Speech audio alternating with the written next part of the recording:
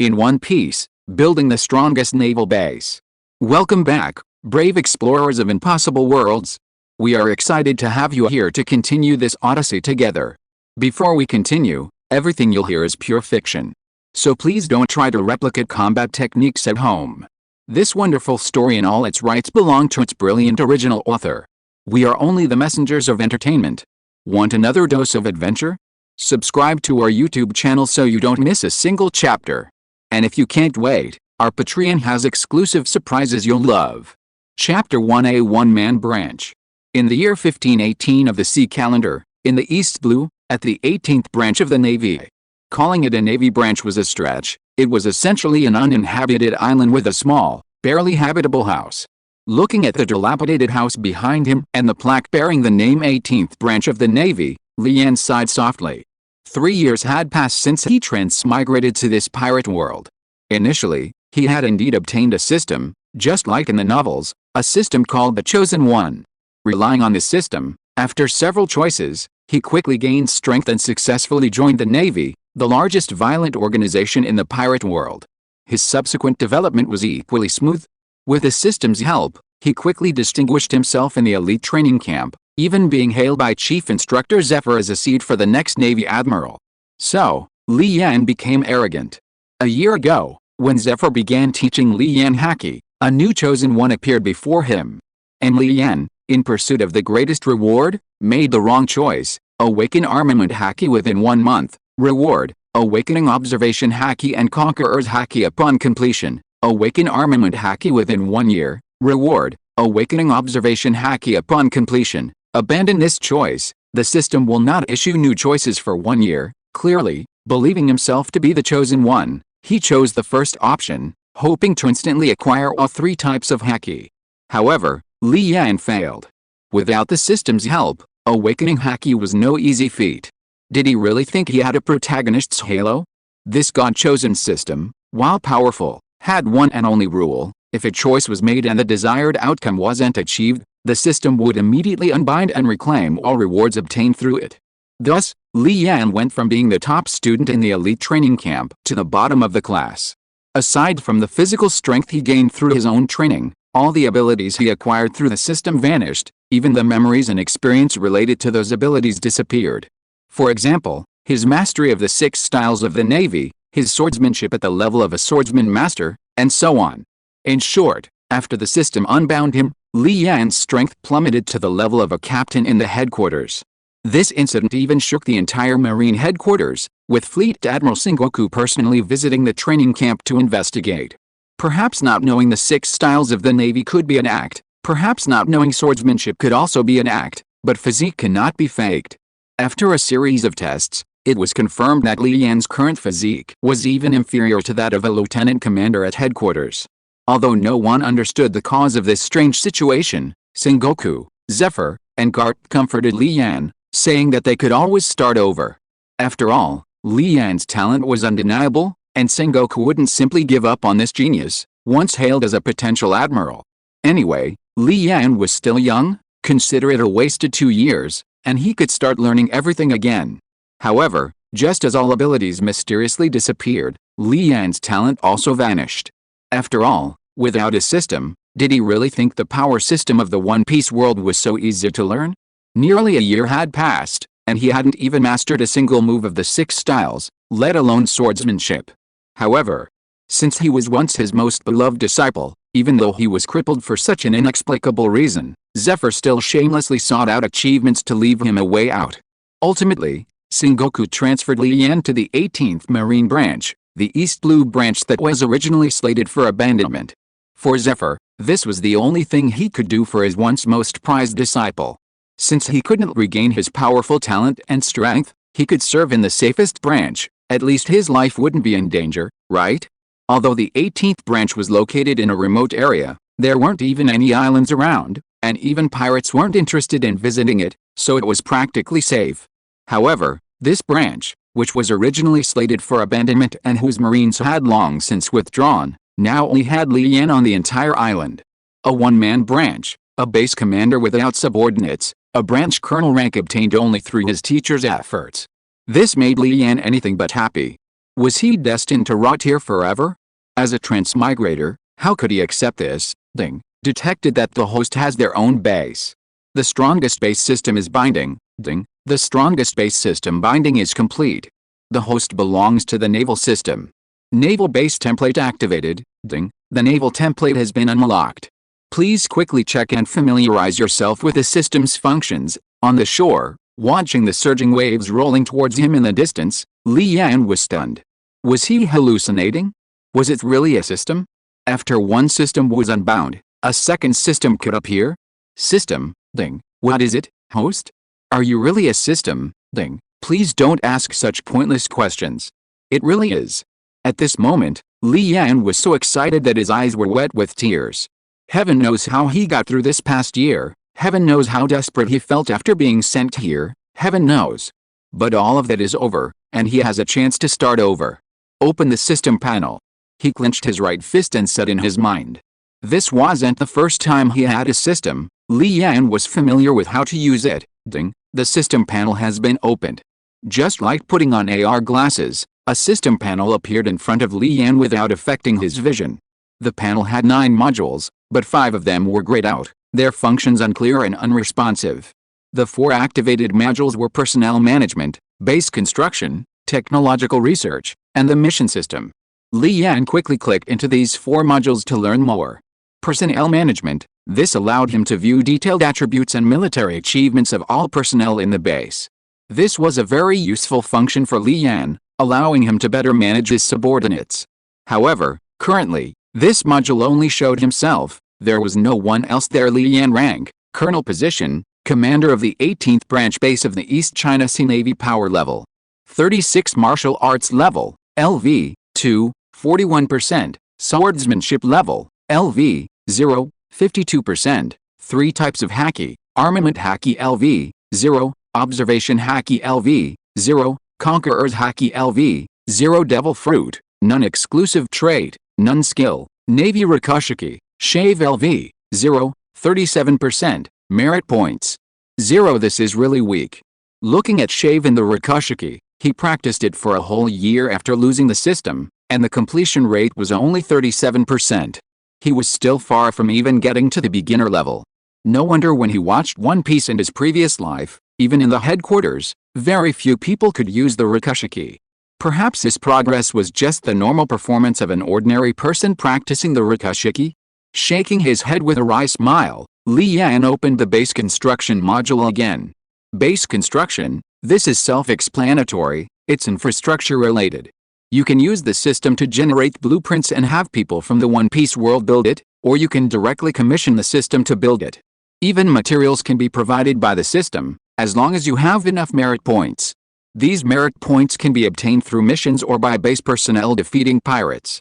As for my current state, as I just saw in the attribute panel, I have 0 merit points, a penniless nobody.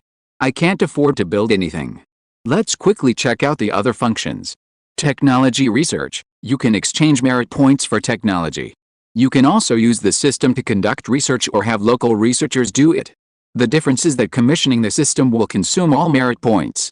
However, if the system only provides basic data, and local scientists from the sea swamp conduct further research and refinement, it will only consume 20% of the merit points. Mission system. The system issues missions periodically. Completing them will reward you with rewards, such as the base leader's personal abilities, merit points, or other items. However, this module is currently empty. There are no missions. After reviewing all of this, Li Yan had a better understanding of this ultimate base system. Unlike the previous God-chosen system, which focused on individual power, the strongest base system, while also offering ways to enhance Li Yan's abilities, primarily focuses on the overall improvement of the base. Truly the strongest base system. Ding. Detecting that the host has grasped the system's functions, a newbie gift pack is being issued as a reward. Would you like to open it? Open it, of course. Li Yan knew exactly what a newbie gift pack was. 3 years ago, the God-chosen system had given him 1, granting him swordsmanship LV, 3, giving him initial strength. This was like a transmigrator's first pot of gold, the foundation for takeoff. He wondered what this system would give him. Ding. Obtain 10 random marines. Ding. Obtain 10,000 merit points. Ding. Obtained a quantity of building materials. Obtained swordsmanship talent, B rank. It really was a base system. Li Yan couldn't help but sigh as the system's voices echoed in his mind. None of the rewards directly improved his personal abilities, most were related to the base's development. Even that swordsmanship talent requires later self-cultivation to truly gain strength. System, where are the rewarded marines and infrastructure materials? Within the next 3 days, 10 people will depart from different islands to register for the Navy. The construction materials are stored in the host system inventory and can be retrieved at a designated location. Hearing this, Li Yan felt much relieved. The materials were easy to explain, but if the people just appeared out of thin air, did they really think everyone was stupid? Otherwise, if no one in the entire branch could trace their origins, it would be strange if people didn't suspect something. After opening his system inventory, Li Yan not only saw the materials but also the so-called B-grade swordsmanship talent. Like playing a game, he directly selected the item and clicked to use it. As a veteran who had already acquired the system twice, Li Yan's operation was fluid and without hesitation. Talent is illusory. After using it, Li Yan didn't feel anything. He would only experience this later when practicing swordsmanship. However, none of this mattered. What mattered was that Li Yan finally had merit points, the so-called first pot of gold for a transmigrator. As for how to use it, that requires careful consideration. Leaving aside scientific research for now, Li Yan had already seen that research projects costing hundreds of thousands were simply beyond his current reach. So, it seemed that construction was the only option. Opening the construction module again, he saw at least 100 icons, office buildings, marine dormitories, officers' villas, training grounds, warehouses, and a whole host of other things. Sure enough, I should start with an office building, right? Looking back at the dilapidated building, Li Yan couldn't help but say, small, office building, size. 1,200 square meters, 2 floors, blueprint fee. 1,000 merit points, construction fee. 5,000 merit points, materials fee. 5,000 merit points. Li Yan naturally didn't directly click on the large or even supersized office buildings, he directly selected the smallest one to view. Even so, the cost was still outrageous. Just buy a blueprint and then build it by hand? Sorry, Li Yan doesn't think he has any talent in this area. But commissioning the construction would cost 5,000 merit points, which is really hard to justify. Maybe he should wait for those 10 Marines to arrive, perhaps one of them will have experience in this area. Host's practical skills are extremely poor. A welfare mission is issued. Mission, purchase any architectural blueprint. Upon completion, you will be rewarded with a construction team from the East Sea Luolan Construction Company. The employment period is 1 year, and the system will pay the fees. Wow. This is really a case of getting what you want. This system is quite considerate. What are we waiting for? Host purchased 1 small office building blueprint, consuming 1,000 merit points. Host purchased 1 small marine dormitory blueprint, consuming 1,000 merit points. Host purchased 1 basic training ground blueprint, consuming 3,000 merit points. Host purchased 1 large warehouse blueprint, consuming 3,000 merit points. Host has completed a welfare task and obtained a construction team from Donghae Lulan Construction Company. The contract period is 1 year, and the hiring fee has been paid by the system. The construction team will arrive within 3 days. Please prepare. With Li Yan's series of actions, the system displayed a barrage of messages in his mind. As a naval base, office buildings, marine dormitories, and training grounds are all necessities. As for the large warehouse, it was mainly because Li Yan had calculated that the various materials given in the system's newbie gift pack could not be stored in small or medium-sized containers. Although 3,000 merit points were painful, there was no other way but to grit his teeth and buy it. Even if he couldn't make it in time this time and could only extract the materials and pile them on the open ground, he would definitely receive material rewards in the future. And by then, the branch would definitely not be just him alone. He couldn't let the materials appear out of thin air, could he? Therefore, building a warehouse was still necessary. In the future, he could simply extract the materials and put them into the warehouse. Looking at his remaining merit points, Li Yan had 2,000. It wasn't that he was reluctant to spend them, but he calculated that the materials from the newbie gift pack were just enough to build these 4 buildings. Alright, the rest can only be done after the others arrive. I'll use these 3 days to practice my swordsmanship and see how useful this so-called B-grade swordsmanship talent really is. Chapter 2 begins construction. In the open space in front of the dilapidated branch building, Li Yan was practicing the most basic swordsmanship, which was slashing 299-300, putting down the ordinary sword in his hand. Li Yan wiped away a handful of sweat. Back then, he could probably slash tens of thousands of times without breaking a sweat, but now, after only 500 slashes, he was already covered in sweat. However, when Li Yan checked his attributes again, he found that there was a change in his swordsmanship. Swordsmanship level, LV, 0, 54%. It actually increased by 2%. I spent a year trying to regain my mastery of swordsmanship, and I only reached 52%, but now, after just 300 slashes, I've increased by 2%. This B-level swordsmanship talent is really something. However, even at this speed, it will probably take several years to recover to the level of a swordmaster. After all, Li Yan had carefully reviewed the system's swordsmanship level classification before. From LV 0 to LV 9, one is essentially a mediocre swordsman, not even meeting the standards of a swordsman. Only from LV 10 onwards does one truly become a swordsmanship apprentice. To become a swordsman of the highest rank, one needs to transcend the third-rate to the first-rate swordsman level, reaching LV 50 to enter the realm of a swordsman. As for the realm of a great swordsman, that seems a distant dream. Furthermore, according to the system's explanation, ordinary slashing training is only somewhat useful before reaching the swordsman level. After LV 20, the proficiency gained from such basic training becomes minimal. You might practice all day and not even gain 1%. After all, you can't become a great swordsman solely through basic slashing, right? Of course, all of this is for later. For now, reaching LV 20 as quickly as possible and becoming a swordsman again is the primary goal. Otherwise, even in the East Blue, known as the weakest sea, one lacks the ability to hunt pirates, even those with bounties of only 1 or 2 million. Without hunting pirates, there are no merit points, and without merit points, further development is impossible. Am I supposed to pray every day that the system will take pity on me and give me another bonus mission?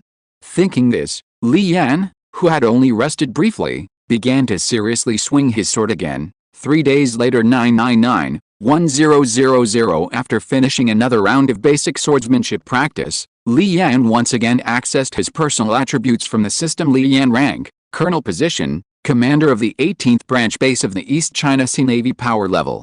38 Martial Arts level, LV 2, 41%, Swordsmanship level, B rank talent, LV 2, 92%, Devil Fruit, none. 3 types of Haki, Armament Haki LV 0, Observation Haki LV 0, Conqueror's Haki LV 0, Exclusive Trait, none. Skill, Navy 6 Styles, Shave LV 0, 37%, Merit Points 2,000. Compared to the previous 3 days, his swordsmanship proficiency has increased by 2.5 levels, and even his power level has increased by 2 points, even though he hasn't deliberately trained his physique. At this rate, he should be able to regain the standard of a swordsman within 10 days. Although this method is both tiring and inefficient compared to the past when he could directly obtain abilities through the God-chosen system, Li Yan feels very at ease. After all, this ability was acquired through his own cultivation. And seeing the changes on the panel every day gave Li Yan an indescribable sense of accomplishment. It's already the 3rd day, the Marines and construction team should be arriving soon, right? Speaking of which, the regular ship seems to be arriving today too. Sheathing his sword again, Li Yan grabbed his colonel's cloak from the site and draped it over his back before heading towards the shore. Sure enough, upon reaching the shore, Li Yan quickly spotted 2 ships, one large and one small, heading towards the small, dilapidated port of the 18th branch. Judging from the flags, the larger ship belonged to the East Sea Luolan Construction Company, while the smaller one was the monthly regular ship. Presumably, the 10 people who were going to register for the Navy at the 18th branch, as arranged by the system, were coming on the regular ship, right? Thinking this, Li Yan quickly walked towards the small, dilapidated port to welcome his first batch of subordinates. Calling it a small, dilapidated port was no exaggeration. It was merely a very rudimentary wooden plank dock, only large enough to accommodate 2 small boats. As for the large ship belonging to Luolan Company, it couldn't dock at all, so people had to be transported ashore in batches by small boats. Li Yan was quite troubled by this. But there was no other way. In the construction module, even a basic naval port that could accommodate 3 small warships cost 10,000 merit points, and that was just the price of the blueprints. At this stage, he simply couldn't afford it, and he didn't have enough building materials either. Luolan Company lived up to its reputation as the most famous infrastructure company in the East China Sea. After the foreman, Gross, landed and inquired about the building materials, blueprints, and construction location from Li Yan, he immediately led more than 100 people to start construction. After settling the construction team, Li Yan turned his attention to the 10 people who had arrived with a regular ship.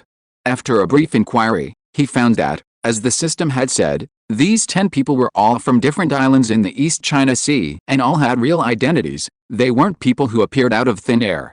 However, Li Yan was a little curious about how the system had managed to get these people to voluntarily come here to join the Navy.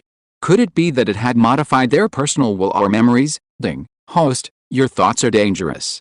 The system will not modify the will or memories of the native inhabitants of the One Piece world.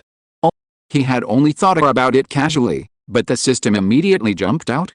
However, Li Yan became even more curious after hearing this. If not, how did the system manage to get them to come voluntarily? Speaking of which, the 18th branch of the East Blue Marines is a very remote, even nearly defunct branch. Why did you choose to sign up for the Marines here instead of going to a larger branch like Laga Town? After voicing his question, Li Yan saw one of them reach into his pocket and pull something out. Colonel, I came because I saw this. What is this? Taking it from his hand, Li Yan found it was a crumpled piece of paper. After quickly unfolding it and seeing the contents, Li Yan was completely stunned. This was a small advertisement from his previous life. And look at what it says. It claims the new base commander is the prized student of Marine Headquarters Chief Instructor Zephyr, that he's hailed as a future admiral, and that construction is about to begin on the most powerful branch base in the East Blue. It even says joining the 18th branch promises future officers. You too? Hearing this, the others nodded, then silently pulled out a crumpled piece of paper. Seeing this, Li Yan felt even more overwhelmed. Wasn't this system just making things worse? With these little ads being distributed, even the greatest pirates on the Grand Line might come specifically to kill him. After all, the ad said he was a future admiral, who would kill him and instantly become famous? A year ago, he wouldn't have been afraid, but now. System, did you do this? Ding. This system knows what the host is worried about, but rest assured, the system only distributed 10 of these promotional leaflets. No one else will see them except these 10 people. Hearing the system's explanation, Li Yan finally breathed a sigh of relief. The system was reliable after all. Alright, as the base commander of the 18th East China Sea Branch, I welcome you all to join the Navy family. But as you can see, there's nothing here right now. Even the office building is under reconstruction. Therefore, during this period, everyone should help the construction team with some manual labor. The sooner the branch's construction is completed, the sooner it can start operating. Looking at the 10 people in front of him, Li Yan said loudly. Currently, there's nothing.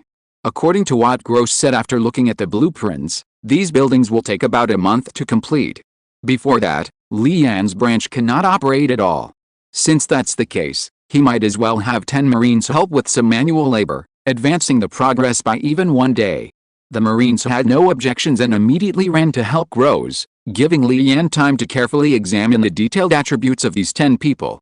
After all, the system promised to reward 10 random Marines, meaning these 10 Marines weren't necessarily all ordinary people. Perhaps one of them possessed extraordinary talent.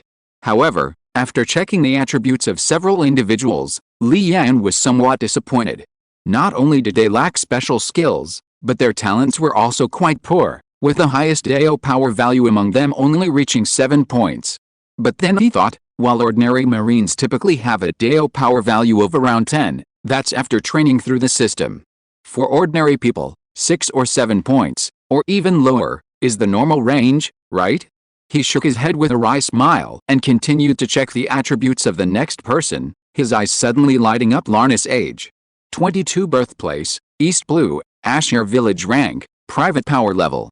30 talent, B rank shooting talent, C rank martial arts talent military merit. 0 loyalty. 70 evaluation, This is an excellent Marine. His future growth potential could reach the rank of colonel. He is worth training. While he can't be called exceptionally talented, he's still quite good.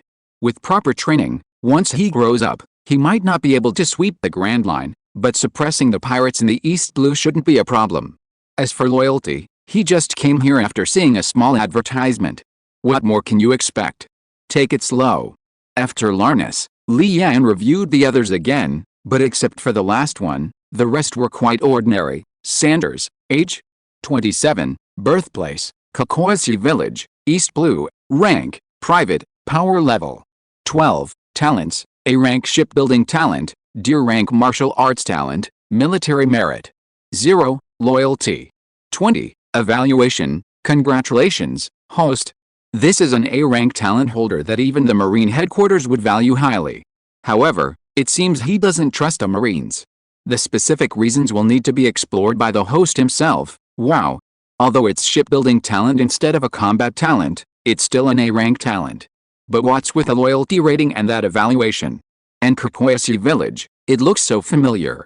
Wait, isn't that Nami's village from the original story? Chapter 3 Gravity Training Room. East Blue, Logga Town.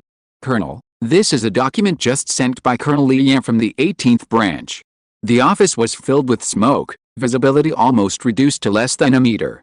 A female Marine, a sergeant, saluted and reported. The 18th branch, Li Yan? Smoker frowned slightly, taking the document.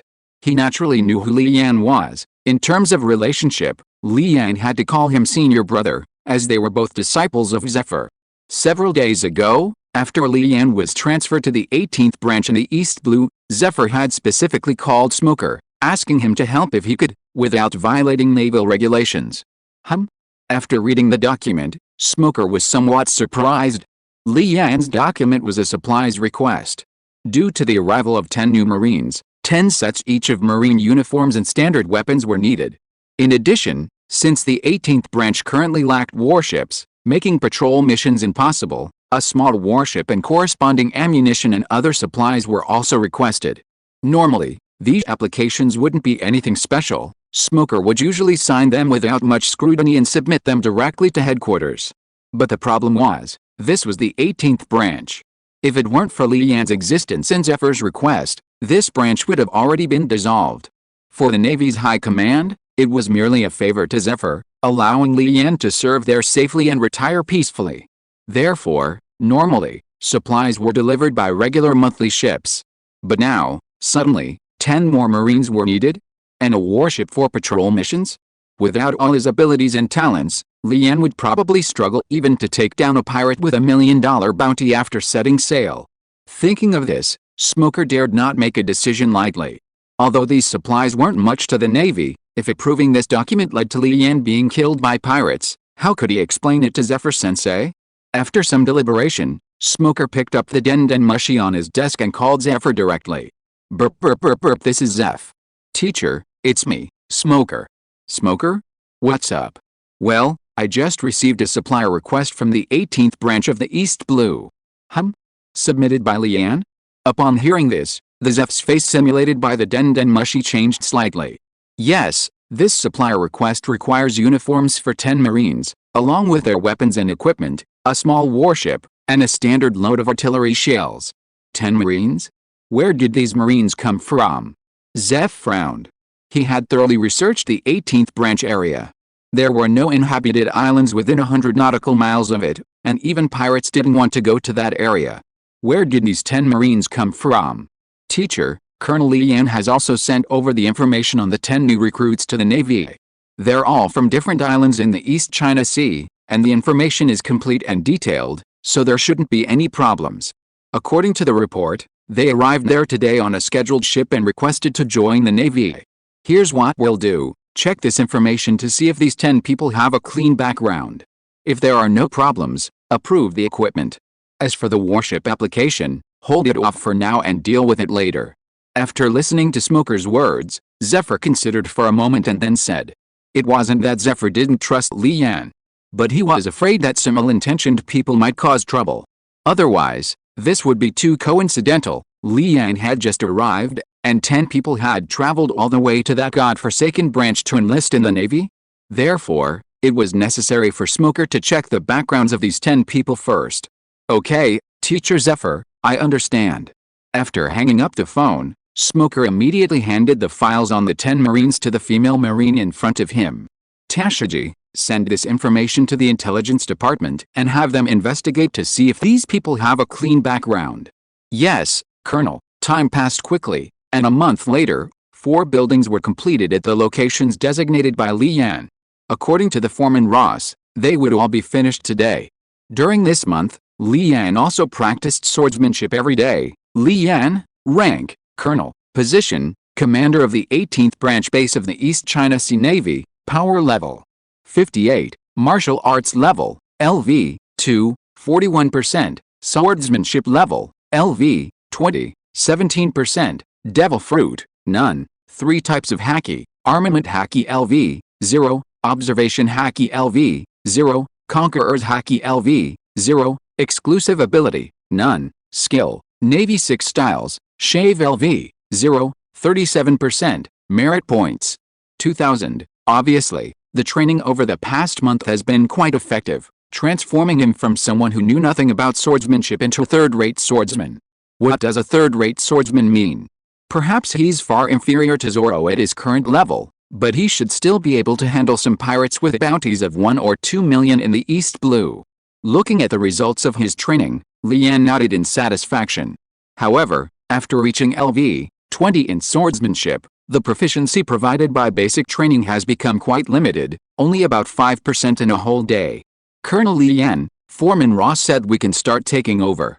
Just as Li Yan was packing up, Larnus ran over, his face still showing a hint of excitement.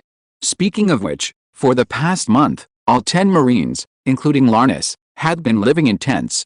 Now that the project is finished, at least they can move into the Marines' dormitories. Okay, let's go now. Smiling and nodding, Li Yan led Larnus towards the construction site. Originally, the 18th branch was built only 1 kilometer from the coast, but later, according to Li Yan's plan, the office building was built further inland, about 3 kilometers from the coast.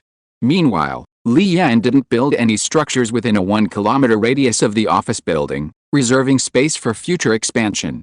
The Marines' dormitories, training grounds, and warehouses were all built outside this area. Upon arriving at a brand new 2-story branch office building, Li Yan was quite satisfied. Although still small, it was infinitely better than the previous drafty, dilapidated building.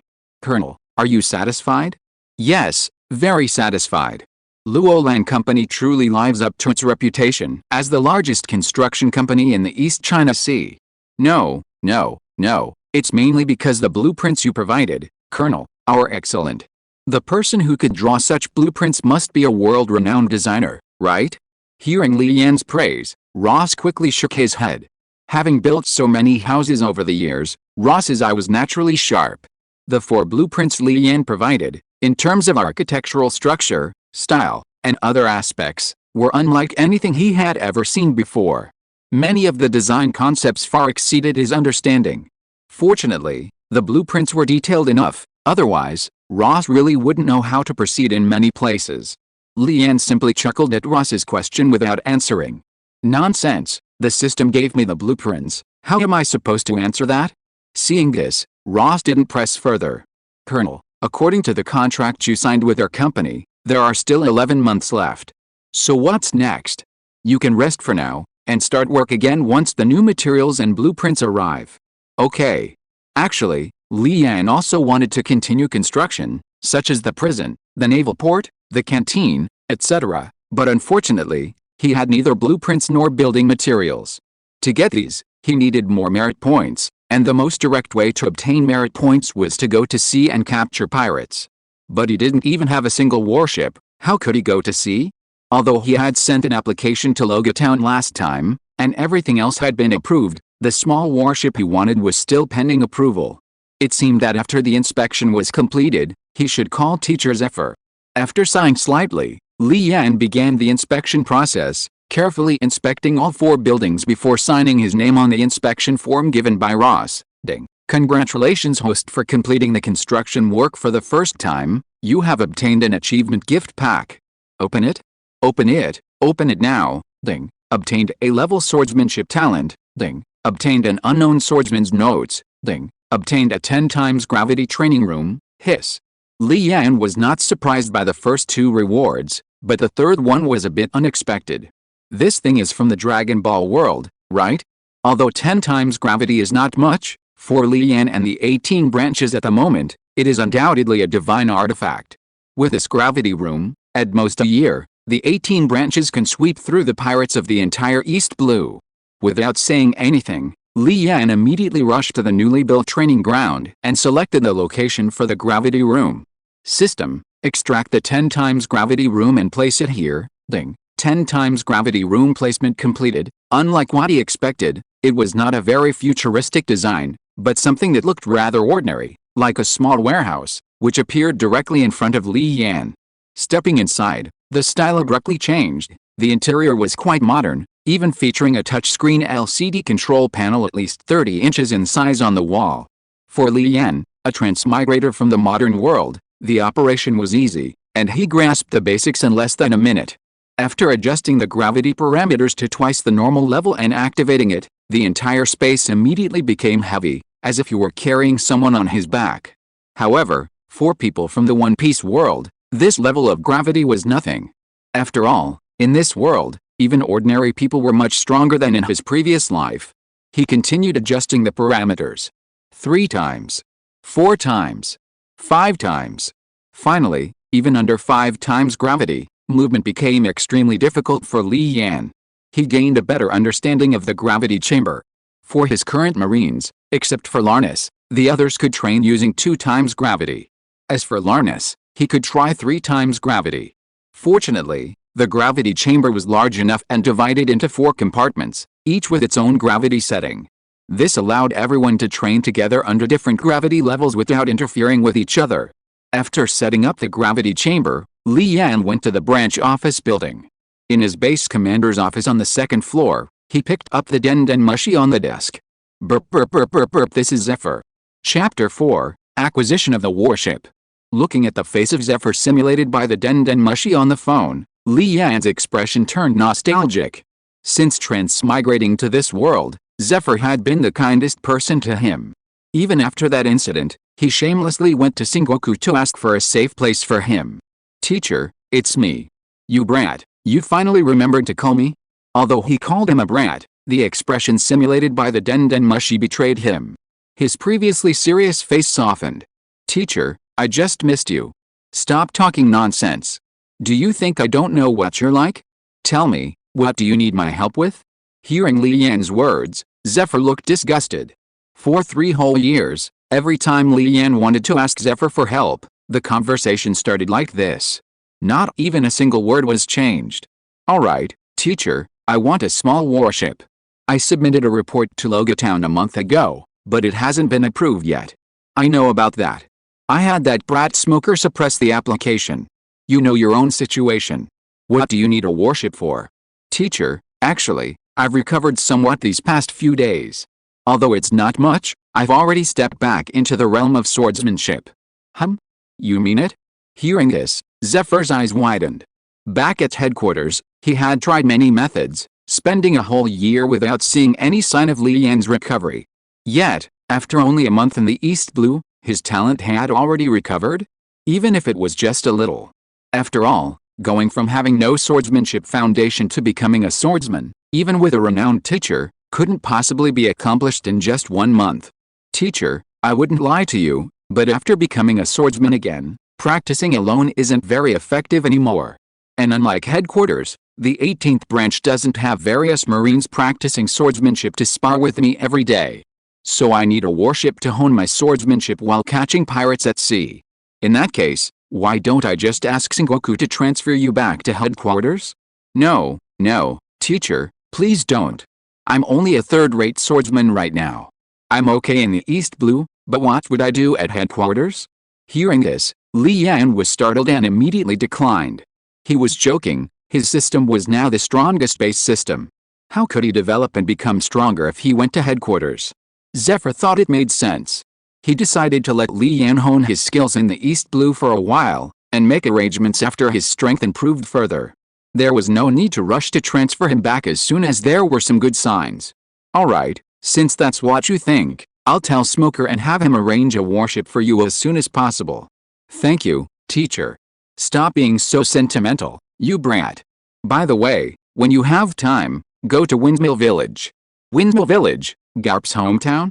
Lian asked with a hint of surprise. That's right. Ever since Garp came back from Windmill Village, he's been clamoring to go to the New World and beat up Shanks. I know a little about the reason. Many years ago, Shanks secretly went to the East Blue and somehow instilled something in his grandson. Ever since then, Garp's grandson has been clamoring to become the Pirate King. Over the years, although Garp has tried many methods, he has never been able to change his grandson's mind. He went back to the East Blue a while ago and got provoked again. Zephyr said helplessly. PFFT. Old man Garp's so-called method is probably just punching his grandson a few times a day until he's covered in bumps, right? Hearing this, Li Yan couldn't help but laugh out loud. As a transmigrator, how could Li Yan not know the famous scene of Garp disciplining Luffy? Basically, just punch him, and if that doesn't work, then punch him again. It would be a miracle if that worked. Ahem. Anyway, he's out of options now, but you brat always have a lot of ideas. See if you can help him out. Otherwise, what kind of thing is it for the grandson of identified marine hero to go to sea as a pirate? Hearing this, Lian suddenly had a bold idea. Speaking of which, back in Marine headquarters, his relationship with Old Man Garp was quite good, so good that they almost became sworn brothers. Although Ace had already set sail a year ago and couldn't be stopped, Luffy could still be saved. Completely change Luffy's mindset and then get him to serve in the 18th branch? That's a good idea. Besides, Lian had always wanted to criticize Luffy when he watched One Piece in his previous life. What is a pirate? A pirate is someone who burns, kills, robs, and commits all sorts of evil deeds. You're clearly not a pirate, yet you insist on putting a pirate flag on yourself. Isn't that crazy?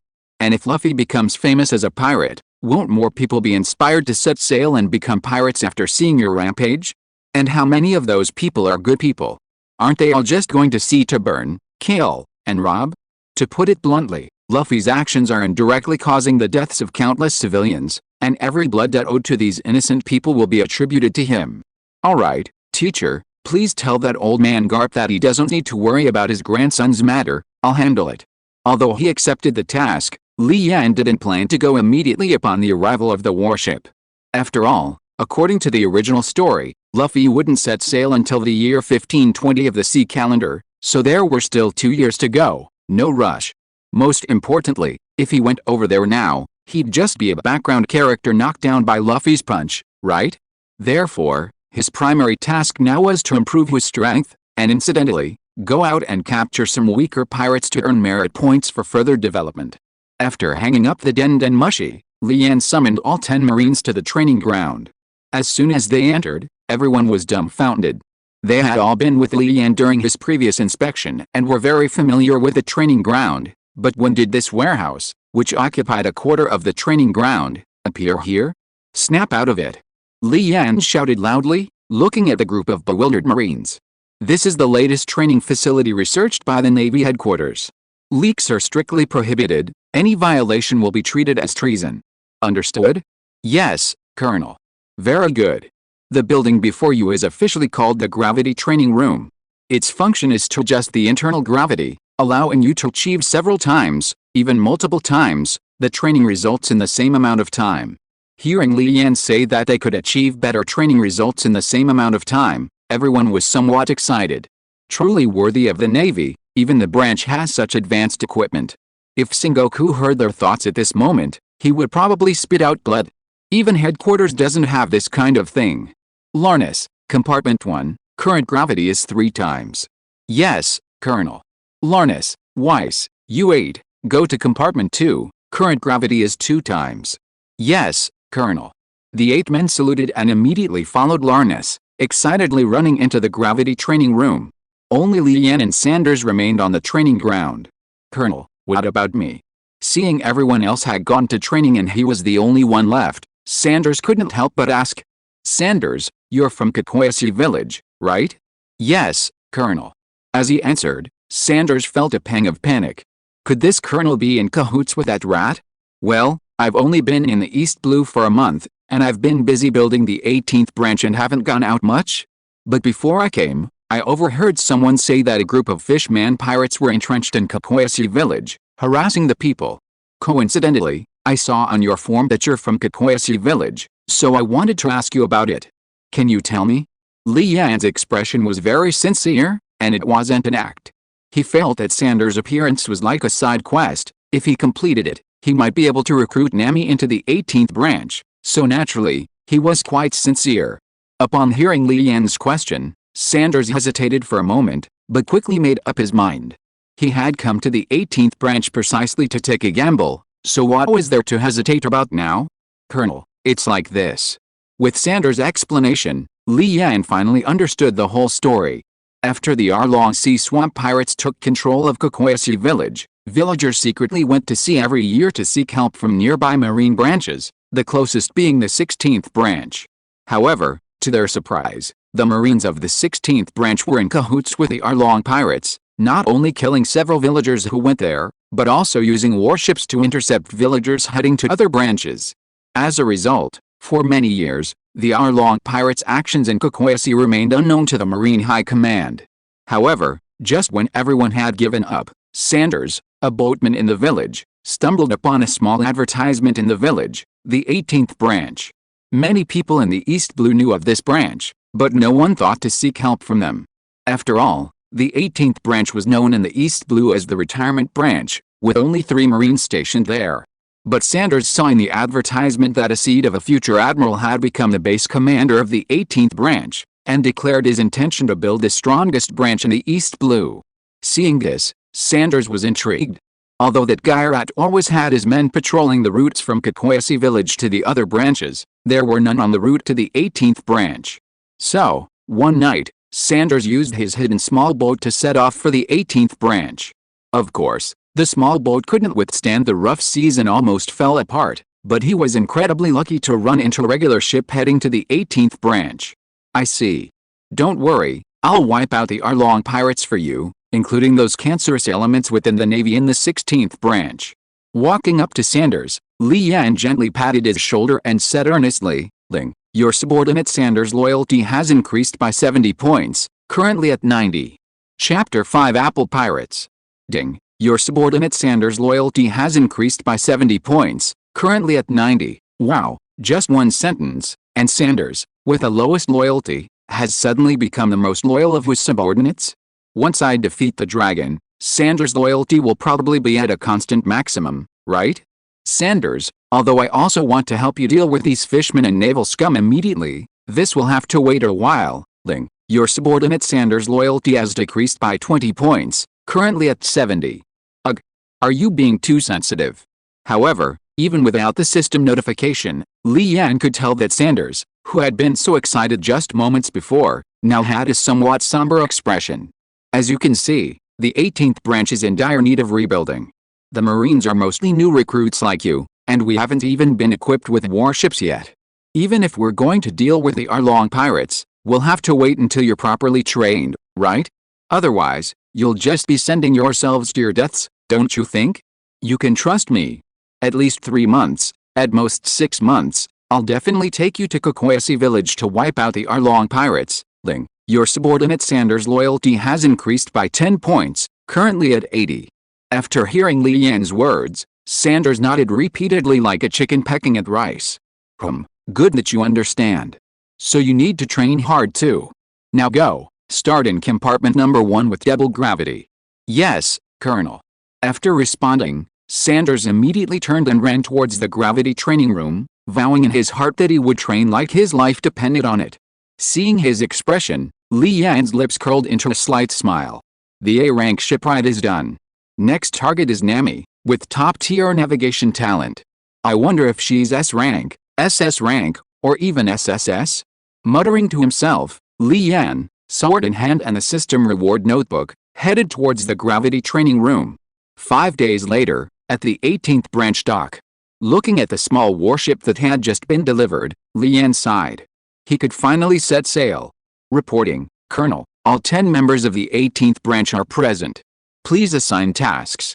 Although they had only trained for 5 days, Li Yan could feel that his 10 men had become much stronger, as if they had undergone a month of hellish training.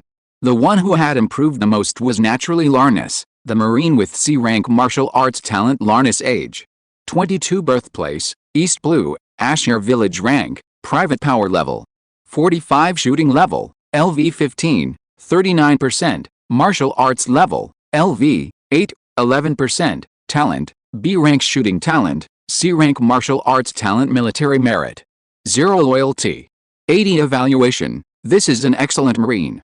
His future growth potential could reach the level of a colonel in the headquarters.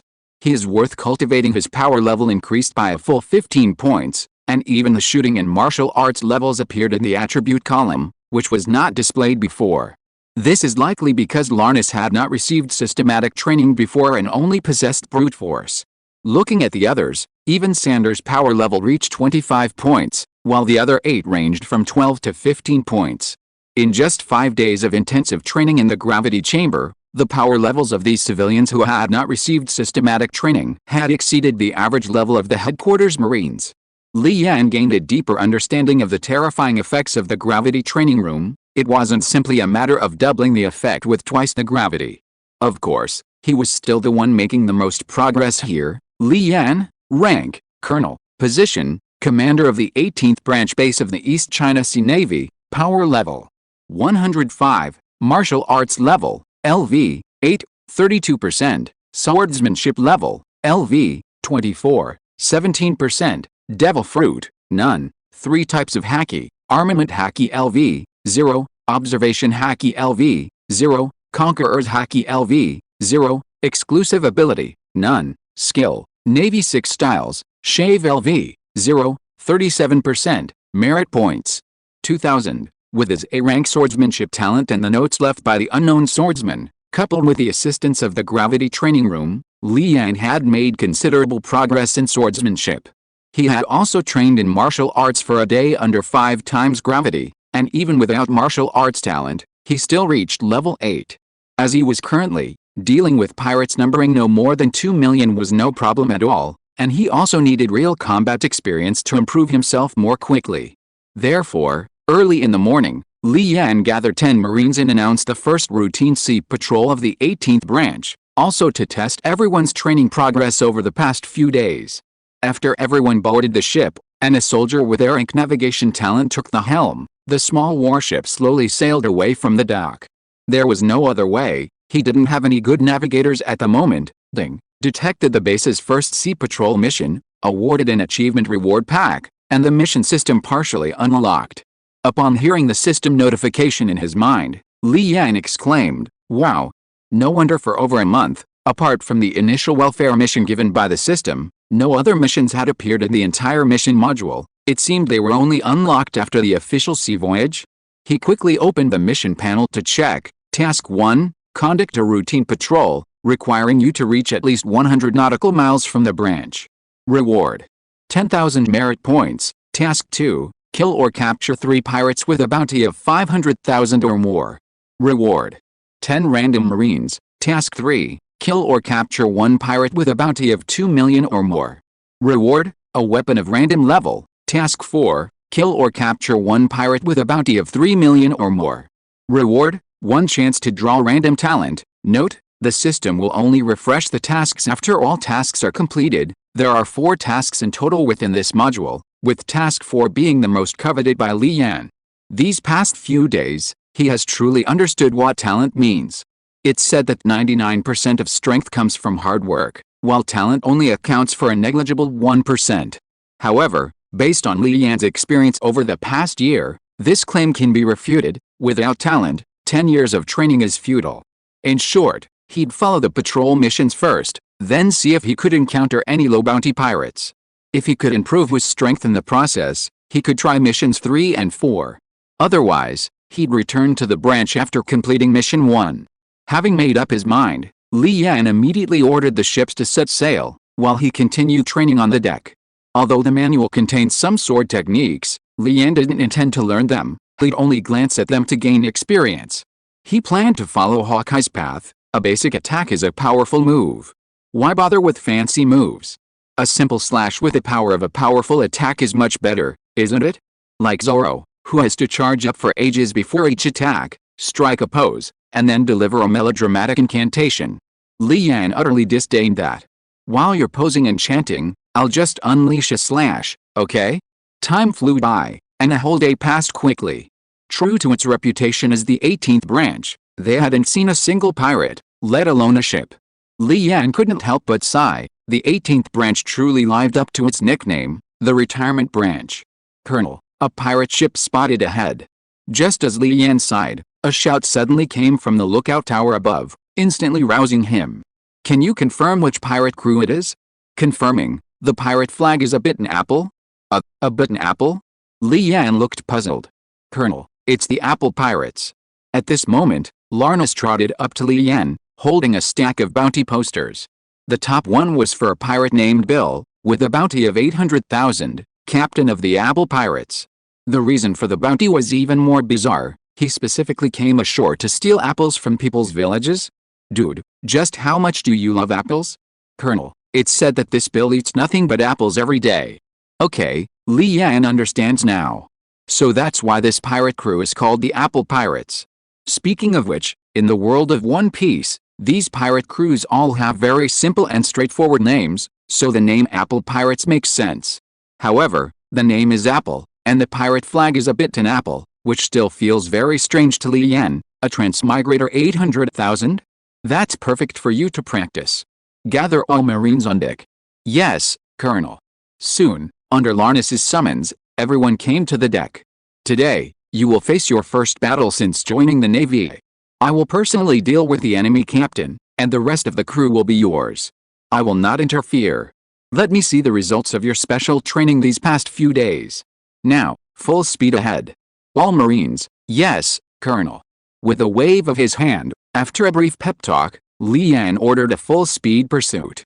Larnus, you know how to use this thing, right? Li Yan asked, pointing to the ship's cannon on the nail plate.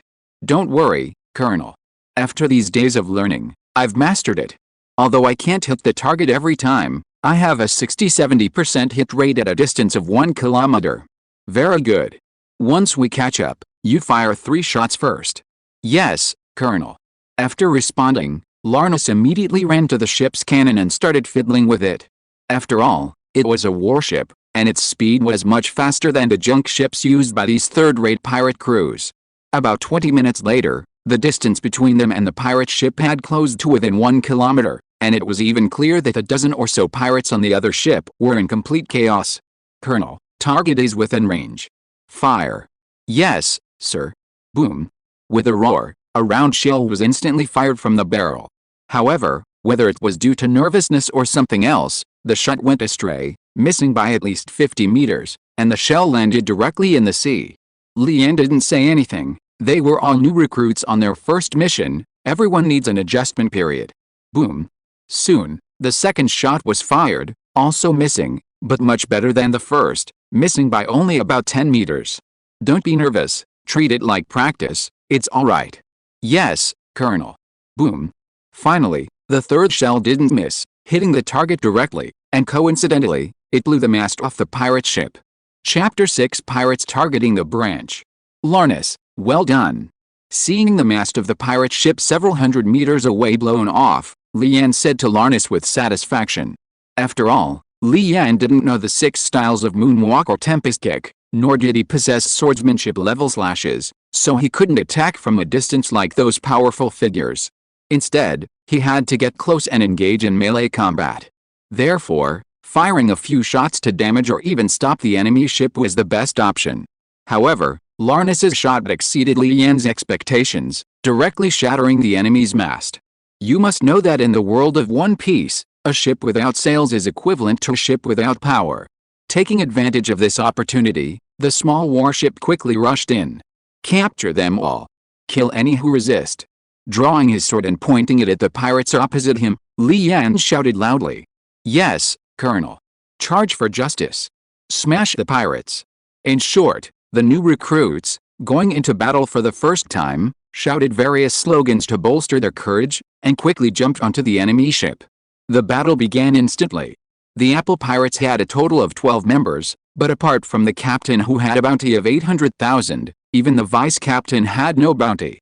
The strength of the ordinary crew members was roughly the same as that of ordinary Marines, which was not difficult for the 18th Branch Marines whose average power level was 12 to 15. However, because it was their first real battle, they were inevitably a little nervous, which prevented them from exerting their full strength, resulting in a brief stalemate. As for Li Yan, he had a strange look on his face. Although he had noticed when watching One Piece in his previous life that all the pirate crews with low bounties were more eccentric than the last, especially the ones in the East Blue, none of them were as eccentric as the guy in front of him. Look at his attack method. He was throwing a basket of apples at Li Yan one after another. Okay, Li Yan admitted that the opponent's arm strength was indeed very strong, but was that strength being used in the wrong place? Shaking his head helplessly, after dodging a rapidly flying apple, he instantly accelerated, appearing in front of Bill in a flash, and then swung his sword down. Well, that's it. An 800,000 bounty pirate was nothing to Li Yan, not even a warm-up. With a horrific wound on his chest, Bill lay in a pool of blood, barely breathing. Ding. Congratulations to the host for killing or capturing an 800,000 bounty pirate, gaining 8,000 merit points. Ding. Congratulations to the host for defeating a pirate for the first time, rewarding an achievement gift pack. Ding. Mission 2 completion progress 1/3. Please keep up the good work. Without immediately checking the new achievement gift pack, Li Yan focused his attention on the Marines' battle. Although Li Yan had said he wouldn't help, that didn't mean he would just watch them fend for themselves. If any Marines faced a life or death situation, he would definitely intervene. After all, these were his beloved subordinates. However, after watching for a while, Li Yan realized his worries were somewhat unnecessary. Larnus was completely overwhelming the opposing vice captain, Sanders was dealing with the 2 pirates alone, and the other 8 were gradually adapting to the battle and unleashing their true strength. He believed the battle would end soon. Sure enough, the battle concluded in less than 3 minutes. The Apple Pirates consisted of 12 people, with the captain seriously injured, the vice captain dead, and 3 of the 10 ordinary pirates dead and 7 wounded and captured. As for the 18th branch, only 2 ordinary Marines suffered minor injuries, which, after simple bandaging, did not affect their combat ability. You did a great job, but don't get carried away. This is just a trash pirate crew with a bounty of 800,000. You know, even in the East Blue, known as the weakest sea, there are pirates with bounties of 10 million or even 20 million, not to mention the Grand Line and the New World. Li Yan first praised them, then poured cold water on their enthusiasm. Otherwise, he was genuinely afraid they'd become arrogant. After all, he himself had been arrogant before and paid a heavy price. Alright, Larnus, take 3 men to the pirate ship to search for the loot. Sanders, lead the others to lock up any surviving pirates. Yes, Colonel. After watching everyone work according to his orders, Li Yan took stock of the spoils 8,000 merit points and an achievement gift pack, right? System, according to this calculation, the merit points for killing or capturing pirates are awarded at 1% of the bounty. Ding. Just as the host predicted. Okay, what if I release Bill and then capture him again? Ding. Please don't always try to find loopholes. Each bounty pirate can only be rewarded once. Okay, I was overthinking it. Let's open the achievement gift pack. Ding. Obtain some building materials. Ding. Obtained an instructor with an A-level talent. Ding. Obtained a special building blueprint. 10 times gravity training room. Ding. Obtained 1 random talent lottery chance, and unlocked the lottery module. Wow. This achievement gift pack is so much better than the previous 2. Building materials aside, they're exactly what Li Yan needs right now. Although he could obtain them with merit points, that would be too extravagant, and if he had someone buy them with money, Li Yan would be broke again. This is a godsend. A single instructor with a rank talent could comprehensively enhance the combat effectiveness of the 18 branches. It's important to understand that while Li Yan had personally assigned daily training tasks to his Marines based on his memories of the Marine headquarters training for the past few days, he wasn't a true instructor and lacked the talent in that area. Basic system training was manageable, but later on became difficult. Now, having an instructor with a rank talent was a huge solution. As for the special blueprints for the 10 times gravity training chamber, well, that's not useful for now. After reviewing the blueprints, Li Yan shook his head helplessly. Many of the materials weren't available in the One Piece world. This meant that building the 10 times gravity training chamber would require exchanging merit points from the system for materials, and exchanging enough for the necessary materials would require a full 200,000 merit points. Not only did he not have that many merit points, but even if he did and managed to exchange for the materials, the people in the One Piece world couldn't build it, even with the blueprints. They were completely different technological systems. Even if Vegapunk came, he wouldn't be able to handle it in a short time. The only way is to pay a large sum of merit points and then entrust the system to build it. Let it gather dust in the system space for now.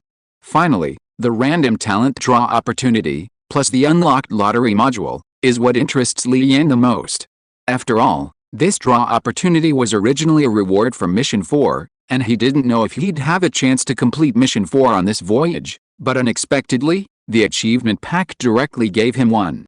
Without further thought, Li Yan immediately opened the system.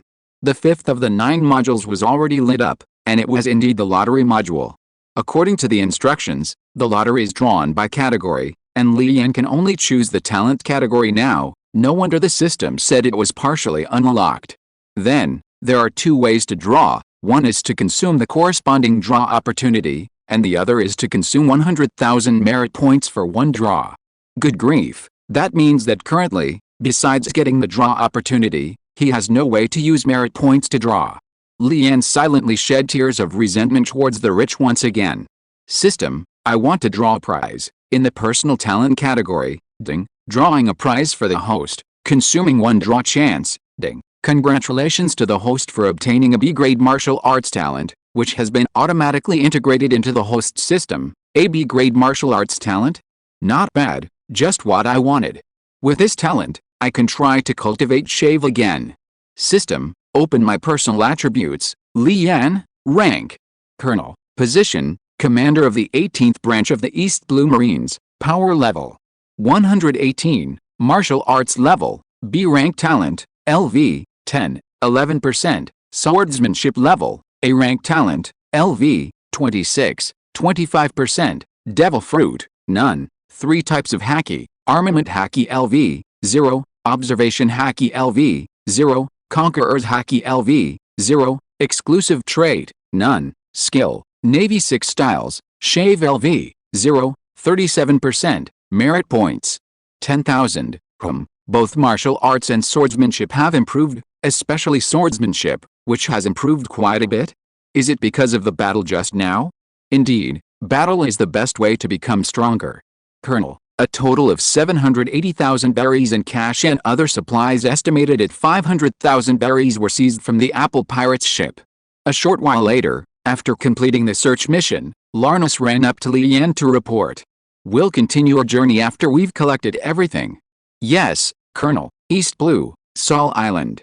This small island was now almost entirely shrouded in thick smoke. As for the village on the island, which originally had over 100 inhabitants, only 2 young women remained alive. All the houses were ablaze, flames everywhere, a scene straight out of hell. Captain, this village is so poor. A disheveled pirate approached Captain Whacker, complaining. According to the previous count, the loot wasn't even 500,000 berries. How much would each of the dozens of pirates get? Ha, don't worry, my first mate, didn't you see those 2 twin girls? They're absolutely gorgeous. Think about it, how much can we get by selling them all? Even these kinds of gems are worth at least tens of millions of berries. Hearing this, the disheveled pirate, called the first mate, suddenly brightened up. That's right, how could I have forgotten about those 2 stunning girls? My captain was right, these are the kind of beauties I've never seen before, they could be sold for at least tens of millions. But you need to keep an eye on the guys, don't let them touch those girls, otherwise they'll be worthless. I understand, Captain, don't worry, anyone who dares to touch them, I'll personally kill them. The slovenly pirate laughed and patted his chest to assure them. But Captain, where do we go next? Should we just go find those nobles and sell those 2 stunning girls? No, we're going to the 18th Marine branch first. What are we going to do in that godforsaken place? The slovenly pirate looked puzzled. Are you stupid? Even though there's not much else to gain, that branch only has a few people, and the key is that it has a warship, which is valuable. Besides, no matter how trashy it is, it's still a naval branch. In the future, No one will say we slaughtered 2 or 3 naval men, but that we massacred a naval branch. With such a reputation, recruiting crew members will be a piece of cake in the future, right? Hearing this, the slovenly pirate gradually became excited. Chapter 7 Pirate Attack. After 2 days of searching since the Apple Pirates, Li Yan still hadn't found any other pirate crews. If it weren't for the fact that this was the area surrounding the 18th branch of the East Blue, Li Yan would have truly believed that pirates were rare creatures. It seems that if I want to find more pirates, I'll have to go further afield. Standing on the deck, gazing into the distance, Li Yan couldn't help but think this. But now wasn't the time. The hour-long pirates, the Krieg pirates, the buggy pirates, and so on, while these weren't particularly strong, wiping out his current force would be easy. Lalness, return to port. Yes, Colonel. 4 days after his first patrol, Li Yan returned to Corona Island, where the 18th branch was located. After disbanding the Marines, he immediately went to find Ross, the foreman of the Roland Company. After all, this voyage had earned him 20,000 merit points in building materials, so he needed to get the construction team, which had been idle for a week, moving again. As for what to build, he had already decided on the way back. The 4 buildings, a small prison, a marine mess hall, an armory, and a warship repair dock, were used up exactly 20,000 merit points, leaving none. The prison is a necessity, after all. You can't just tie up and dump everything in the branch building every time someone is captured. Therefore, not having a place to hold them would be a huge problem. Even if you notify Logatown to send a warship to remove them, it would take several days. As for the armory, you can't expect the Marines to bring all their weapons back to their dormitories every day, and there are also ammunition reserves for the warships and the Marines' rifles. All of these need a place to be stored. The Marine Mess Hall is also essential, with 10 more Marines joining this time, and more to come. It's another necessity. The only problem is the lack of a cook. Hopefully, one of these 10 Marines will have a talent for cooking. Finally, the warship repair dock is a must. Even in the recent battle with the Apple Pirates, which was relatively mild, some scrapes and bruises were inevitable when the warships approached each other. Therefore, a maintenance and repair facility is essential.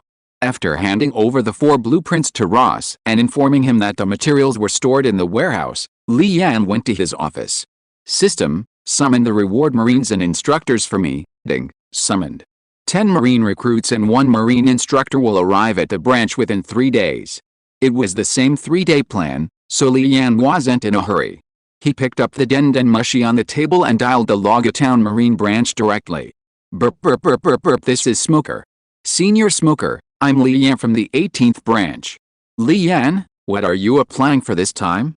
Ahem, Senior, you, don't pretend, kid. Teacher Zephyr told me that if your opening greeting is very polite, then you're definitely up to no good. Upon hearing this, Li Yan realized that the old man had betrayed him. Alright. Actually, I happened to run into the Apple Pirates while on patrol at sea, and I just happened to capture them. But as you know, Senior, I don't have a prison here, so. Okay, in a few days, the prison ship is going to send a batch of pirates to impel down. I'll have them pick them up from your place. Smoker wasn't surprised that Li Yan had captured the Apple Pirates. A pirate crew with a bounty of less than $1 million was easily sunk by a few shots from a warship. Therefore, Smoker didn't even consider Li Yan's strength. Thank you very much, Senior Brother. Also, I need to apply for uniforms and equipment for 11 more Marines. You recruited again? Yes, I had them recruited from various islands. They'll arrive in 3 days. Li Yan, even the 18th branch has the authority to recruit up to 100 Marines, but recruiting so many from your location is useless. Senior Brother, I've already recruited them. Alright, I understand. I'll have the prison ship take them over on the way. Remember to send over their data for backup afterwards. Understood. After hanging up the Den Mushi, Li Yan began to think. The 18th branch is a 5th-class branch in the Navy, the lowest level. According to Navy regulations, the base commander of a 5th-class branch has the right to recruit no more than 100 Marines, simply submitting their data to the Intelligence Department for background checks. However, with this system, the number of Marines here will definitely exceed 100 in the future, and very soon. Therefore, upgrading the branch's level is essential. In the Navy, there are essentially 2 ways to upgrade a branch's rank. The first is to build a branch in a strategically important location, like the G5 branch in the New World, which was immediately designated a first-class branch upon completion. The second is based on branch achievements. For example, to upgrade from a 5th-class branch to a 4th-class branch, the total bounty for kills or captures needs to reach 20 million. For Li Yan, the first method is useless, he can only rely on the second. And to reach 20 million in achievements, he must sail further out to places with more pirates. Sigh, in the end, it's still a lack of strength. With a slight sigh, Li Yan picked up his sword and strode towards the training ground. Now, without Li Yan's orders, after experiencing the benefits of the gravity chamber, these 10 Marines would voluntarily head to the training ground whenever they had time, leaving Li Yan quite helpless. After 4 days at sea, Li Yan had originally ordered them to rest for half a day, but what happened? When Li Yan arrived at the training ground, he found that the group of guys were already practicing inside. However, their current training consisted mainly of basic exercises like push-ups and squats. This issue could only be resolved once the instructor provided by the system arrived. Shaking his head, Li Yan set his private cubicle number 4 to 6 times the gravity and began training as well. 3 days later. Shave. With a low shout, Li Yan quickly disappeared from his spot, reappearing 3 meters away. Although he only moved 3 meters despite his best efforts, this was quite impressive under 6 times gravity. For the past 3 days, Li Yan had only practiced swordsmanship for 2 hours each day, devoting the rest of his time to practicing the Navy's 6 styles. Shave. Li Yan rank, Colonel position, Commander of the 18th Branch Base of the East China Sea Navy Power Level. 149 Martial Arts Level, B rank Talent, LV, 17, 35%, Swordsmanship Level, A rank Talent, LV, 27, 80%, Devil Fruit, none. 3 types of Haki, Armament Haki LV, 0, Observation Haki LV, 0, Conqueror's Haki LV, 0. Exclusive trait, none. Skill, Navy 6 styles, Shave LV, 5, 89%, Merit points, 0. Although Li Yan had considered practicing the other 6 styles after relearning Shave, all his previous experience and memories of the 6 styles had been erased. In the following year, he only retrained Shave and didn't have the methods to cultivate the other 5 styles. It seems I should trouble the old man again? Li Yan muttered to himself as he walked out of the gravity chamber. Colonel, 2 ships have arrived at the dock. One is a prison ship, and the other is a private vessel. I know. Li Yan knew about the prison ship, it was about time for it to arrive. But what about the private vessel? Pulling his cloak over his back, Li Yan quickly walked towards the dock. At the same time, on the dock, Lieutenant Colonel Hyde, along with several Marines, approached in a small boat. There was no way around it, the dock was too small, and the prison ship was even larger than the ship belonging to the Luolan Company, making it impossible to dock. However, Lieutenant Colonel Hyde was somewhat dumbfounded after landing. After all, the last time he was here was over a month ago, responsible for picking up several Marines stationed here. Therefore, Hyde remembered clearly that the 18th branch only had one dilapidated house near the coast, one that was even drafty. But now?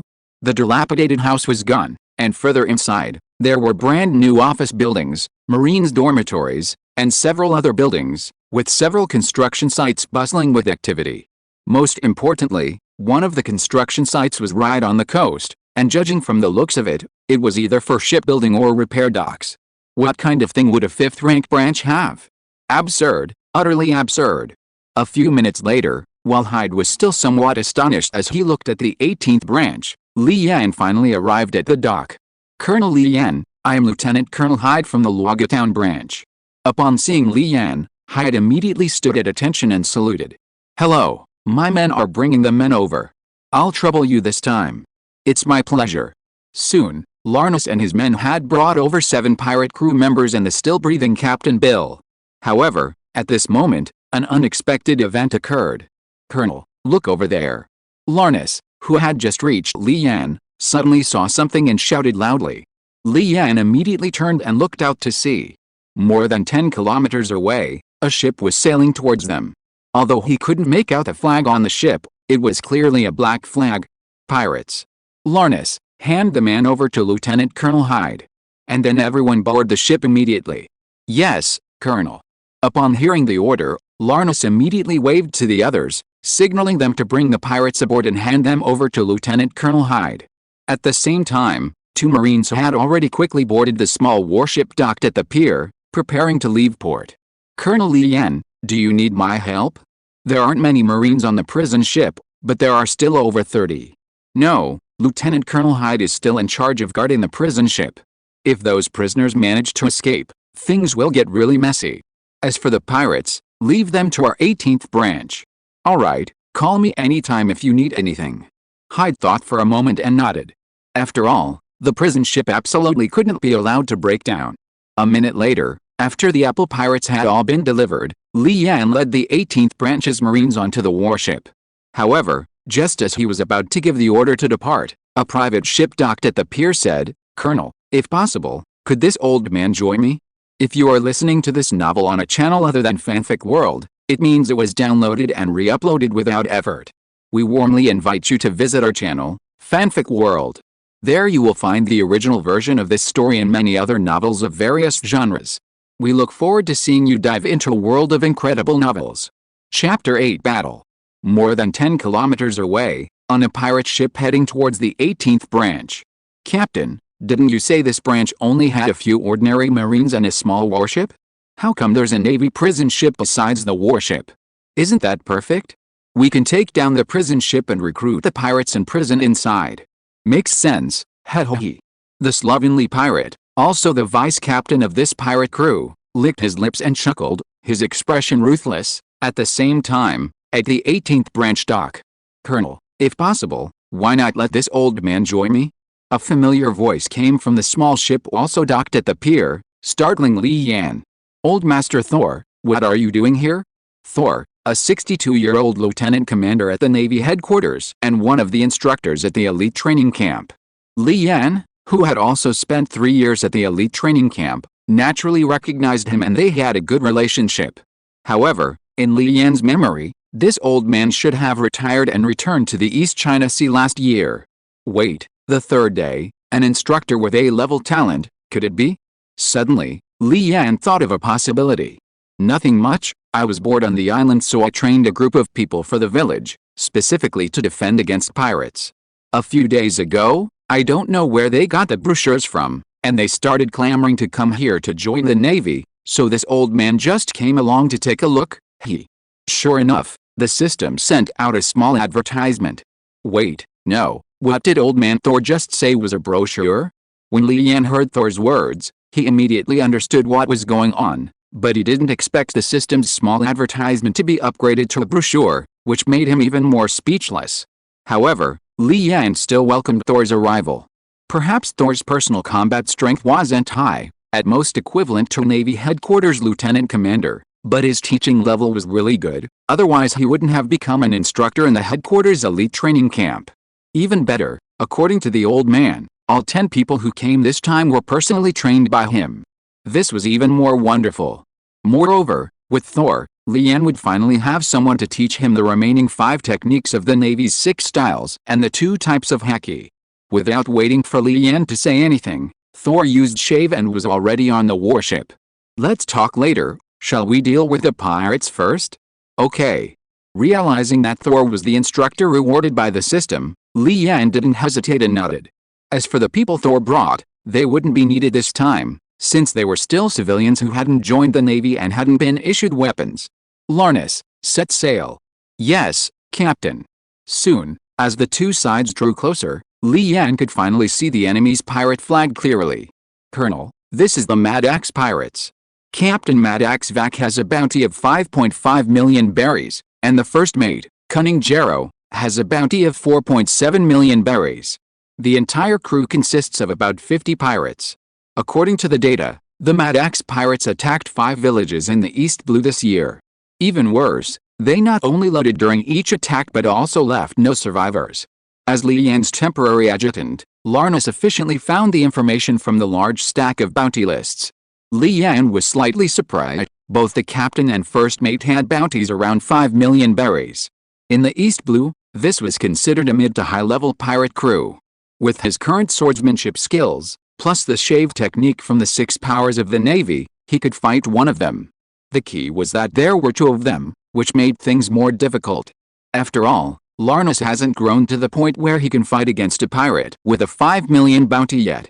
As for the other 9, although their strength is around 20, which is more than enough to deal with ordinary pirates, it's still unlikely they can handle a boss-type pirate like this.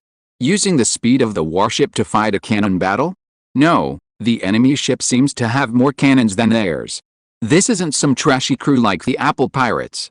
Wait, did I forget someone? Li Yan turned to look at Thor, who was also standing on the deck. Old Master Thor. Tell me, which of those 2 bounty-bearing pirates do you want?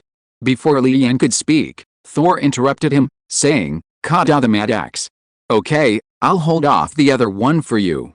"Thanks, old man. If you really want to thank me, I'm planning to retire at your 18th branch. Can you arrange a place for me to stay?" "No problem." Li Yan readily agreed with a smile. Although the old man didn't explicitly say so, Li Yan noticed that Thor's name had just appeared in the system's personnel management module, which explained everything. Taking advantage of the remaining time, Li Yan checked Thor's attributes. Thor age: 62, birthplace, East Blue, hit village rank, Lieutenant Colonel, power level 338, peak 520, talent, A rank teaching talent, B rank martial arts talent skills, Navy 6 styles LV, 31, 55%, armament Haki LV, 7, 25%, observation Haki LV, 11, 30%, military merit, 0 loyalty, 100 evaluation. This is an A-rank talent holder that even the Navy headquarters would highly value, and it's a very rare teaching talent. The host has really hit the jackpot. Well, the old man's profile was quite impressive, at least compared to his current self. Even with his advanced age and significantly diminished strength, he could probably still beat up something like Arlong. This way, he could concentrate on fighting Mad Axe Vac without having to worry about his marines. "Colonel, we're within range. Fire." A few minutes later, the distance between the two sides had closed to within 1 kilometer, and Li Yan immediately ordered Larnus to fire. Of course, the Mad Axe pirates also fired, and all 3 cannons came at once. "How about it? Can you handle this?" "Although I'm not as good as before, dealing with 3 cannonballs is still no problem for me." Drawing his sword, Li Yan said with a smile, then vanished from his spot with a shave, and the next second, Li Yan was already at the bow of the warship, ready to draw his sword. Slash. Without any fancy moves or sword techniques, just the most basic swordsmanship movements, the 3 high-speed cannonballs were instantly split in 2 in front of Li Yan, flying to the sides of the warship before exploding. Boom boom boom. Although the explosions on both sides created some shockwaves, they did not cause any damage to the warship. "Kid, this is different from before. Before, your swordplay was more and more dazzling with each move." Thor appeared at the bow of the ship, scrutinizing Li Yan as he spoke. Although he knew Li Yan had lost all his abilities a year ago, and had recently heard from Zephyr that Li Yan had regained some of his swordsmanship, the style was completely different, which surprised Thor slightly. After all, even if someone relearns swordsmanship, their style shouldn't change drastically. What could Li Yan say but a helpless wry smile? He used to rely on the God-chosen system to acquire sword techniques from many other worlds within a few years, naturally unleashing a dazzling array of sword moves. But after practicing swordsmanship himself, Li Yan discovered that basic attacks were the best way to unleash powerful attacks.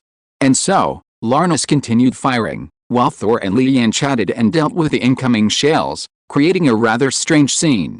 But since the 2 ships were traveling towards each other, they soon collided. The Mad Axe pirates, having been holding back their anger for so long at being unilaterally attacked, charged forward with their ordinary pirates without even needing Whacker's orders. "Grandpa, I'm entrusting my men to you." With that, Li Yan vanished, leaving only a slightly shaken Thor. "Sigh, at my age, still destined for a life of toil," he muttered, strolling towards the battlefield. Meanwhile, Whacker, who had been standing on the deck, watching his men storm the warship with interest, suddenly found himself facing a man, a marine, and a captain at that. His eyes widened in shock. He hadn't seen how Li Yan appeared, but his instincts were screaming that the man was dangerous. "Let's hurry, after all, the old man is getting old, we can't let him overwork himself. Besides, your first mate is also a decorated officer, if the old man kills him, I'll be at a huge loss." While saying things that Whacker couldn't understand at all, he slowly drew his sword. Don't look down on me. Seeing Li Yan's dismissive attitude, Whacker was furious and roared as he swung his axe down.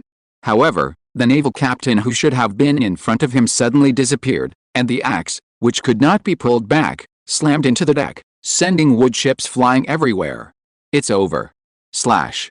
Just as Whacker was wondering, Li Yan had already appeared to his side, and with a simple slash, he sent Whacker flying, crashing into the cabin, his life hanging in the balance. Ding. Congratulations to the host for killing or capturing a pirate with a bounty of 5.5 million, gaining 55,000 merit points. Ding. Mission 2 completion progress 2/3. Please keep up the good work. Ding. Congratulations to the host for completing Mission 3, obtaining the 50-piece excellent sharp sword, Tempest Fang, which has been stored in the system space. Ding. Congratulations to the host for completing Mission 4, obtaining one random talent draw opportunity. Please use it in the lottery module, limited to the talent category. In fact, when Whacker made his move, Li Yan had already analyzed the combat strength of the others, and concluded that, in terms of combat strength alone, Whacker should only be worth a maximum of 3 million combat power. This is likely because the Mad Axe pirates are too ferocious, so their bounty is inflated. After all, strength is an important reference for the Navy in setting bounties, but it is not the only reference. Just like the Mad Axe pirates, who have committed too many heinous acts, their bounties will naturally be appropriately increased. However, it must be said that each move of the Navy's 6 powers is really a cheat-like skill, especially shave. A pirate of Whacker's level simply cannot react to shave. In fact, let alone Whacker. Even Arlong would probably have a hard time. However, given Li Yan's current strength, even if the dragon couldn't react in time, it would be difficult for him to inflict a fatal wound. After dealing with Whacker, Li Yan turned to look at the warship. Thor, as expected of an instructor, even with the strength to sweep through this group of pirates, didn't use his full strength. He was mostly looking after Li Yan's men, only holding off Jero while occasionally rescuing Marines in imminent danger. In this way, the Marines could constantly fight on the brink of death, but always managed to stay alive. Under such circumstances, the improvement in the strength of all the Marines was practically visible. After realizing that his men were no longer a concern, Li Yan turned his gaze to Jero, who was desperately attacking Thor, and a string of numbers flashed quickly in his eyes. 45,000 merit points. Chapter 9 The Twin Sisters on the Pirate Ship. 45,000 merit points. He couldn't let the old man kill them all. According to the system's instructions, if Li Yan's subordinates from the 18 branches killed or captured pirates, Li Yan would only receive half the merit points. That's a whopping 22,500 merit points gone. Thinking this, he immediately used a shave technique and quickly rushed towards the place where the old man and Jero were fighting. Old man, I've taken care of Whacker, leave this to me. Alright, you young people should move around more. This old man can't do it anymore, even a little movement makes my back ache. Oh, looking at your strong, straight body, where's the backache? Li Yan suddenly realized that old man Thor's personality had changed quite a bit since he retired. Back in the elite training camp, the old man was always very serious. However, Li Yan was only slightly surprised before immediately focusing his attention back on Jero. After all, this was mobile merit points, 45,000 of them. Speaking of which, Jero was quite frustrated. He thought he was going to come to the 18th branch with Whacker to gain fame, but what happened? As soon as the battle started, he was entangled by an old man, who seemed to be toying with him, barely even looking at him. Instead, the old man was focused on the melee between the crew and the Marines, occasionally helping the Marines in danger. Even though his attention wasn't on him, Jero tried everything but couldn't defeat the old man. Every time he attacked, the old man seemed to have eyes in the back of his head, easily blocking the attack. He even glanced at his boss Whacker just now and saw Li Yan slash him away with a single strike, which terrified him. And this monster who killed his own captain was now standing right in front of him, looking at him as if he were lunch. What should he do now? He needed help urgently. Thump, his knees buckled, and Jero knelt down. These two, one old and one young, were both monsters. What was the point of fighting? So, Jero readily surrendered. After all, being captured meant he was still alive, and he could always escape later, right? You're quite decisive, but I refuse. You? Jero was about to say something more, but with a flick of Li Yan's right hand, a flash of light severed his life. Ding. Congratulations to the host for killing or capturing a pirate with a bounty of 4.5 million, gaining 45,000 merit points. Ding. Congratulations to the host for completing mission 2, obtaining 10 random Marines who will arrive at a branch within 3 days. Ding. The mission module is refreshing. Estimated time is 3 hours. Please pay attention. If it were a pirate like the Apple Pirates, Lian wouldn't kill them after they surrendered. However, the Mad Axe Pirates, especially pirates like Wako and Jero, who have hundreds of lives on their hands, Lian would not allow them to continue living. Lian has his own standards for interpreting justice. He is not as extreme as Akanyu, nor as lazy as Aokaji, nor as Buddhist as Zephyr once was. In his heart, there is naturally a bottom line that cannot be crossed. Crossing this line means certain death, even if you surrender. And this bottom line is the civilians of the pirate world. Therefore, Lian also calls his justice the justice of the civilians. Without looking at Jero in the pool of blood, Lian turned his head directly to the battlefield of the Marines. At this moment, almost none of the Marines were unharmed. But none were fatally wounded either, as Old Man Thor was watching closely. Half of the pirates had already fallen, and the rest seemed to be only a matter of time.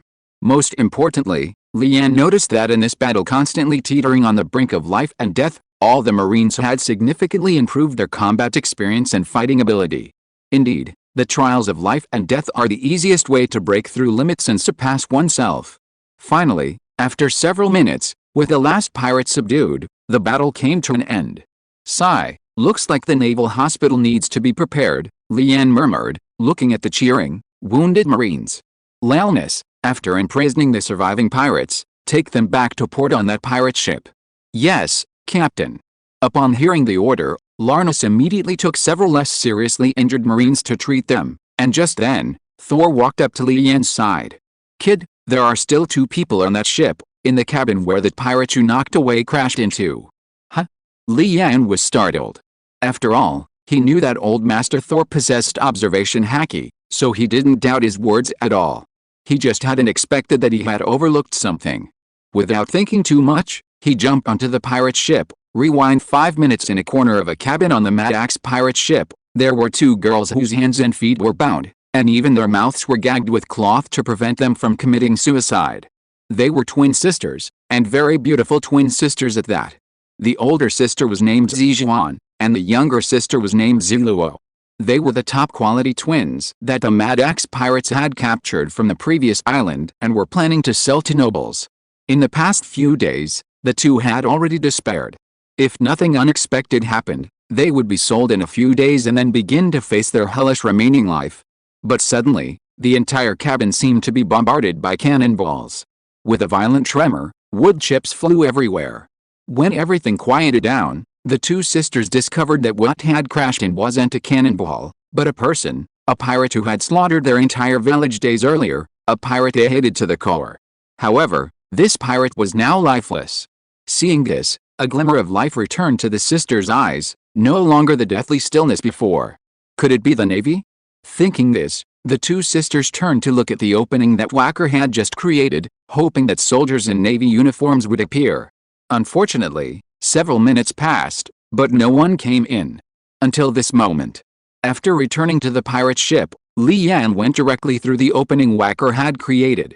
Upon entering the cabin, he immediately found the 2 sisters, bound and trembling slightly. Just as Old Man Thor had said, they weren't pirates, but rather women kidnapped by the Mad Axe pirates from who knows where. Lian immediately drew his sword, a sight that startled the 2 sisters. However, it turned out they were overthinking it. 2 flashes of light swiftly cut the ropes binding them, scattering them on the ground. I am the base commander of the 18th Marine Branch. Where are you from? You're really from the Marines? Zijuan, now freed, weakly asked after removing the gag from her mouth. Whether it's true or not, we'll find out by going outside. Can we still walk? Yes, we can walk. Soon. The 2 sisters followed Lian out of the cabin, and the scene outside once again shocked them. The pirates who had slaughtered their village days ago were now mostly lying in pools of blood, completely lifeless. The remaining less than 10 pirate crew members were now shackled and guarded by Marines. Can you tell me now? Where are you from? I'll arrange for someone to send you back. Sir, we sisters are from Saul Island. 5 days ago, These pirates came to our village and killed everyone, our father, mother, uncles, and elders, leaving only us alive. As they recounted their experience, they could no longer control their emotions and suddenly hugged each other, sobbing. Leanne didn't speak, and neither did the Marines who witnessed this. They understood that only by letting the sisters grieve and release their emotions could they ensure they wouldn't break down. After about 10 minutes, when the sisters had calmed down a bit, Leanne said, "What are your plans? If you want to return to Sol Island, I can arrange for someone to send you back." We. Zijuan looked up at Leanne, a hint of hesitation in her eyes. "It's all right, just tell me. I'll do my best to help you. Sir, we have no relatives left. Even our village was burned down by these pirates. Please take us in, sir. We'll do your laundry and cook for you." Finally, Zixuan, having made up her mind, pleaded with Leanne with a determined look in her eyes. Her younger sister, Zilu, nodded repeatedly like a chick pecking at rice. Hearing this, Leanne sighed slightly. Indeed, only these two sisters remained on the entire island. Even if he sent them back, how would they survive alone on the island? Looking at the pleading eyes of the two sisters, Leanne's heart softened. "All right, if you really have nowhere to go, then stay with our 18th branch." Thank you, sir." After arranging for them to board the warship and having the Marines collect the pirate corpses, Leanne ordered the pirate ship to be towed back to port.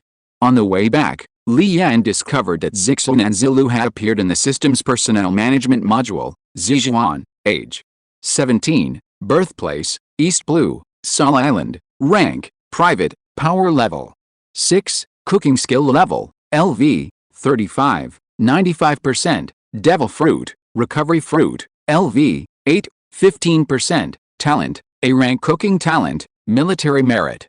0, loyalty.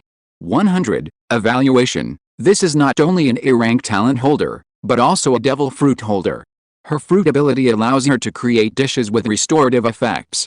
Even the system is a little jealous of the host's good luck. Zuluo, age 17, birthplace, East Blue, Sol Island, rank, private, power level 5, medical skill level, LV, 22, 58%, talent, A rank medical skill talent, military merit. 0, loyalty. 100, evaluation. This is also an A rank talent holder, and it's a medical skill that even the headquarters would find extremely rare. The host's luck is as good as ever. After reviewing the sisters' attributes, Leanne was stunned. Both of them possessed A rank talent, and were precisely the culinary and medical talents Leanne desperately needed. Most importantly, the elder sister, Zijuan, was also a devil fruit user. This was simply outrageous. Chapter 10. No money, no way to move an inch. The sisters' attributes were so dazzling that Leanne found it hard to connect them with the two frail girls he had just seen. More importantly, there was the elder sister, Zijuan's, devil fruit ability. According to the system's description, the dishes she made using her ability would have restorative effects, which was likely a matter of the fruit's development direction. Although he didn't know the extent of its potential, compared to personal development, this was definitely a Legion-level, heaven-defying ability. Moreover, if this ability were used in conjunction with a gravity training room, the training effect of the 18th branch's Marines would be terrifyingly efficient. Thinking of this, Leanne almost shed tears. After returning to the branch, Leanne first handed over the captured crew members of the Mad Axe pirates to Lieutenant Commander Hyde, and then received the 10 Marines brought by Old Man Thor. It must be said that these 10 men were worthy of the old man's year-long systematic training. Their Deo power values were all between 20 and 30 points. Such strength would definitely make them elite Marines even in headquarters. To Leanne's disappointment, none of the 10 were exceptional talents like the first group. They all possessed only D rank or even A rank talent attributes, limiting their future growth. At most, they'd reach the rank of lieutenant officer. Of course, in the East Blue, even reaching this level was considered upper middle tier. After processing the paperwork for everyone joining the Navy, Leanne took Thor to the training grounds. When the old man learned about and experienced the gravity training room, he was immediately awestruck. Having been an instructor for decades, no one understood the significance of a gravity training room better than him. Although somewhat puzzled about its origin, the old man didn't ask Leanne, merely giving him a deep look before confidently declaring that he would take over all Marine training from now on. Without waiting for Leanne's approval, Thor immediately entered instructor mode, eager to experience what level of Marines he could train with the added benefit of the gravity training room. Lian smiled helplessly at this, then left the training ground to find Ross at the construction site. After all, he had gained a full 100,000 merit points today, enough for another major construction project. As for what to build, he had already planned it out on his way back to the branch. First, a small marine hospital with 10,000 merit points. Second, a small naval port with 30,000 merit points. However, even though it was small, it could accommodate one large warship, 2 medium warships, and 5 small warships at the same time. After that was the shipyard. Even a basic shipyard that could only build small warships would require a full 50,000 merit points. Originally, Lian hadn't planned to start this so soon. But the branch's Marines were increasing in number, and with instructors like Old Master Thor, who regularly took new recruits out to sea for combat training, the branch's warships were clearly insufficient. He couldn't afford to be without ships when Old Master Thor took his men out to sea, could he? Besides, he had Sanders, an A-level shipbuilding talent, under his command. His talent needed a place to shine. Therefore, after much consideration, even though it was incredibly expensive, Lian still bought the basic blueprints for a small shipyard. Well, you only realize how much money you have when you actually spend it. Lian, who previously had 100,000 merit points, lost a zero after buying 3 blueprints, turning 100,000 into 10,000. With the last 10,000 merit points, Lian bought the blueprints for a medium-sized naval dormitory. After all, the current small dormitory could only accommodate a maximum of 50 people, and the branch already had over 30, so the small naval dormitory was quickly becoming insufficient. Therefore, Lian needed to plan ahead. He couldn't wait until it was too crowded to build more, otherwise the new recruits would have to live in tents for another month, right? And since he was going to build it anyway, he might as well go for something better. The medium-sized naval dormitory blueprint cost 10,000 merit points and could accommodate 600 naval personnel. This setup would allow Lian to avoid worrying about this for a long time. Arriving at the construction site, Lian handed the blueprints to Ross, but Ross's next words immediately broke Lian's composure. "Colonel, building these is no problem, but the materials in the warehouse are only enough for the current 4 construction sites, not enough to start these 4 new projects." Well, Lian had completely forgotten about the materials. "Ross, estimate how many berries it would cost if your Roland Construction Company purchased these materials?" "Wait a moment, let me calculate." Holding the 4 blueprints, Ross immediately began calculating, finally arriving at a result after more than 10 minutes: 90 million berries. Hearing this, Lian instantly felt uneasy.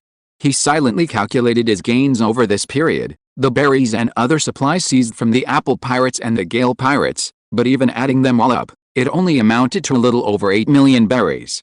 Not nearly enough. Indeed, it's the same in every world. Without money, you can't move an inch. However, Lian quickly had an idea. There was still the Storm Pirates ship, wasn't there?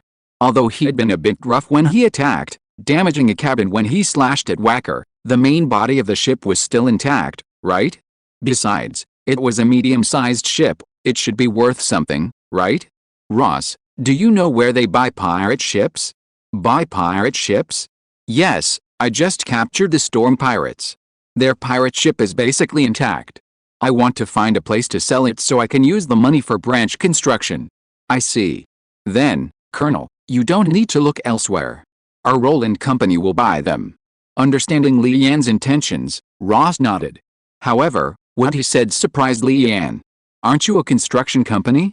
How come you also have a pirate ship recycling business?" "After all, our company's business spans the entire East China Sea, so naturally we need a large fleet to maintain it. Buying new ships for all of these would be too expensive. Therefore, most of the time we choose to buy second-hand ships, or purchase captured pirate ships from various naval bases and modify them. This greatly reduces our operating costs. So that's how it is." After hearing Ross's words, Lian instantly understood. He had forgotten something very important. This is the world of pirates. Here, ships are like cars in his previous life, a basic means of transportation and an indispensable part of getting around. For a construction company with operations throughout the East China Sea, the number of ships needed is absolutely staggering. Especially for a large construction company like Roland. Therefore, to reduce costs, purchasing captured pirate ships from naval bases and modifying them is undoubtedly the most economical way. Okay, then come with me later to see how much that pirate ship is worth? Yes, Colonel. Chapter 11 We're rich. After Foreman Ross inspected the Storm Pirate's ship, he quickly gave an estimated price. 12 million berries. Well, not much, considering it was only a medium-sized ship and the hull wasn't made of any good materials. Even after selling it to Roland Construction Company, there would still be a shortfall of 70 million berries. Where could he get that money? How about sneaking into Kokoyasi village and stealing the money Nami buried underground? A somewhat troubled Li Yan couldn't help but think this wickedly. Of course, this was just a thought. Blur blur blur blur blur. Just as Li Yan was racking his brains for ways to get money, his den mushy suddenly rang. I'm Li Yan. Li Yan, this is Smoker. Senior brother Smoker, what's the matter? I heard from Hyde that you just captured the Mad Axe pirates? Yes, those pirates were quite bold, attacking the branch directly, so I just took care of them. Alright, let's not talk about that for now. Hyde told me that old Master Thor is with you? Yes, senior brother, what do you mean? Suddenly, Li Yan had a bad feeling. Was Smoker trying to rob him?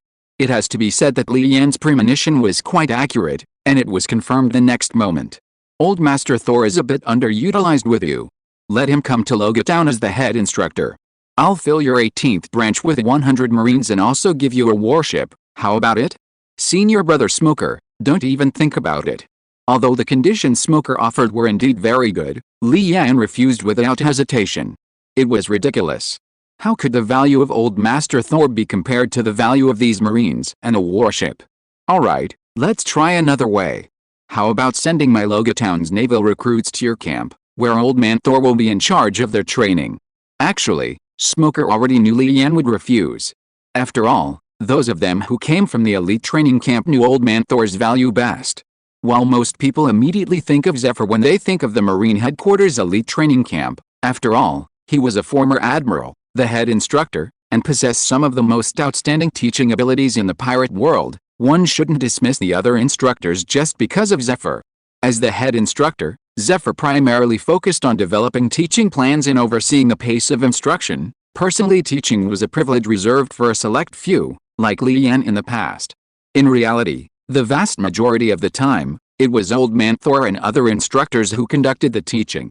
This was the Marine Headquarters elite training camp, with instructors boasting decades of rich teaching experience, far superior to mere Marines and warships. It's no exaggeration to say that with Thor around, the strength of the Marines at the base would increase significantly.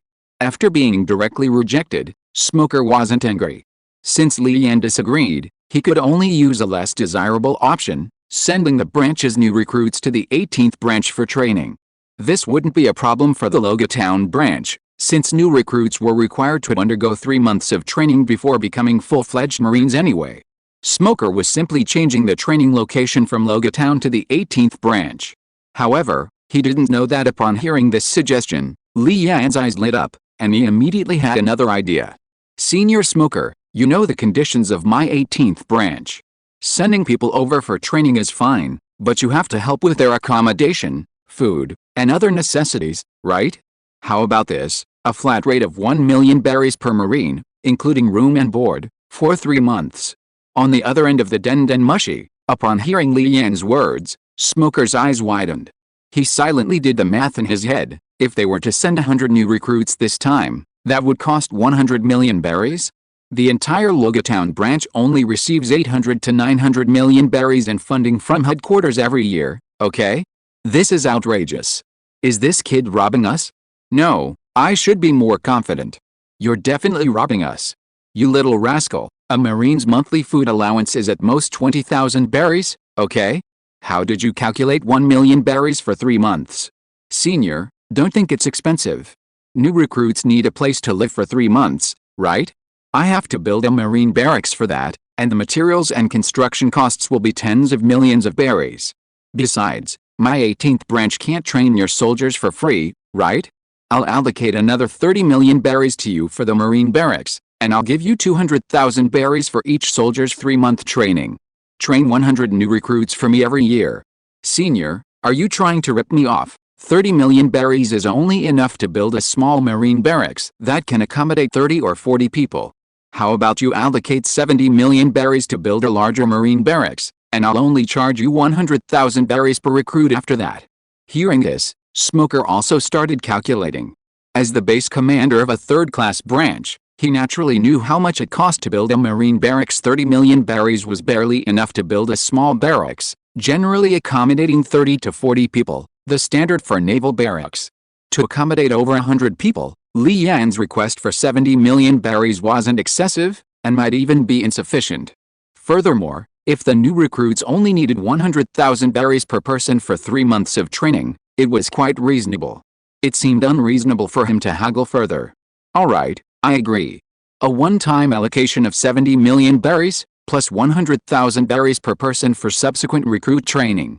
Okay, then send the money over as soon as possible, senior brother, so I can get Roland Company to start construction quickly. Nodding, Li Yan was overjoyed. He had just been worrying about berries, and now they were practically delivered to his doorstep. It was like a windfall. Li Yan hadn't expected Old Man Thor to be so valuable. Should he ask other branches if they also wanted to send people over for paid training? After agreeing on the terms with Smoker, Li Yan couldn't help but think to himself, poor Thor, who's currently training the Marines, has no idea he's being used as a money-making tool by Li Yan. After hanging up the Den Mushi, Li Yan immediately found the foreman, Ross, and informed him that the remaining 70 million had been approved in Logatown and would be delivered in the next few days. He told Ross to place an order directly with the company to purchase the necessary materials and deliver them as soon as possible, with payment due upon delivery. Ross naturally had no objections and immediately went to make the arrangements. Although the Roland Company was only acting as a purchasing agent, there was still a considerable profit to be made. After handling everything, Li Yan finally returned to his office.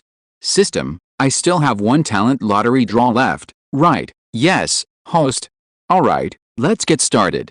Begin the lottery, ding. Congratulations to the host for winning an A-level swordsmanship talent, ding. Since the host's swordsmanship talent is already A-level, one additional draw opportunity in a different category is granted as compensation. What's going on? This means I've already drawn a talent, and now I get a second chance, in a different category? Sigh. Does this mean that even if other categories of draws aren't available in the future, I'll still have a chance to obtain those categories? Ding. The system has fixed the bug.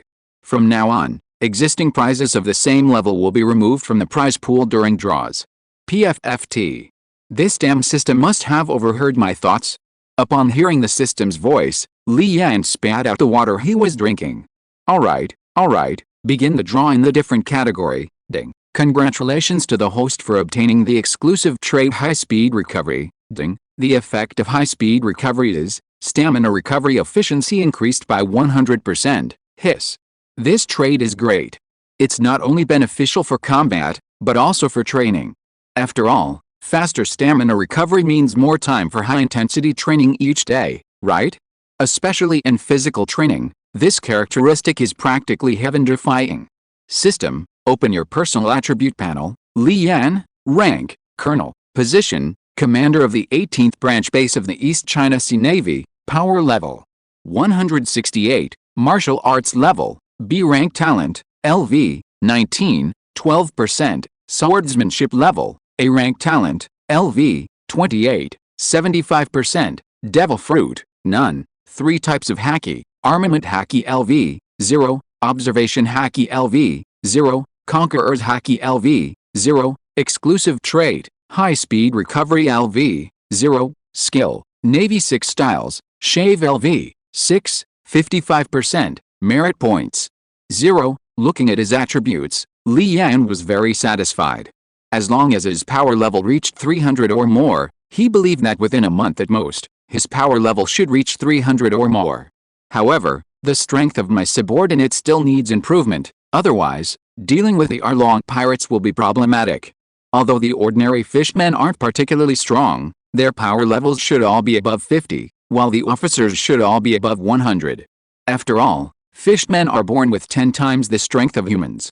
My current Marines definitely can't defeat them.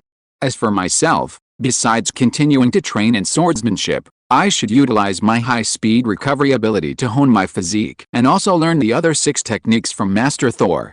After all, the Navy's 6 styles is arguably the most mature martial arts training system in the world. Especially the iron body and paper drawing techniques, which can help awaken armament haki and observation haki. I believe that after significantly improving my physique, reaching the standard of a second-rate or even first-rate swordsman, and learning the other 6 techniques, I can set off for Kikoyashi village. By the way, he also wanted to find a way to win over that girl with the amazing sailing talent. Once he made up his mind, Li Yan couldn't sit still any longer and went straight to the training ground to find Grandpa Thor. Chapter 12 Assessment. In the blink of an eye, more than a month had passed. Now, all 8 construction sites of the 18 branches were completed, and the branch's basic infrastructure and essential facilities were largely in place. While not comparable to a third-tier branch like Berrigan Town, it was more than enough to rival the 4th-tier 16th branch. However, Li Yan wasn't currently at the branch, but rather on an uninhabited island about 30 nautical miles away.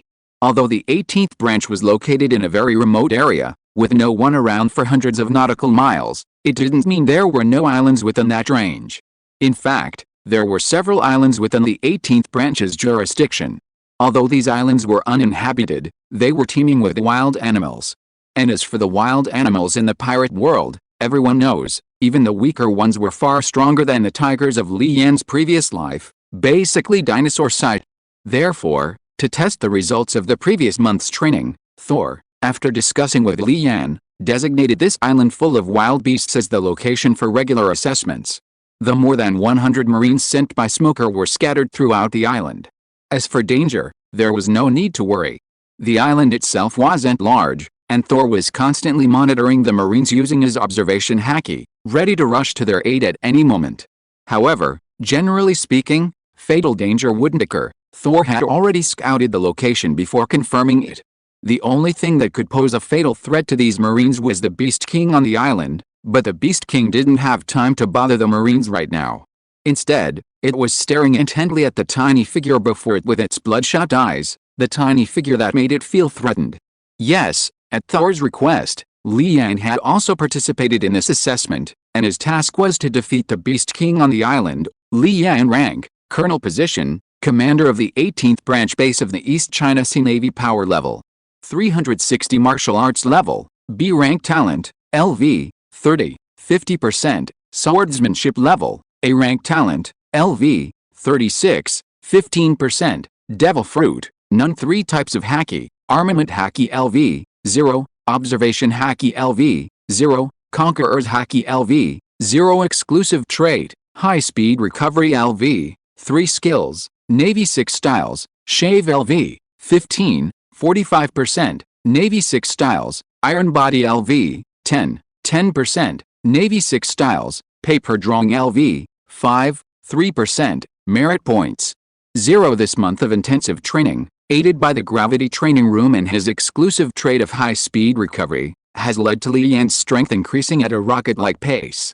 Especially this high-speed recovery, which can even be upgraded, each level increases the recovery speed by 1%. However, the upgrade method is a bit unpleasant. Simply put, it involves constantly expending all one's stamina and then activating this unique ability to recover. Therefore, during this period, Li Yan almost always pushed himself to the limit before stopping to rest. Even Grandpa Thor advised him that this kind of training was bad and could easily cause health problems. However, Li Yan naturally went his own way, almost causing Grandpa Thor to hide him. He was truly suffering in silence. He couldn't very well tell Thor that he had a system and that this high-speed recovery ability had to be improved through this method, could he?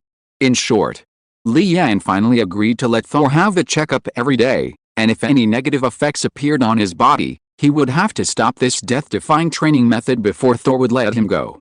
As for the 6 powers of the Navy, due to limited time, learning even 2 moves was his limit. Therefore, Li Yan prioritized Iron Body and Paper Drawing, as these 2 moves were arguably the most useful against low-level pirates like those in the East Blue. Moreover, in the Navy's training system, these 2 moves were prerequisites for learning Armament Haki and Observation Haki.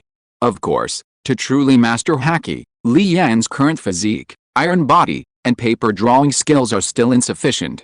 Looking at the Beast King before him, who resembled a gorilla and stood over 10 meters tall, Li Yan slowly drew his sword, the 50-grade sharp blade, Storm Fang. This was a reward from a previous mission. Although it didn't possess any special abilities, its sharpness and sturdiness were sufficient as a transitional weapon.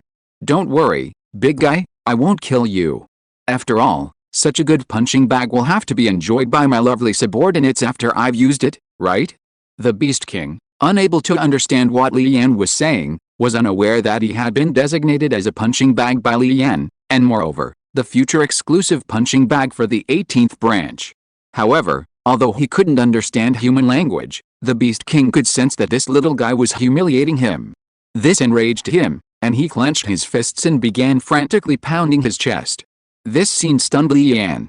Different worlds, different species, only their appearances are somewhat similar, but can their habits be so similar? After pounding its chest a dozen times and roaring a few times, the Beast King charged towards Li Yan with a speed completely disproportionate to its size. Damn, that speed! If I didn't know shave, I'd really be crushed by you, little black. While rapidly stomping the ground dozens of times, using the 6 styles of shave to dodge, it even gave the Beast King the nickname Little Black.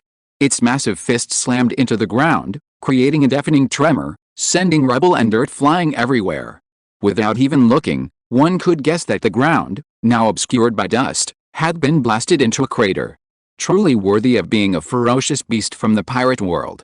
Unaware that Li Yan had dodged its attack the instant it struck, the Beast King assumed the little guy had been smashed into pulp. It immediately resumed pounding its chest and roaring, as if declaring its victory to everyone. However, a voice suddenly rang out behind it. Little Black, what are you so happy about all by yourself? Why don't you tell us so we can all have a laugh? Realizing his opponent wasn't dead, the Beast King reacted swiftly, turning and slamming down with both fists. However, this time Li Yan didn't dodge, but instead met the attack head-on, passing through the Beast King's thick arms and arriving directly at his chest. Slash. Still no fancy sword moves, just a most basic slashing motion, tearing a gash in the Beast King's chest. However, Li Yan wasn't satisfied with this result. His original plan was to use this move to incapacitate the Beast King. But while the slash had penetrated, Li Yan had already felt resistance as he struck. And now, upon closer inspection, it was indeed so. It had indeed cut through the skin, but that was all. It had penetrated at most 2 or 3 centimeters into the flesh. For a Beast King of such a massive size, this wasn't even a minor injury, like a human getting a scratch. It seems that using swordsmanship to defeat you without causing serious injury is indeed a bit troublesome. As he spoke, Li Yan sheathed Lanyao. In fact, during these 2 rounds of combat, Li Yan had already discovered that this Beast King was extremely powerful. If estimated using human Dao power values, it might even reach over 800. However, being a wild beast, it only knew brute force, which is why Li Yan could easily outmaneuver it. If it were like those on Eagle Eye Island who knew swordsmanship, Li Yan would have been dead long ago. However, this was, after all, an assessment, and it would be quite embarrassing if he couldn't defeat it. Since swordsmanship wasn't working, he'd just have to beat it. Yes, find its weakness, and then relentlessly attack it. Perhaps Li Yan's Dao power value was only 360, and his physique was significantly weaker than the Beast King's, so he didn't have enough strength to inflict fatal damage. However, if you find the Beast King's weakness and keep attacking it, 10 punches if necessary, 100 if necessary, 1,000 if necessary, you'll eventually beat it down. It's like a lightweight boxer against a heavyweight boxer, constantly attacking without taking any heavy blows, accumulating enough minor injuries until a qualitative change occurs. As for where the weakness was, Li Yan already had a rough idea. In the second round, when he passed through the Beast King's arms, he saw the Beast King instinctively tilt its head. The next step was to confirm his guess. Soon, the two were fighting again. Although the Beast King's attack speed was fast, Li Yan was faster. While constantly dodging, he occasionally found opportunities to land a punch, targeting the Beast King's nose. It has to be said, this spot was indeed its weakness. After only a few punches, the lower half of its face was covered in blood. Most importantly, after its nose was repeatedly attacked, its speed noticeably slowed down. After Li Yan punched its nose more than 10 times, The Beast King simply covered its face with both hands and remained motionless, as if to say, "Come on, hit me anywhere else, I'm not showing my face." This scene left Li Yan somewhat amused and exasperated. "Old man, does this mean it's admitting defeat?" Li Yan said with a wry smile, turning to look at a tree to the side. Standing in the tree was none other than Thor, the instructor of the 18th branch. "Why didn't you use your sword? Logically, if you had used your full strength, you could have injured it, right?" Yes, there was a reason why Li Yan's sword strike had only caused such a minor wound, and that reason was Li Yan hadn't used his full strength. "Grandpa, didn't you say not to harm it? If I go all out, I can't guarantee it will survive." "That's fine then. Honestly, I don't know how you train so fast. Looks like I'll have to find you a more worthy opponent next time." Looking at Li Yan's aggrieved face, Thor shook his head and said helplessly. Chapter 13 Target, Kokoasi Village. The incredible gravity training room, coupled with the systematic guidance of professional naval instructors, resulted in significant growth for all the Marines. Even the 100 recruits from Logatown who arrived at the 18th branch last had reached at least 20 points of Deo power, with some of the more talented reaching over 30. Sometimes, Li Yan even wondered if Smoker would send the veterans over for training after these recruits returned to Logatown. After all, these 100 recruits were already considerably stronger than the ordinary Marines in Logatown. And what about 2 months from now? Their training period was still a full 2 months long. "Grandpa, after the assessments here are over, let them rest for a day, then let's go to Kokoasi Village together?" Kokoasi Village, Sandor's hometown? Hearing Li Yan's sudden question, Thor paused, then asked. As the chief instructor, he had reviewed the files of all the trained Marines, and Kokoasi Village was Sandor's hometown. However, Thor didn't understand why Li Yan wanted everyone to go there together. According to his original plan, after the Beast Island assessment, he should have led these Marines out to sea to fight pirates. "Yes, old man, you probably don't know, but Kokoasi Village has been occupied by a pirate crew for many years." "What? How is that possible?" Thor immediately shouted. "In a place like the East Blue, pirates might attack an island, or even briefly occupy one, but the occupation could never last as long as Li Yan claimed. You see, there aren't many powerful pirates in the East Blue, and Smoker, stationed in Logatown, even at his weakest, is still a Logia-type devil fruit user. Sweeping through the East Blue pirates would be child's play. So when a pirate crew forcibly occupies an inhabited island, the Navy will naturally go to subdue them. Even if ordinary Marines can't win, there's always Smoker, right? Okay, even if Smoker couldn't beat them, any admiral from headquarters could easily handle it. Besides, this is Garp's hometown. If there were pirates the Marines couldn't deal with, Garp would have already gone to the East Blue to see his grandson and beaten them to pulp. Therefore, when Thor heard Li Yan say that Kokoasi Village had been occupied and ruled by a pirate crew for many years, his first reaction was, "That's impossible."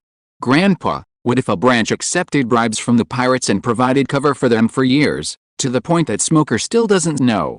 Is there really a branch that would dare to be so bold as to commit such a thing?" The 16th branch, Colonel Rat, not only provided cover for the Arlong pirates, but also killed villagers who escaped Kokoasi Village to seek help from the 16th branch. He even sent a fleet to patrol the sea lanes between Kokoasi Village and other branches to prevent villagers from escaping. Li Yan didn't hide anything and directly named the scoundrel. "These pirate parasites. So, for the next practical training exercise, we'll change our target and head straight to Kokoasi Village." Seeing Thor's growing rage, Li Yan said again. "Alright, let's do it that way. We'll also gather some evidence and thoroughly eliminate those scumbags from the 16th branch." The old man was truly furious. He never imagined such a thing could exist in the East Blue. He immediately agreed to Li Yan's suggestion. Where they conducted the practical training was irrelevant. Now that they knew about Kokoasi Village, they naturally had to go. Soon, as the sun gradually set, the Marines who had completed their assessment emerged from the jungle and headed towards the large warship on the shore. Excluding the Zixon and Zulu sisters who didn't participate, 128 out of 130 Marines successfully completed the assessment exercise, defeating at least 3 ordinary ferocious beasts. The remaining 2 failed to meet this requirement within the allotted time, and what awaited them was Thor's grueling training upon their return. "Attention, everyone!"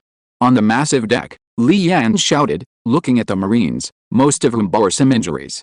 The Marines, already trained by Thor, instinctively and quickly formed ranks.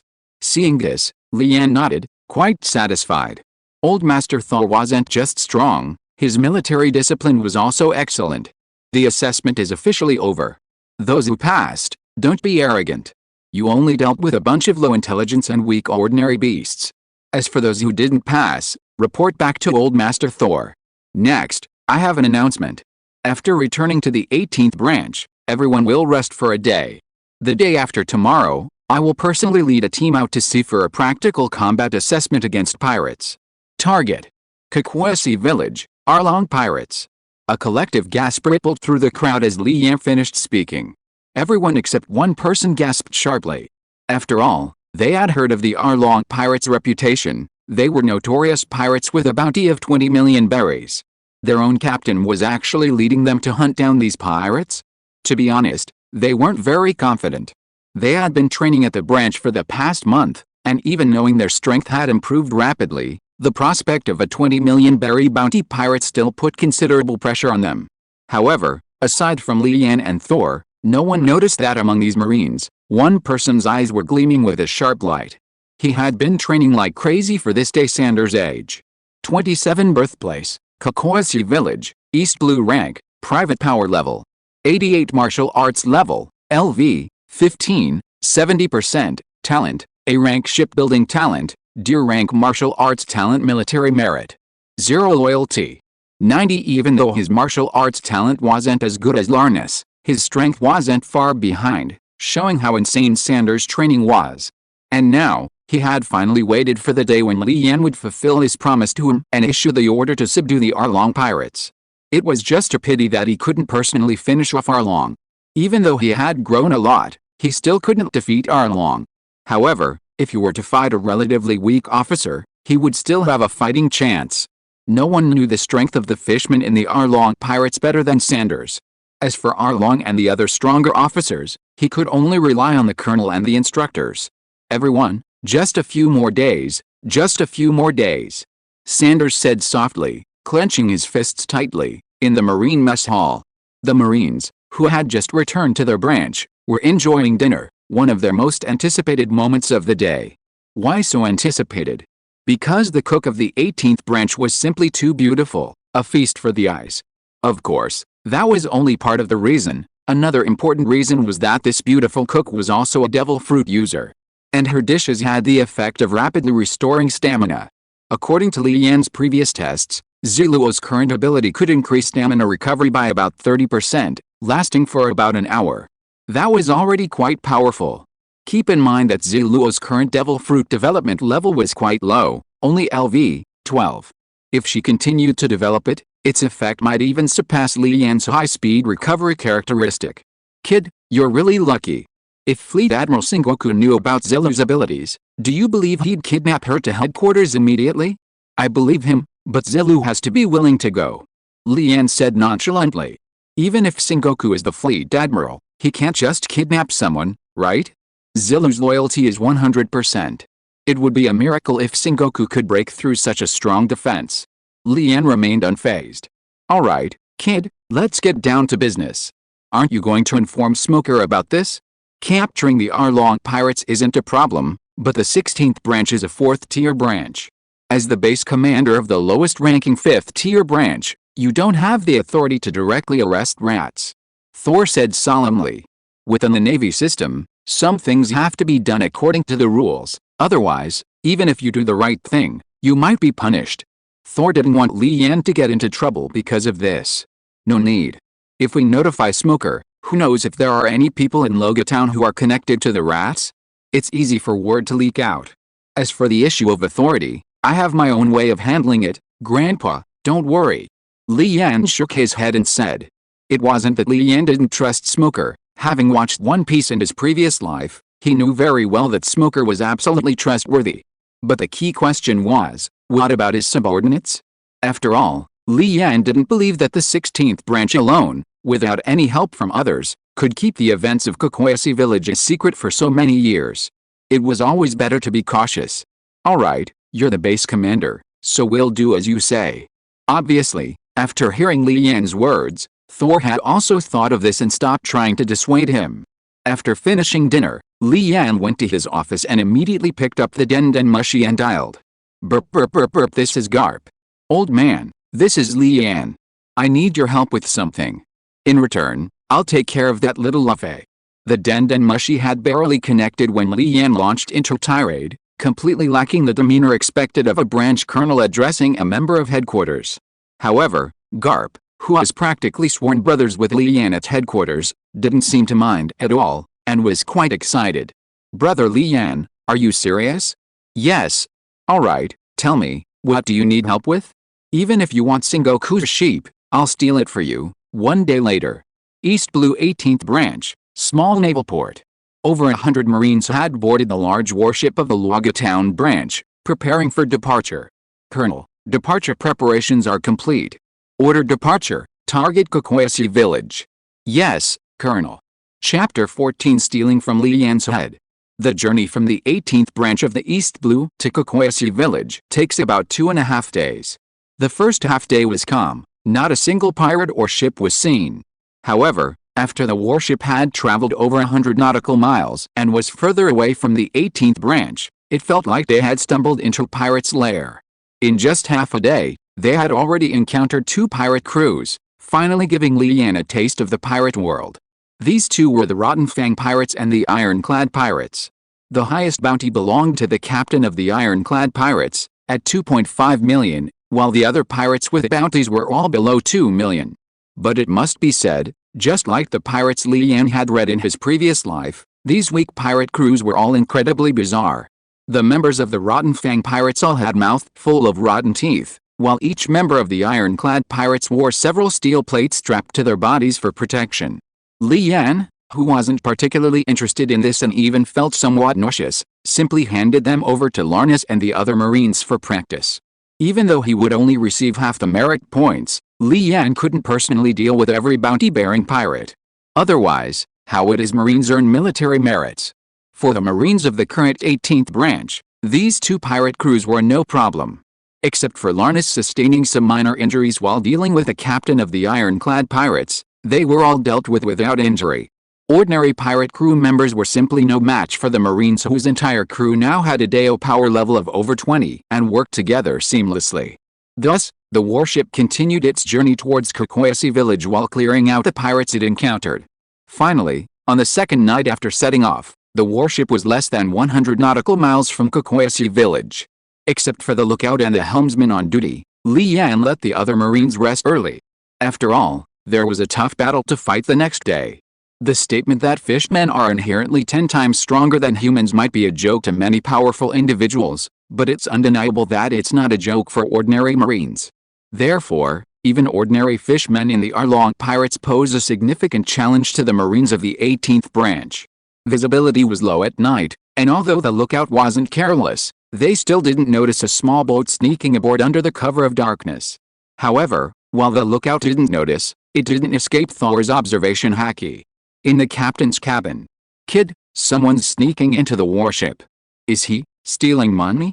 Relying on his observation haki, Thor seemed to have God's eye, clearly perceiving the person's every move. He initially thought it was a pirate, but it turned out the guy was actually stealing money. He then looked at Li Yan with a strange expression. Stealing money? Could this thief be a girl? Hearing Thor's words, Li Yan found it somewhat amusing, even recalling Nami from his past life. She always seemed to sneak onto other ships to steal treasure, right? However, this casual thought quickly became reality. How do you know this thief is a woman? She really is a woman. Could she be quite young? Although my observation haki isn't strong enough to perceive her exact appearance, she's definitely not old, probably no more than 20. Hiss. Could his casual remark have come true? In the original story, Nami set sail 2 years later, at 19 years old. So she should be 17 now. And in the East Blue, it seems only Nami would dare to sneak onto a Navy warship to steal, right? After all, this girl even dared to steal from a Navy base. Okay, the behavior, gender, and age all match. However, Nami actually stole money from his own warship. That's quite audacious. Alright, old man, I roughly know who it is. I'll go handle it. Without acknowledging the strange look Thor gave him, Li Yan picked up Lan Ye and left. Meanwhile, in a cabin on the warship, someone tiptoed in. Upon seeing the contents of the cabin, a string of berries flashed in her eyes. Here lay piles of loot seized by the 18 branches after defeating the pirate crews. As one of the most notorious thieves in the pirate world, she immediately estimated the approximate value of the loot. At least 5 million berries. We're rich. Oh, only 5 million? That's a bit low. Low? You. The thief froze mid-sentence, cold sweat beading on her forehead. Someone was behind her. When did they appear? Why hadn't she noticed? Like a robot, she slowly turned around, only to find a naval captain holding a knife, looking at her with amusement. She immediately panicked. This is a misunderstanding. Is that so? I happen to have some time. Could you explain in detail what this misunderstanding is, Miss Nami from Kakoyasi village, or should I call you Little Cat Thief? She had originally prepared to stage a scene where she secretly infiltrated a warship to meet the naval captain because of her admiration, but Li Yan's words, Miss Nami from Kakoyasi village, completely shattered her defenses. Her eyes widened in disbelief as she stared at the man who still looked at her with amusement. Who exactly are you? Me? I'm Li Yan, the base commander of the 18th branch of the East Blue Marines, and also your superior. Superior? When did I become your subordinate? Well, from today, no, from this moment. Did I agree? You will agree, because I've made my decision. Staring intently at Li Yan, Nami realized that she couldn't communicate with this man at all. No matter what she said, he always seemed not to hear her and continued talking to himself. However, it seemed that no other Marines had noticed the commotion. Should she knock him unconscious with a stick and then take the opportunity to escape? Thinking this, Nami's hand gradually reached for the package tied to her leg, but she only felt empty air. Are you looking for this? Just as Nami looked blankly at the empty outside of her right leg, Li Yan held up a package containing folding sticks, and then looked at Nami with a playful expression and asked, You, if there's nothing else new, let's just leave it at that. After all, I'm tired, and we have a tough battle to fight tomorrow. Someone. After Li Yan finished speaking, he immediately shouted loudly. This startled Nami. However, contrary to Nami's expectations, after a Marine on duty heard the shout and came over, Li Yan did not order the Marine to arrest her. Instead, he said, Go, get Sanders here immediately. Yes, Colonel. Although he was very curious about why there was an extra person on the warship, and a pretty girl at that, he was a Marine who had been personally trained by Thor in military discipline. Without any nonsense, he immediately carried out the order. However, this order did leave Nami somewhat stunned. Sanders. Could it be Uncle Sanders? After all, Nami knew all the villagers in Kakoyasi village. About 2.5 months ago, one night, Sanders suddenly disappeared from Kakoyasi village to seek help from the Navy, and then there was no news of him. Nami had also heard about this. Furthermore, the warship was heading directly towards Kakoyasi village. Could it be? Suddenly, Nami thought of a possibility, but on the other hand, another voice inside her kept reminding her that the Navy was unreliable, and she shouldn't even think about it. Colonel. A moment later, a Marine in ordinary uniform entered the cabin, saluted Li Yan, and called out, Uncle Sanders. Nami, what are you doing here? When Sanders heard the familiar voice and the familiar address, he was stunned when he turned around. He was on a warship, and a warship that was moving. How did Nami get here? Colonel, this? Well, this young lady sneaked onto the ship and was caught red-handed stealing valuables. Upon hearing this, Sanders immediately became anxious. Over the years, everyone in the village knew that Nami had become a thief.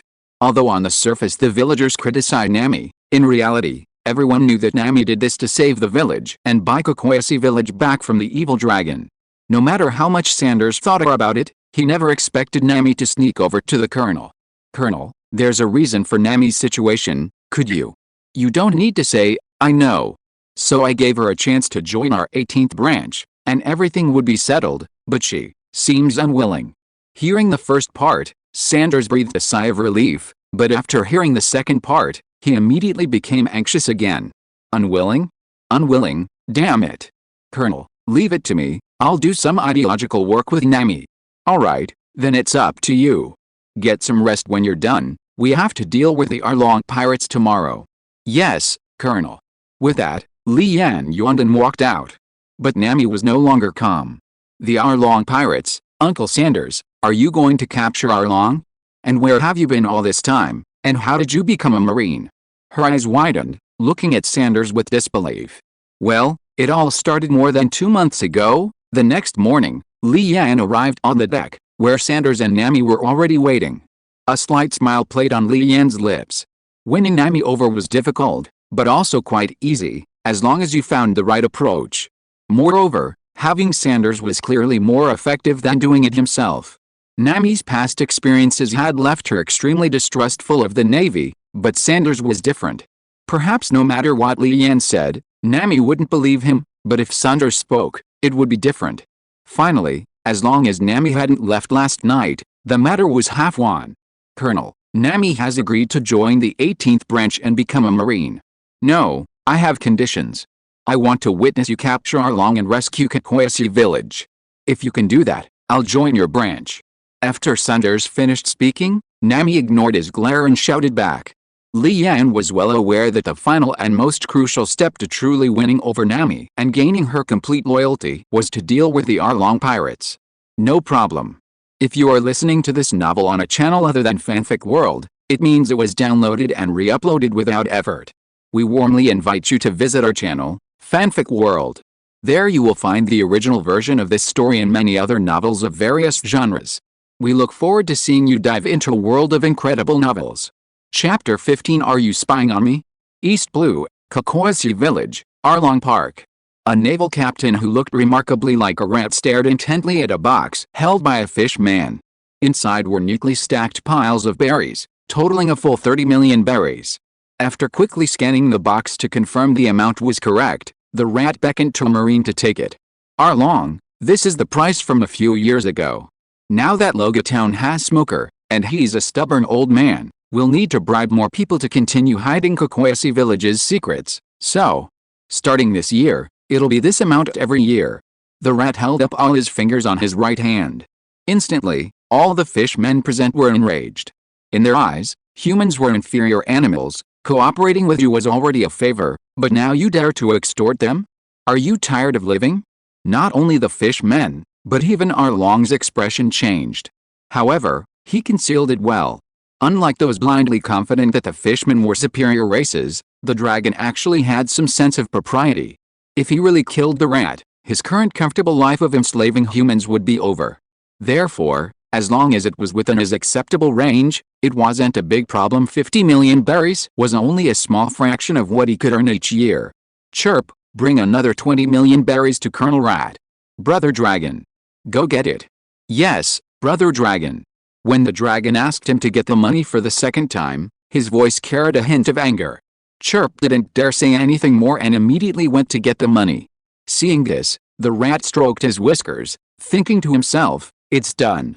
Then, he continued to enjoy the high-end cheese that the dragon had prepared for him. Brother Dragon, another warship is coming at sea. Just then, a fishman quickly ran into the dragon park and said to the dragon. However, the dragon showed no panic. After all, the naval commander in charge of Kakoyasi village was sitting right in front of him, enjoying his cheese. Colonel Rat, are you one of your men? No, but it's alright, I'll have my men handle it. This wasn't the first time this had happened. Rat was very experienced. He just needed to use the excuse of the other party overstepping their jurisdiction to send them away. Besides, having just squeezed an extra 20 million berries from the dragon, Rat was in a good mood, so helping the dragon resolve this matter was no big deal. About 10 nautical miles from Kakoyasi village, a warship was rapidly approaching the island. Report. A warship is approaching us and is signaling with flags that this is the jurisdiction of the 16th branch, ordering us to leave and not overstep our jurisdiction. Hell, looks like Rat is on the dragon side too. Good, saves us from having to run there again. Ignore them. If they insist on blocking our way, take them all down. Hearing this, Larnus was stunned. What was going on? That was the Navy. Our comrades. Not knowing what to do, he could only look at Instructor Thorb beside him. What are you looking at? Didn't you hear the colonel's orders? How have I always taught you? The most taboo thing on the battlefield is doubting the commander's orders and demanding explanations. If I had to explain every single order to you in detail until you understood, What kind of war would we fight? As naval personnel, the first thing you need to learn is to obey orders. The old man reprimanded him loudly, somewhat displeased, which startled Larnus, who immediately ran off to carry out the order. However, after Larnus left, Thor looked at Lian with some concern. What are you up to, kid? We don't have any evidence yet. Taking action now will cause problems. Don't worry, old man. I received orders from a vice admiral before setting sail. So, we're here to wipe out the Arlong pirates and investigate the 16 branches. Everything can be done as you see fit. What? Thor was startled, his eyes widening as he looked at Lian. But then he suddenly remembered something, and his expression became even stranger. The vice admiral you're talking about is Vice Admiral Garp, right? Yeah, that old geezer Garp. I gave him an irresistible reward, and that was it. You really are. Thor was speechless. He hadn't expected Lian to actually go to Garp, just as he'd suspected. But thinking back to when Lian and Garp almost became sworn brothers at headquarters, Thor understood. It was good this way, with Garp backing him up, this kid wouldn't get into trouble no matter what. Report.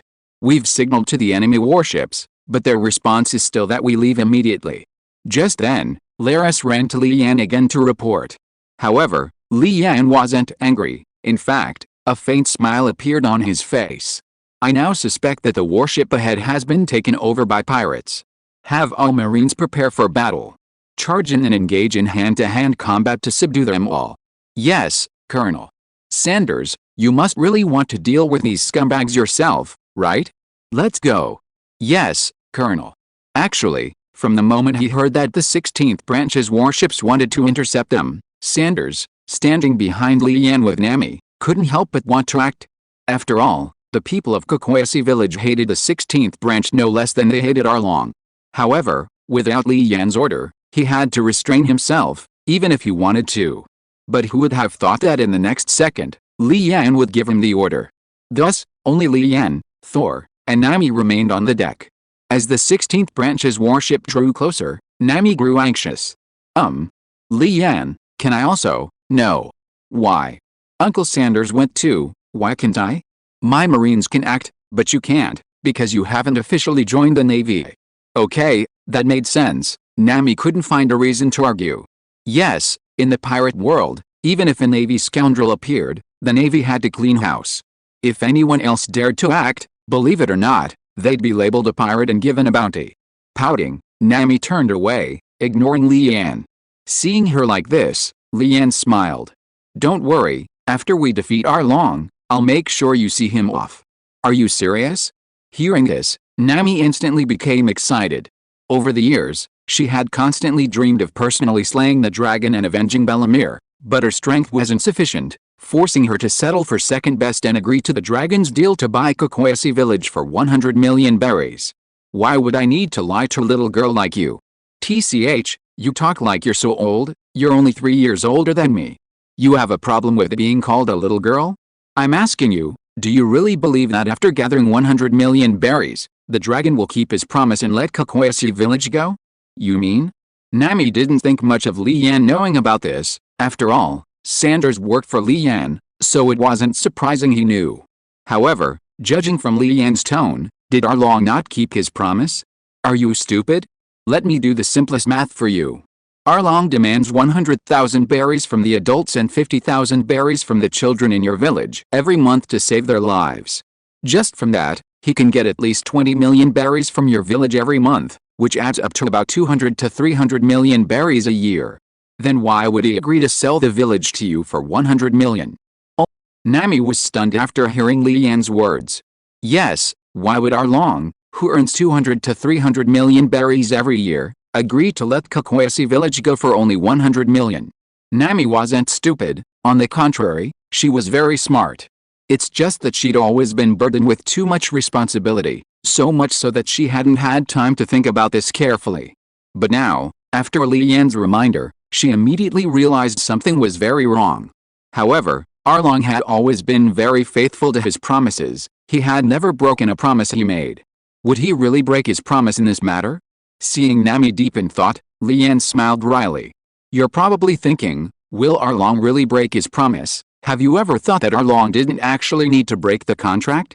He just needed to tell Rat that when you were almost at 100 million berries, there were tens of millions of berries buried in Nami's orange grove, all stolen from the pirates. He told you to take the Marines to find it, and then we'd split it. Guess what would happen? So, Arlong didn't need to break the contract, it's just that you couldn't come up with 100 million berries. After hearing this, Nami completely slumped down. In other words, she had worked so hard for so many years for a goal that could never be achieved. Hey, what are you slumping over for? We're about to go and deal with Arlong. Oh, right, once you deal with Arlong, my berries will still be my berries. One sentence, just one sentence, and Nami was back to her senses. But, what the heck was that string of belly symbols that flashed in your eyes? A devil fruit ability? And wasn't your dejected look just now because you knew Arlong would play dirty tricks, but because you knew your belly would be stolen? You're really quite Nami. Wait, how did you know where I hid the money? Just then, Nami suddenly realized something. Lian knew about the things before, which could be explained by Sanders, but knowing that she hid the money, and specifically where, how could that be explained? Could it be that this person had been monitoring her for a long time? Thinking of this, Nami's gaze towards Lian began to become strange, and she even quickly took several steps back. You really buried all the money under the orange grove? Lian looked utterly bewildered. However, contrary to his outward expression, he was inwardly praising his own quick wit. Although he had made a slip of the tongue, his acting skills, comparable to an Oscar-winning actor, were undeniable. Seeing Lian's genuinely surprised expression, Nami was also stunned. Could it be that he really just happened to say something by chance? Chapter 16 Entering the Island. On the sea just 10 kilometers from Kakoyasi village, the 16th branch's warships were constantly signaling with flags, demanding that the other side leave. However, this was to no avail. The large warship charged straight at them. Caught completely off guard, it directly collided with the 16th branch's warship. Instantly, a cloud of wood chips flew up from the point of impact. Fortunately, it was the large warship Lian was on that slowed down at the last moment, otherwise, the 16th branch's medium-sized warship would likely have been knocked away. After all, the size difference was significant. Large warships are indeed more effective. It seems I need to find a way to keep this warship within the 18th branch's territory, Lian thought silently as he walked towards the area where the two Marines were facing off. Poor Smoker was unaware that one of the 3 large warships in Logatown had already been targeted by someone, and he had personally delivered himself to their doorstep. I am Lian, the base commander of the 18th branch of the East Blue.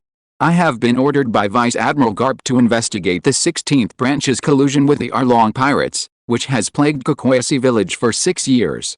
Everyone, lay down your weapons immediately and cooperate with the investigation. Anyone who resists will be killed on the spot. I only have 1 minute. Reaching his 100+ Marines, Lian shouted loudly to the dozens of Marines on the 16th branch's warship. This terrified the men of the 16th branch. Only one sentence echoed in their minds: the matter has been exposed. Over the past 6 years, the branch had colluded with the Arlong pirates, obtaining hundreds of millions of berries.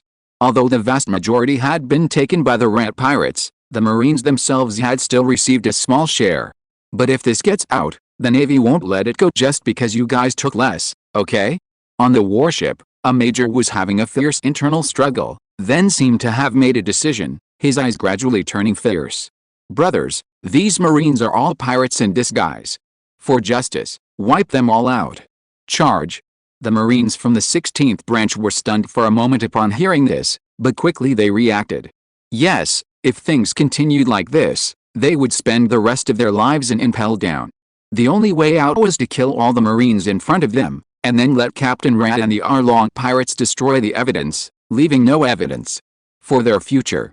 Thinking of this, all the Marines from the 16th branch had their eyes turned ferocious, and like pirates, led by the major, they charged towards the Marines from the 18th branch. Larnus, it's your turn. Don't waste time, they're just a bunch of weaklings. Yes, Colonel. Everyone, follow me. Upon receiving Lian's order, Larnus immediately waved his hand and led the Marines of the 18th branch to charge forward. But as soon as the two sides clashed, Lian shook his head.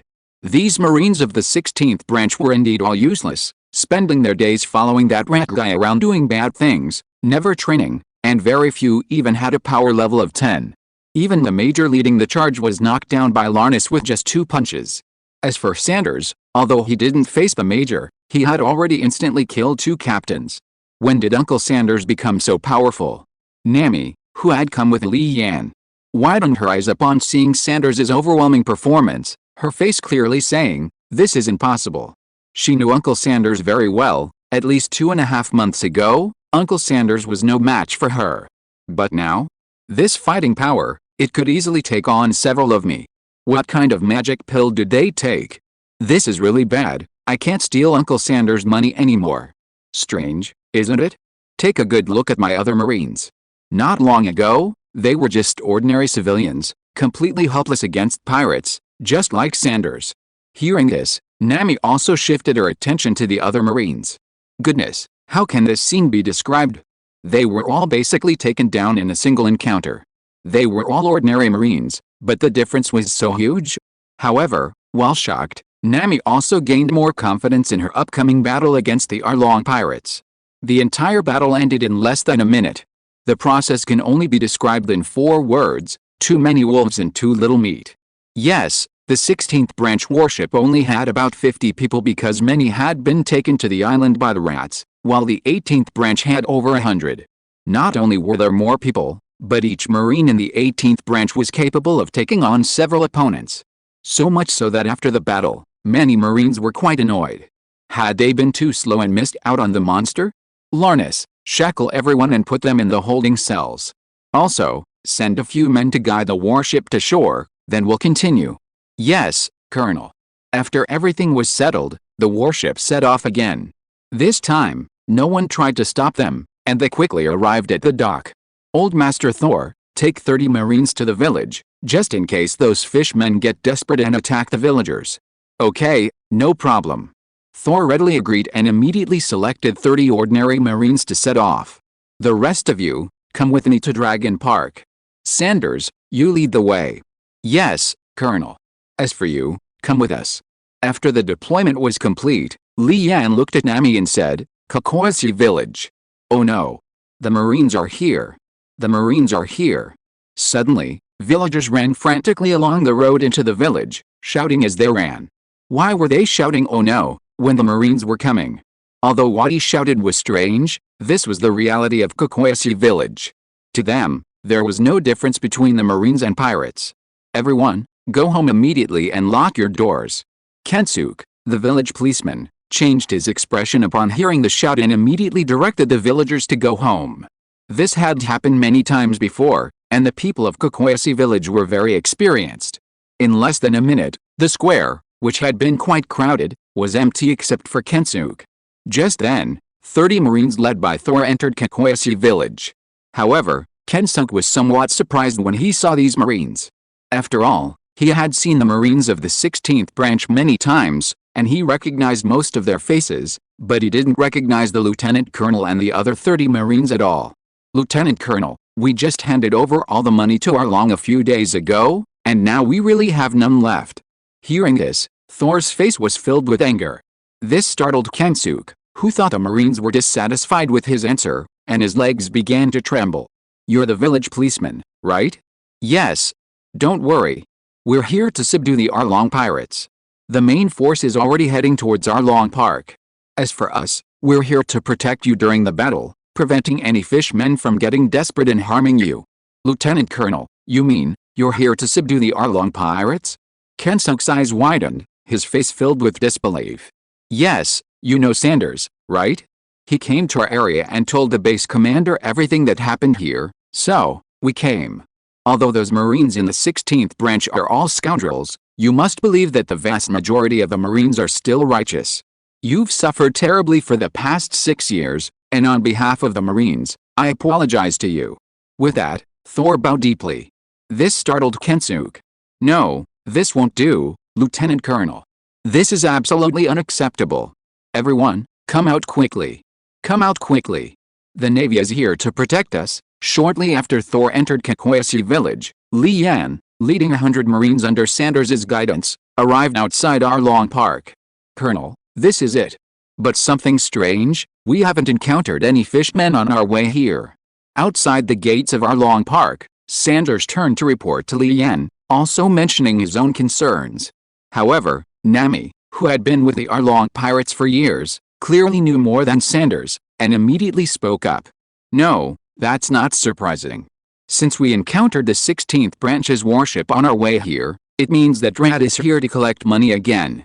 Every year at this time, Arlong summons all the fishmen back to Arlong Park. I see. Then I'll go knock on the door first. Knock on the door? Yes, knock on the door. Li Yan walked slowly to the gate, nodded seriously again, and then raised his right fist. Boom.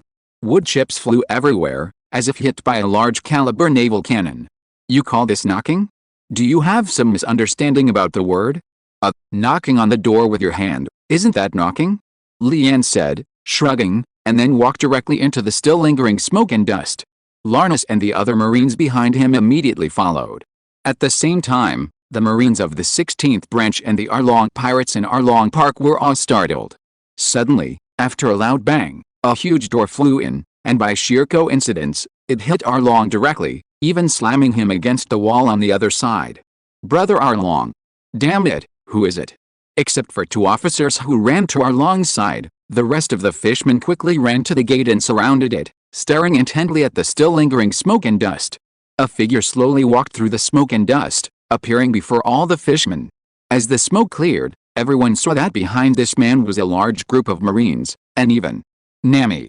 As expected, this woman betrayed us.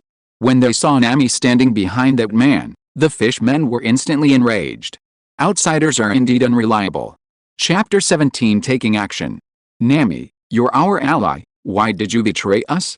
Inside Arlong Park, at a spot on a crumbling wall, Arlong, having thrown off the heavy gate that had been pressing down on him, slowly sat up, staring at Nami and asking. Don't joke around.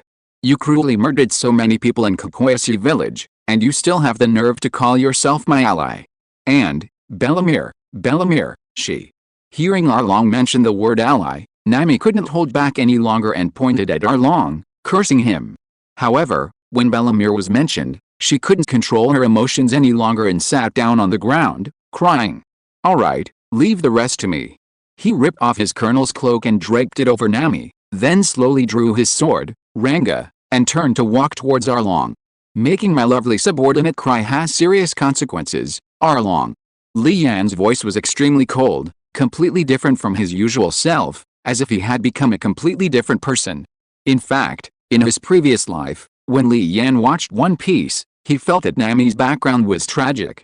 She finally met Bellamere, but before she could enjoy her happiness for long, Arlong took it all away, forcing her to bear the burden of the entire Kokoyasi village from a young age, risking her life to steal pirate treasure alone.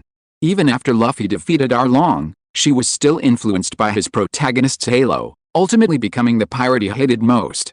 Just like Li Yan's previous assessment of Luffy, when Nami becomes famous throughout the world as a pirate, will it inspire more people to become pirates? And how many childhood tragedies like hers will those who become pirates because of her create? Therefore, long ago, when Li Yan was still a rising star in the Marine headquarters, he had already decided that after graduating, he would go to Kokoyasi village to rescue this girl from her suffering and guide her onto the right path. However, that incident a year ago caused all plans to be shelved until now. Who are you?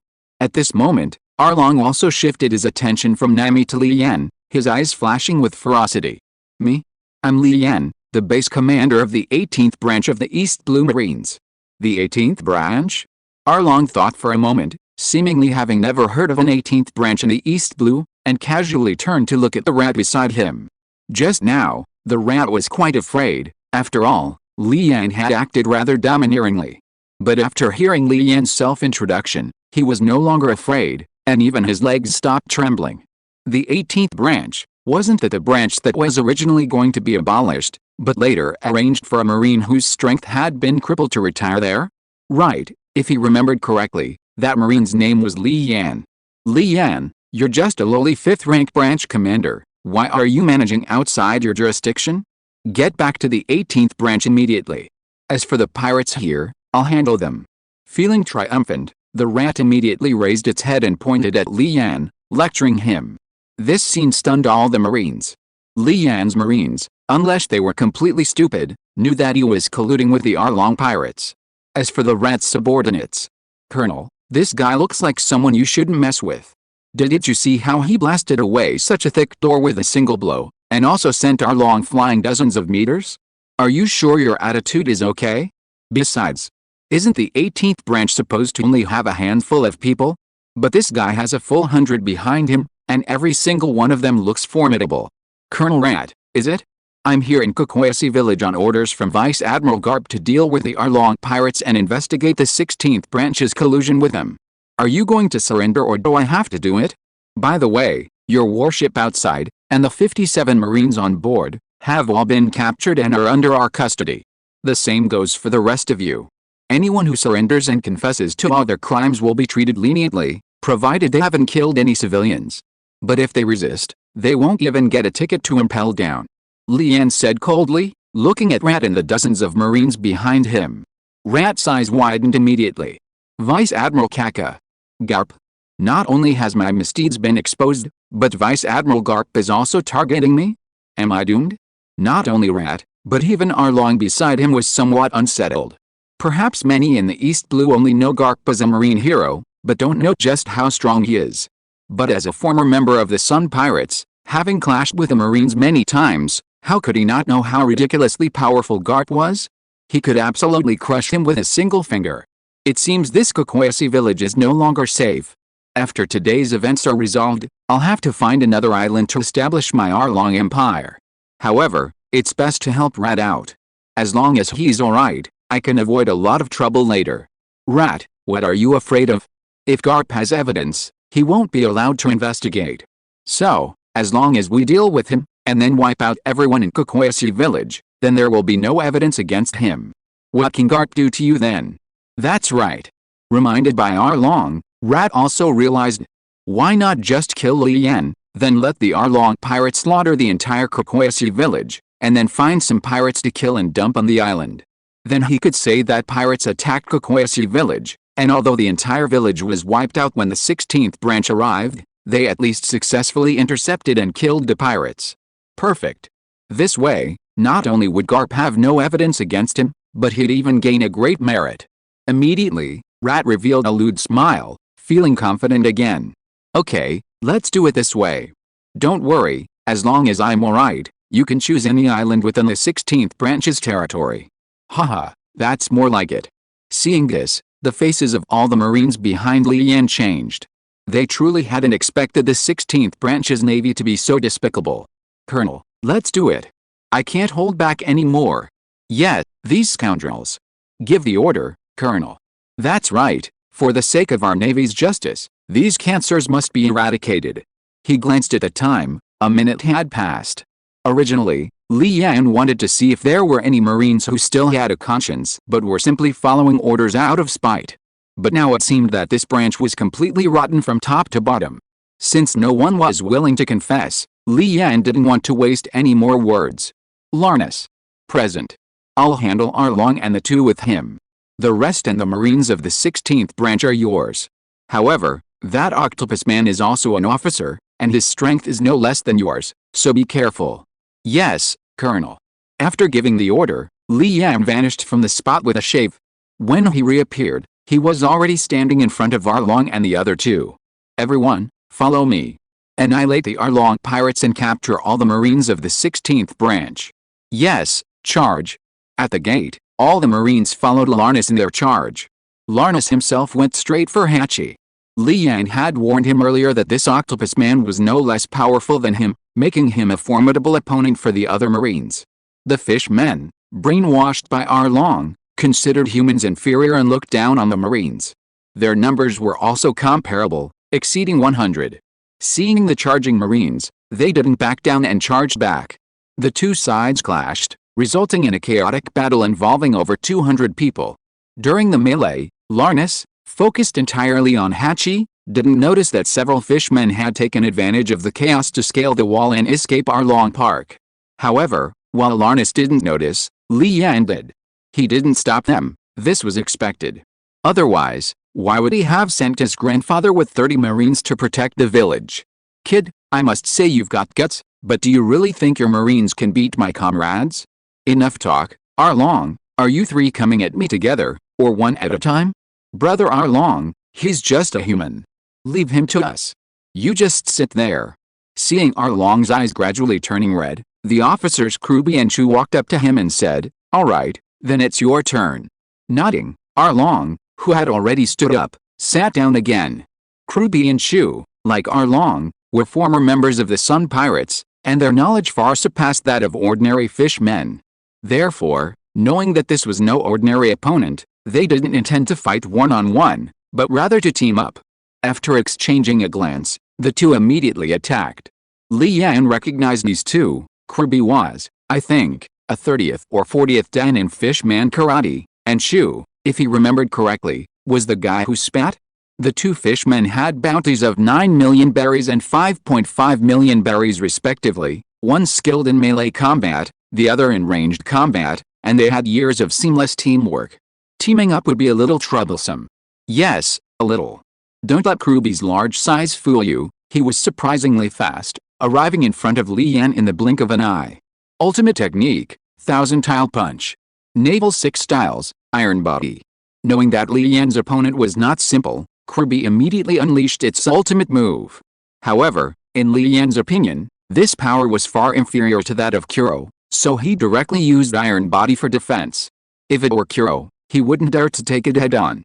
The triumphant ultimate move slammed into Li Yan's chest, which had become as hard as steel, but it couldn't break through his defense at all, as if it had hide a thick iron plate. Just then, Chu, who was outside the battle circle, seized the opportunity and aimed at Li Yan's head, spitting out saliva from its long mouth. The saliva, like a bullet, flew swiftly and accurately towards Li Yan's head. Naval 6 styles, Paper Drawing. Naval 6 styles, Shave. Draw Sword Slash. With a flash of light, a large amount of blood splattered from Chu's chest. Only then did Kruby realize that Li Yan was no longer in front of him. Chapter 18: The Collapse of the Evil Dragon Empire, Part 1. As former comrades of the Sun Pirates, Chu and Kruby's teamwork was naturally excellent. Just as Li Yan chose to use his iron block to withstand Kruby's finishing move, Chu had already aimed at his head from the outside of the battle circle and swiftly spat out a water bullet, its speed comparable to a bullet. However, in the blink of an eye, Li Yan suddenly disappeared, and Chu immediately felt a strange sense of weightlessness. When he reacted, he was already falling from a height of several meters. In fact, swordsmanship in the pirate world is quite bizarre. Even Hawkeye, who can easily cut through giant warships or even meteorites, usually only manages to send people flying when he attacks. Take Li Yan's attack at this moment, for example, it should have been able to cut Chu in two, but the result was still to send him flying, as if you were holding a stick instead of a sword. It's quite magical, really.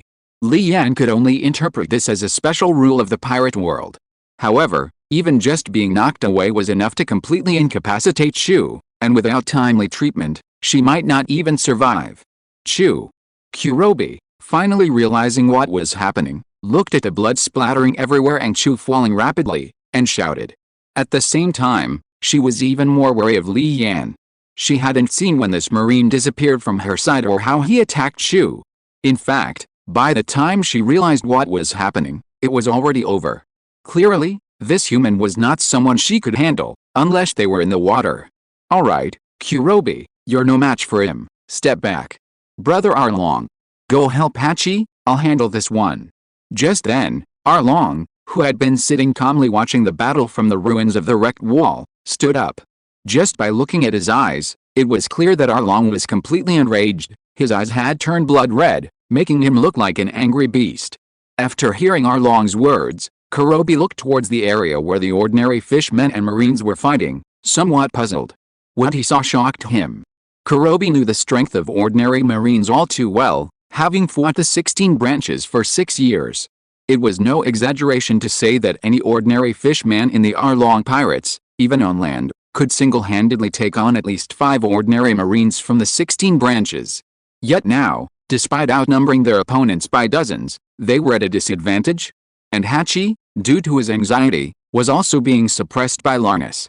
Even the marines at Marine headquarters weren't that powerful, were they? Seeing his brother Arlong's current state, Kurobi knew he couldn't intervene in the fight under his condition, so he didn't say anything more and ran towards Hachi. However, did I agree to let you go? Go back. Li Yan's figure instantly appeared in front of Kruby, blocking his way. He then threw a punch. Although Kruby's bounty was a full 9 million berries, his physique and strength were far inferior to Kruby's. If calculated by Dao power, he was at most around 300 Dao power. Caught off guard, Kruby couldn't withstand Li Yan's powerful punch. However, the dragon reacted quickly enough. After all, Li Yan's mastery of the 6 styles was still low, and he could barely keep up with the speed of Shave. But it was only a barely manageable pace. Even with his reaction, it was too late to stop him. Whoosh! Boom! Kruby was sent flying like a cannonball, crashing into the wall that the dragon had previously slammed into, crumbling it as well. Seeing this, the dragon's eyes turned even redder, almost turning purple. Arlong, I told you, making my adorable subordinates cry has serious consequences. Human.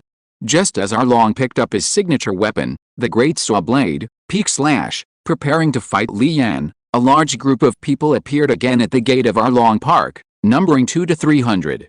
It was 30 ordinary Marines, and the villagers of Kokoyasi village. Hiss. When they arrived, they immediately discovered that the once massive and incredibly thick gate was gone. Arlong Park was now divided into 2 battlefields. One was a chaotic battle between ordinary Marines and fishmen near the gate, and the other was the standoff between Li Yan and Arlong. As for Kruby and Shu, the 2 executives of the Arlong pirates, they lay on the ground, their fates unknown. The battle near the gate was clearly favored by the Marines. Although most of these Marines were individually weaker than the fishmen, it was a fact that fishmen were born with 10 times the strength of humans. However, unlike the chaotic, unorganized battles of the fishmen, the Marines fought in groups of 5, their coordinated efforts allowing them to exert greater strength in both attack and defense. This was, of course, the result of Thor's tutelage. I told you all, there was no need to bring these, Thor said with a wry smile, looking at the 200+ villagers, each wielding a weapon. Just moments before, when Kensuk had called all the villagers out and explained the situation, most were still skeptical. After all, with the 16th branch serving as a negative example for 6 years, they had lost faith in the Marines. But then, the fishmen who had sneaked out of Arlong Park, intending to capture villagers to threaten the Marines, were subdued by Thor and his group before they could even make a move. They quickly confessed the current situation at Arlong Park. The whole village erupted in excitement. Then, at someone's suggestion, everyone clamored to help, and well, that's how it turned into this. Everyone grabbed their so-called weapons and charged in. Thor couldn't dissuade them, so he had to come along, just in case anything happened, he could protect them. However, now that they were all there, no one rushed in to help. Would rushing in just make things worse? Almost every villager thought the same thing. Nami. Their attention was focused on the battlefield in Arlong Park, and Nami was sitting on the ground, covered by a marine cloak, so Kensuk and Najiko didn't react immediately. However, when their gaze shifted from the battlefield, they finally noticed that the person sitting on the ground, covered by a marine cloak with only her head showing, was none other than Nami. Confirming this, the 2 quickly ran out from the crowd of villagers. Nami had stopped crying, clutching the navy cloak covering her tightly, her eyes fixed on the standoff between Li Yan and Arlong. Then Najiko suddenly hugged her. Najiko, what brings you here? Yet, not just me, everyone's here. Hearing this, Nami turned around. Sure enough, the entire Kokoyasi village was there, each carrying a weapon, hose, hammers, carrying poles, pots, and all sorts of other oddities. You guys, you're not thinking of going up to help, are you? Well, we were planning to, but now. Kensuk, who had run over with Najiko, chimed in, slightly embarrassed. Help? Help my ass. They'd only be a hindrance. Najiko, I've made up my mind. After he defeats Arlong and saves Kokoyasi village, I want to become a Marine like Bellamere. Yes, a Marine from the 18th branch of the East Blue. Nami said earnestly, looking at her sister. Then, she turned her gaze back to Li Yan and Arlong. A Marine like Bellamere? After hearing Nami's words, Najiko seemed to be touched by something and murmured to herself. At that moment, Li Yan and Arlong, who were facing off, moved at the same time. Clang. Wrangle and the great saw sword collided instantly. In terms of strength, Arlong was still a bit stronger than Li Yan at this moment. After all, the strength talent of Fishman was undeniable. However, Li Yan had never intended to test his strength against the dragon. The instant the dragon suddenly exerted its power, Li Yan subtly twisted his wrist, deflecting the immense force. The blade of Lanya swiftly sliced along the side of the large saw. Slash. The attack missed, but a flash of light instead swept towards it. The dragon was startled and immediately withdrew its large saw. In its current posture, the dragon could no longer exert its full strength, barely managing to block Lanya's slash was its limit. It was immediately knocked back several meters, even experiencing a brief numbness in its arms. However, Li Yan didn't stop. He continued to press forward, relentlessly swinging Lanya, slashing at the dragon from all directions. For a moment, the dragon, unable to regain its footing, was forced into a passive defensive stance. In the blink of an eye, the two had exchanged more than 10 blows. When they separated again, Li Yan was completely unscathed, not even a speck of dust could be seen on his body, while Arlong was covered in sword wounds. This exchange stunned all the villagers of Kokoyasi village. To these ordinary people, the fight between marines and ordinary fishmen was already quite extraordinary. As for Li Yan and Arlong, it was a battle on a godlike level. However, when they saw Li Yan gaining the upper hand, they still cheered. Arlong was suppressed by Li Yan from the start, but he didn't cause any trouble. After all, for him, the great saw blade, peak slash wasn't his forte. If you were to speak of forte, it would be physical combat. Physical combat is the foundation of the fishman race. Soon, Li Yan witnessed a scene straight out of a pirate movie. Arlong simply threw the great saw blade, peak slash aside, then stretched his hand in front of his huge mouth, and with a forceful pull, an entire set of teeth was ripped off. Moreover, not only were they ripped off, but the teeth in his mouth grew back at a speed visible to the naked eye. In just 3 seconds, all the teeth had completely grown back. Seeing this, Li Yan wanted to complain. This speed is comparable to those special regenerative devil fruit abilities. Then, as the dragon took off another set of teeth and held one set in each hand, it unleashed a powerful attack, Iron Teeth Technique. Chapter 19 The Collapse of the Evil Dragon Empire, Part 2. Holding a full set of teeth in each hand, the dragon skillfully manipulated them with its fingers, opening and closing them like two ferocious beasts tearing at you, a truly intimidating sight. However, that was only in the eyes of ordinary people. To Li Yan, the dragon's behavior was like a circus act, full of tricks, but with little practical use. Well, to be honest, in the entire East Blue, only Krieg seemed relatively normal. He raised the Storm Fang in a blocking stance, then twisted his wrist, making the blade point upwards. The next moment, the two full sets of teeth controlled by the dragon's hands bit directly into the Storm Fang. Crack! It was just a knife. The dragon had tried it before, it could easily crush it. However, this time the feeling seemed a little different. Why did his hands hurt? Because his hands blocked his view. The dragon didn't see what happened, but everyone else did. It wasn't the knife in Li Yan's hand that shattered, but the entire set of teeth that the evil dragon had been holding. Not only were the teeth broken, but even his hand was cut by the blade of the Storm Fang when he gripped it, and the wound wasn't shallow. Blood flowed continuously from his palm. Finally, the evil dragon realized something was wrong, withdrew his hands, and let out a painful howl. At this moment, Li Yan really wanted to retort, "Do you really think your teeth are stronger and sharper than the 50 craftsmen of fine swords?"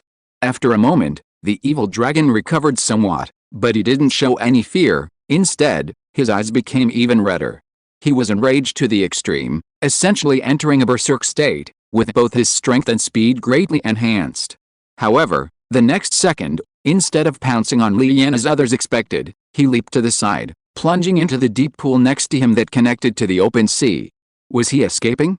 Seeing this, the villagers watching couldn't help but think the same thing. Even Thor thought so. But he had observation haki and quickly realized that Arlong hadn't fled, but was brewing something underwater. Unlike the others, Li Yan knew exactly what Arlong was going to do. If he remembered correctly, it should be the Semedhoda series ultimate attack, right? Same on darts. Like a missile launched from underwater, the surface of the water exploded, and an object shot out from below, heading straight for Li Yan. Li Yan, who was prepared, with the help of the paper drawing, turned slightly and completely dodged it. Rumble.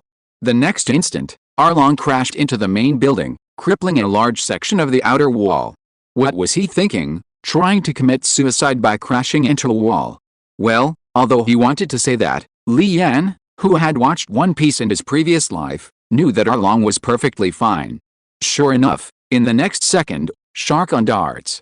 With the dragon shouting the name of its ultimate attack, it suddenly shot out from the collapsed outer wall like a missile once more. However, this time Li Yan had no interest in playing along with its circus act. Shave. With a low shout, Li Yan's figure vanished from the dragon's sight. Just as the dragon was wondering where its target had gone, thump. Li Yan appeared above it and delivered a powerful punch to the dragon's head. The dragon, which had been flying like a missile, was suddenly deflected, plummeting towards the ground and crashing into it, creating a huge crater. Much like a shell crater from a large-caliber naval gun. Did they win? They should have won, right? Even a dragon couldn't withstand that attack. That marine is amazing. My god, is this the strength and speed of a human? Hey everyone, shouldn't we cheer? Having witnessed that scene, the more than 200 villagers of Kokwesi village at the entrance to Dragon Park exclaimed in amazement, until finally, someone suggested they all cheer. It must be said, this suggestion truly resonated with every villager in Kokwesi village. However, just as everyone was about to cheer, the crater that the dragon had just smashed open seemed to explode a second time, sending countless fragments flying. Then, a figure stood up from the crater. Who else could it be but the dragon? Human, I admit you're strong, but you're a long way from defeating me. Alright, stop pretending. If you're not feeling well, just lie there properly. And can you please stop shaking your leg? Looking at the still arrogant dragon, Li Yan said disdainfully, then drew his sword, Ranga, again and swung it directly at the dragon. Of course, Li Yan used the back of the blade, since he had made a promise with Nami to finish off the dragon. The dragon, already struggling to stand, had no strength to withstand this attack and was instantly sent flying 7 or 8 meters away, immediately losing consciousness. Ding. Congratulations to the host for killing or capturing a pirate with a bounty of 20 million, gaining 200,000 merit points. Ding. Mission 1 completed, killing a pirate with a bounty exceeding 20 million, rewarding a research talent, who will arrive at the branch within 3 days of the host's collection. Ignoring these system notifications, after dealing with Arlong, Li Yan looked at the battlefield of his marines. The ordinary fishmen, already at a disadvantage, collapsed even more rapidly after Thor and his 30 marines joined the battle. At this moment, besides Hachi, only about 20 fishmen were still standing and resisting. It wouldn't be long before they were all finished off. As for the rats and dozens of marines from the 16th branch, well, they'd all been lying on the ground for who knows how long. However, being marines after all, Li Yan's marines showed mercy, not killing a single one, only knocking them unconscious. In fact, for them, death might be a relief. If they didn't die, they would only be stuck there for the rest of their lives. That place, to them, was no different from hell. However, Li Yan frowned slightly. From the beginning, he felt he had overlooked something very important, but no matter how hard he tried, he couldn't remember it. Until. And when Li Yan's gaze swept back towards the building in Dragon Park, he finally remembered, there was something he hadn't done. Nami's nightmare wasn't completely destroyed yet. Colonel, the remaining fishmen have all surrendered. Mission accomplished. Just then, Larnus ran up to Li Yan and reported. It turned out that while Li Yan was recalling that important matter, the 20-odd fishmen, upon discovering that the dragon had been defeated, had also given up resistance and surrendered. Check and subdue all the fishmen who are still alive. Also, have someone search Dragon Park and find all their loot. Finally, send a group of men to bring the warship over and raise Dragon Park to the ground. Hiss. Hearing Li Yan's orders, Larnus gasped. Was it really necessary to go to such lengths? It was a decent building, destroying it was such a waste. Why not just give it to the villagers of Kokwesi village? You don't understand. To the villagers of Kokwesi village, this building is a dragon. Every time they see it, they're reminded of the 6 years they've lived under its rule. Only by completely destroying it can the villagers of Kokwesi village be reborn. Seeing Larnus's suspicious expression, Li Yan knew exactly what he was thinking. He shook his head and said seriously, I understand, Colonel. I'll arrange it immediately. Okay, go. Soon, all the Marines with minor injuries were divided into 3 teams. The first team was responsible for shackles on the surviving fishmen and members of the 16th branch. The second team quickly rushed into Arlong Park to begin the search. As for the third team, they went to pilot the warship according to Li Yan's orders. Sir Marine, On behalf of all the villagers of Kukwasi village, I thank you for everything you've done. Just as all the Marines were busy following Li Yan's orders, the villagers of Kukwasi village, led by Kensuk, also entered Arlong Park and came before Li Yan. This is what we Marines should do. It's actually us who need to apologize for letting these parasites of the 16th branch collude with pirates. No, please don't. There are always bad apples everywhere, but now we know that the vast majority of Marines are good people. Seeing Li Yan say he wanted to apologize like Thor, Kensuk quickly stopped him. Li Yan didn't pretend to apologize like Fujitora, but instead looked at Nami beside Kensuk. Nami, do you remember what I promised you? Now it's time to fulfill that promise. Li Yan asked, pointing to the unconscious, shackled Arlong beside him. He then presented Nami with his sword, Ranga. Nami, of course, remembered Li Yan's question. He wanted her to personally kill Arlong, the murderer of Belamir. Looking at the sword Ranga offered by Li Yan, Nami, who had never killed anyone before, hesitated for a moment. But quickly, recalling the scene of Belamir being killed by Arlong, Nami's eyes hardened. Najiko, do you want to come with me? Nami? To avenge Belamir. Taking Ranga from Li Yan, Nami asked Najiko. Only now did Najiko finally understand what Li Yan meant by what he had said to Nami.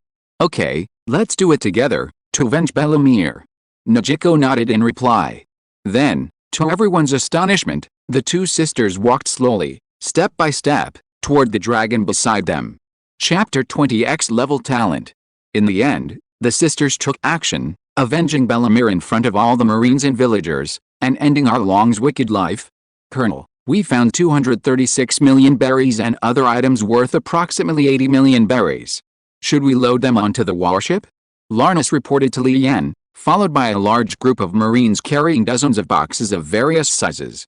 No, this is what the Arlong pirates have been plundering from the villagers of Kukwasi village for the past 6 years. Return it all to the villagers. Yes, Colonel. The villagers of Kukwasi village naturally heard the conversation between Li Yan and Larnus. For a moment, everyone was stunned. After all, they were already happy to have gotten rid of Arlong. They hadn't even considered the berries. Moreover, the Navy always confiscated pirate loot for military use. They had never heard of the Navy returning stolen goods to the people. So, this colonel actually said he would return all the loot to the villagers? Good heavens, are the Navy's 18th branch really that noble? Indeed, according to Navy regulations, all supplies seized from pirates are confiscated and used as military funds. After all, the funds allocated by Marigiaes each year are simply not enough for the Navy's expenses.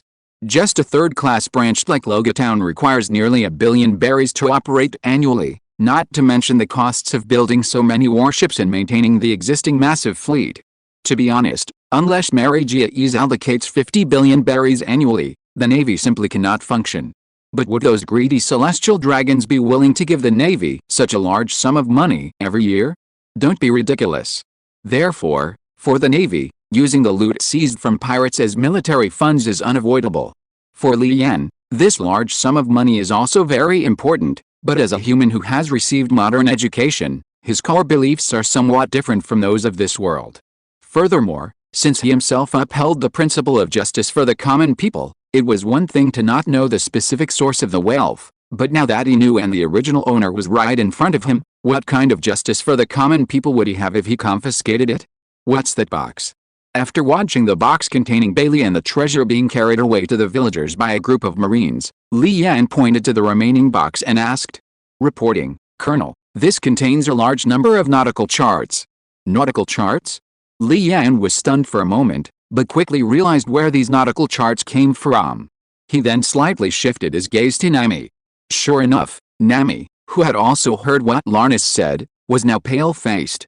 For Nami, these nautical charts in that room were like a nightmare. Put these things back where they were. Hearing this, Larnus was stunned. He had already seen them during the search. These nautical charts were quite comprehensive, covering almost the entire East Blue, and their importance to the branch was self-evident.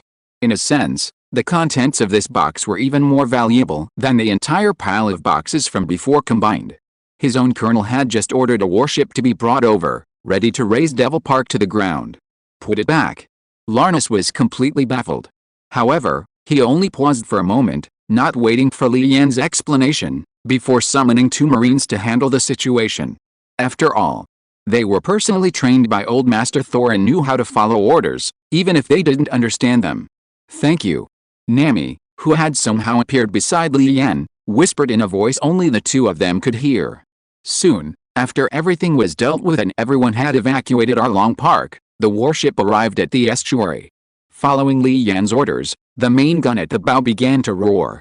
With a series of deafening booms, Arlong Park gradually turned into ruins.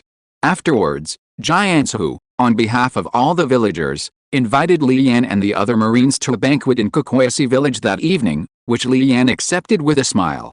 Once everything was settled, Li Yan finally had time to properly examine his gains from this trip. Li Yan rank, colonel position, commander of the 18th branch of the East China Sea Navy power level. 398 martial arts level, B rank talent, LV, 33, 70%, swordsmanship level, A rank talent, LV, 39, 45%, devil fruit, none. 3 types of haki, armament haki LV, 0, observation haki LV, 0, conqueror's haki LV, 0, exclusive trait, high speed recovery LV, 3 skills, Navy 6 styles, shave LV, 18, 50%, Navy 6 styles, iron body LV, 15, 90%, Navy 6 styles, paper drawing LV, 10, 11%, merit points. 458,000. Having directly defeated 3 bounty pirates, including Arlong, and adding the small pirate crews defeated by his subordinates along the way, Li Yan's merit points have now reached as high as 458,000. He had never been so wealthy before, and he was extremely excited. Once back at the 18th branch, he could embark on another major expansion. Then, Li Yan opened the mission panel. Mission 1, kill or capture 1 pirate with a bounty of 20 million berries or more. Reward, 1 A rank talent researcher, completed. Mission 2, use merit points for 1 lottery draw. Reward, unlocks a new category in the lottery module. Mission 3, recruit 3 more A rank or higher talent holders for the branch. The reward from Mission 1 is not included. Reward, 1 chance to draw technology category lottery and unlocks the technology category in the lottery module. Mission 4, produce at least 1 B rank or higher technological achievement. Reward, 1 10-fold gravity training room. Note, the system will only refresh the missions after all missions are completed. Honestly, Li Yan had been really annoyed by Mission 2. You see, a merit point lottery draw cost 100,000 merit points. However, after visiting Kokoyasi village, Li Yan suddenly felt that 100,000 merit points didn't seem like much.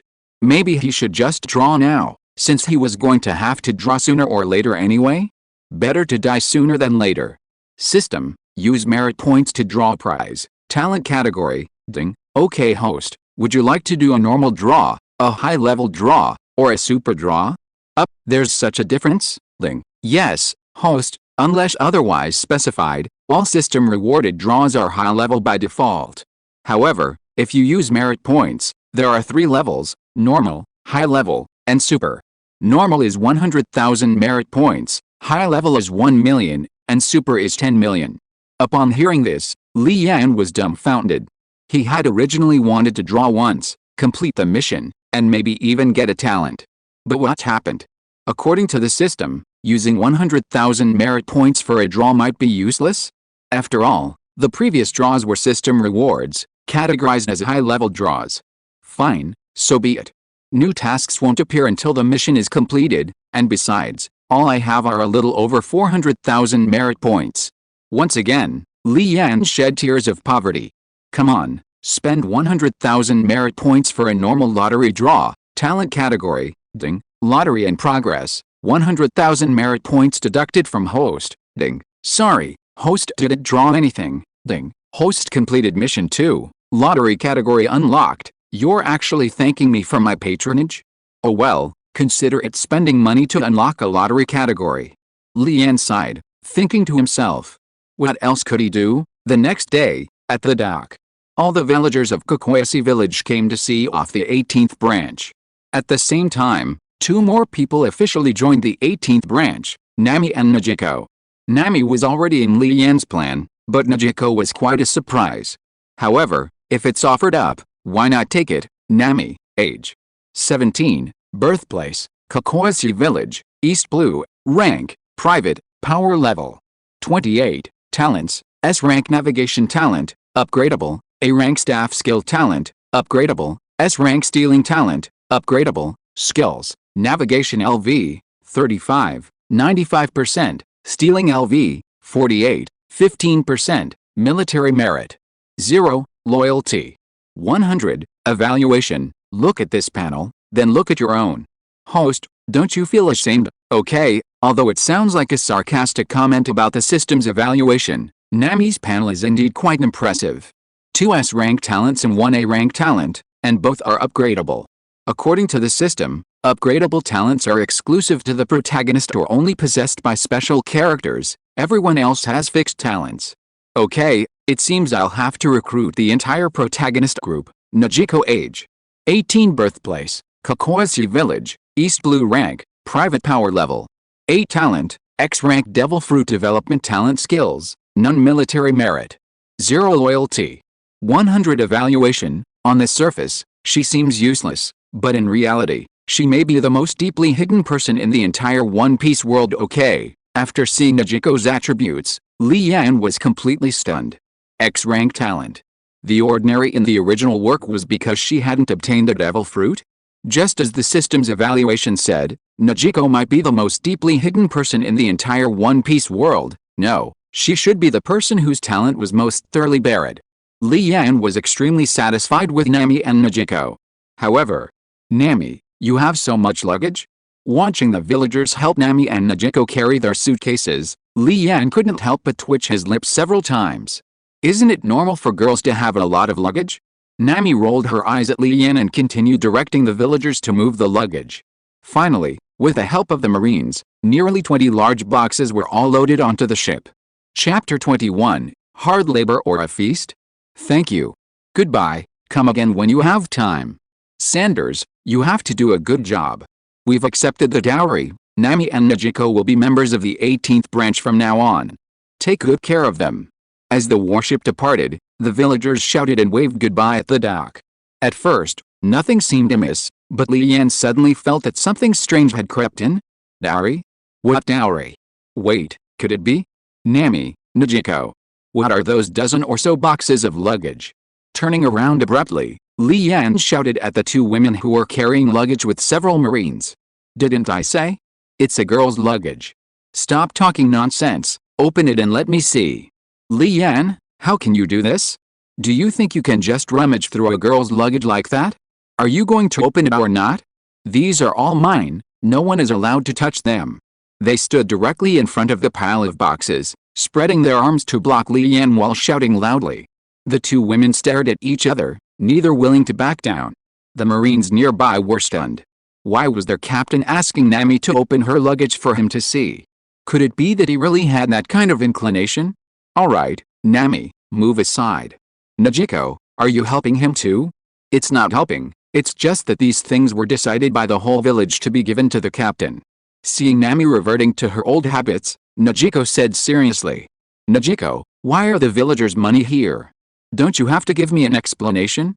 Captain, this is a unanimous decision by everyone in the village to donate this money to the branch's development. This is in accordance with naval regulations. Najiko calmly gave the explanation he had prepared beforehand. The Navy does indeed have such a regulation, allowing the branch to accept donations from civilians. After all, funds are really tight. However, this donation must be voluntary from the civilians. At this point, Li Yan didn't know what to say. It seemed that the villagers of Kakoasi Village were determined to get this huge sum of money from his subordinate. Since things had already come to this, Li Yan didn't plan to dwell on this matter any longer. Alright, I'll take the money. When you go back to the village on your leave, please thank everyone for me.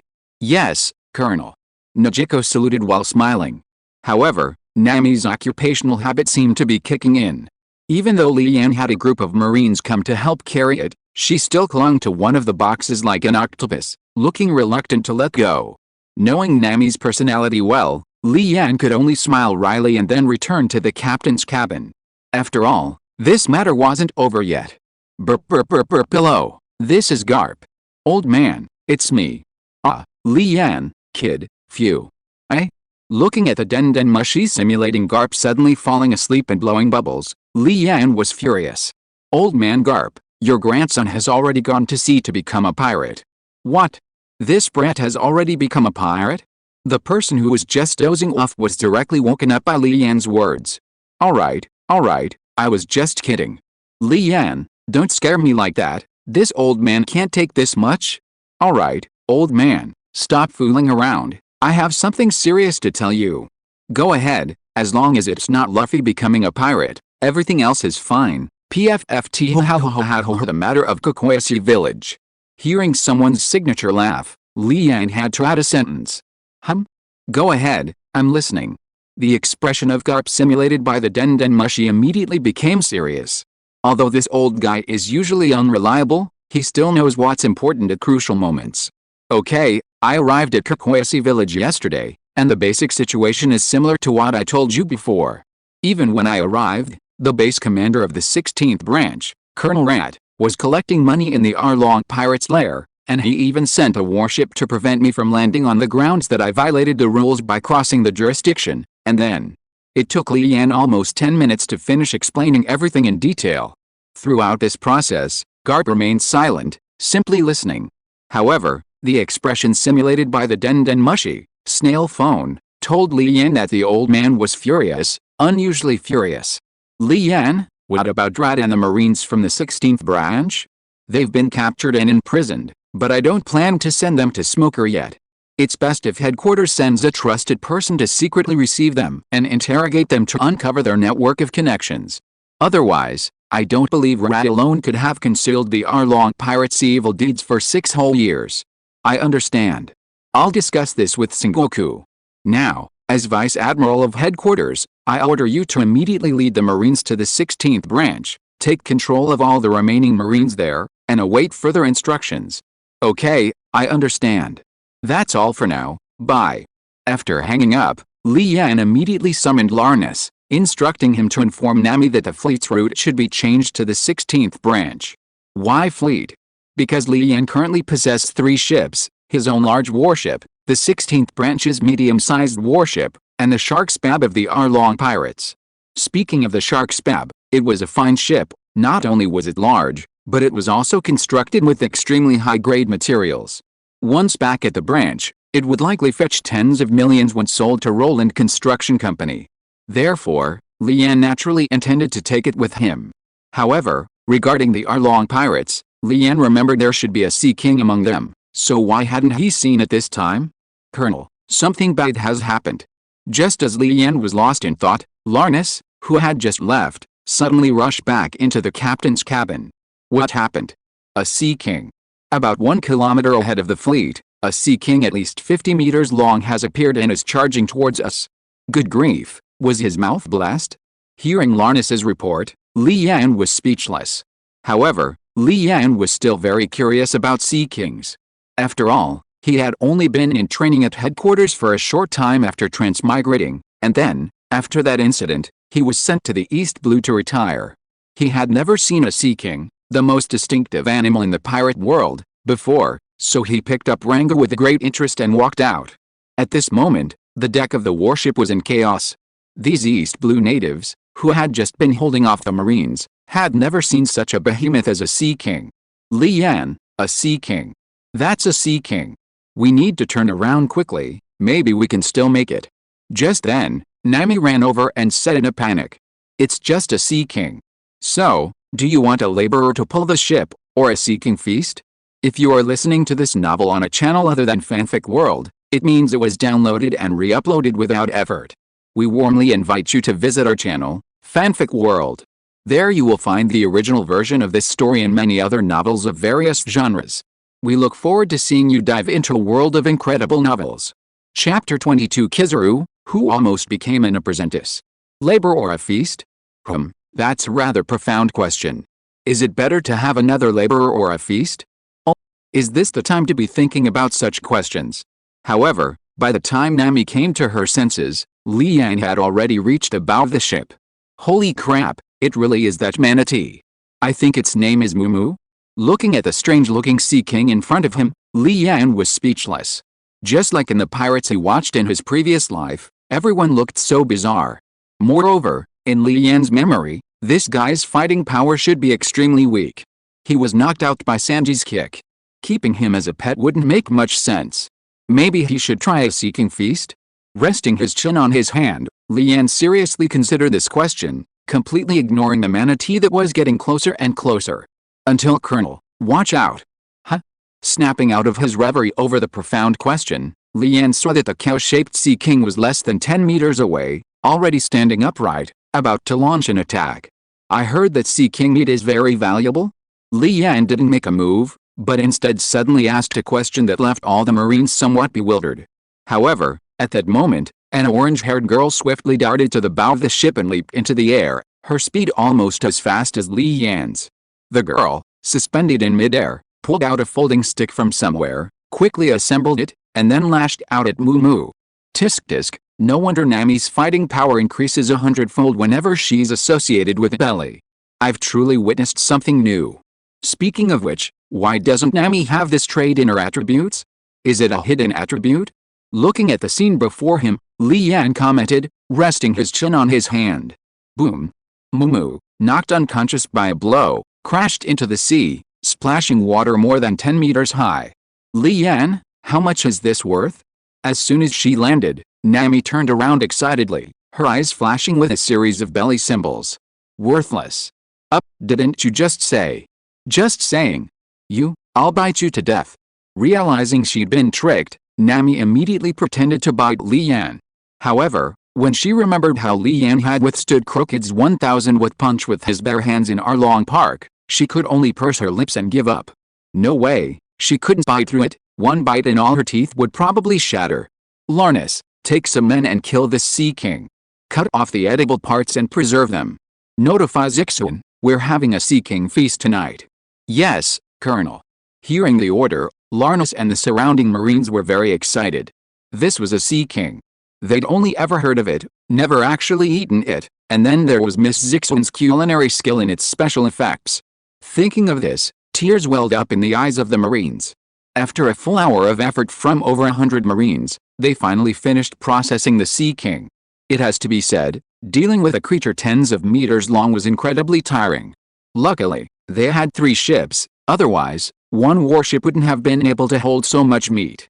Moreover, according to Li Yan's estimate, they wouldn't have to worry about food supplies for at least a month. After taking out a portion, Zilu, with a few Marines assisting, began preparing tonight's Sea King feast, while the fleet set sail again. Finally arriving at the 16th branch of the East Blue Navy just before sunset. Remember, once ashore, immediately take control of all Marines in the 16th branch. Don't let a single one escape. If anyone resists, kill them on the spot. This is the order of Vice Admiral Garp, the Navy hero. Yes, Captain. At the same time, the Marines left behind by the 16th branch on the shore had no idea what was about to happen.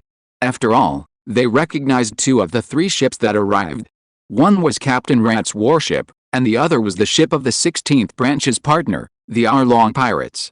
As for the 3rd warship, they selectively ignored it, just as Li Yan led the Marines in a surprise attack on the 16th branch of the East Blue, at Marine Headquarters, in the Fleet Admiral's office. The situation is as I just said. This incident is extremely serious. If it's not dealt with seriously, the Navy's justice will be questioned by the whole world. Just as Li Yan said, Rat alone couldn't have kept this a secret for 6 years. There must be other Navy personnel in the East Blue colluding with Rat, and their positions must be quite high. Therefore, before these people learn about the incident at the 16th branch, we need to send reliable people from headquarters to pry open the network of interests behind Rat and wipe out these parasites. Of course, we must handle this secretly and absolutely not let the outside world know. After Garp told Sengoku about Li Yan's situation, Sengoku immediately summoned Shuru and Kizaru, who was currently lazing around at headquarters, to discuss the matter. It's really scary. I thought Li Yan was going to retire in the East Blue, but he suddenly did something so big. How about I go myself? Kizaru pushed up his sunglasses and said in his signature way, then asked, unusually. Anyone will do, just not you. Sigh, why is that? You still ask? Don't think I don't know. All that 9 to 5, weekends off, Triple pay for overtime, that's all Li Yan taught you. You almost became his apprentice back then. What would you do there? Learn a few more lazy skills? Sengoku's forehead creased with disbelief. Kizaru was already lazy enough, but then, by chance, he overheard a bunch of strange things from Li Yan and was immediately blown away, even almost becoming his apprentice on the spot. Luckily, Sengoku discovered it early and immediately forbade Kizaru from contacting Li Yan, otherwise, the consequences would have been unimaginable. Letting Kizaru go to Li Yan's place? Forget about it. Churu, do you have any recommendations for candidates? Ignoring the innocent-looking Kizaru, Sengoku asked his advisor, Churu. After all, when in doubt, asking Churu is always a safe bet. How about we send Jian? The people on our warship are all people I trained, they're completely trustworthy.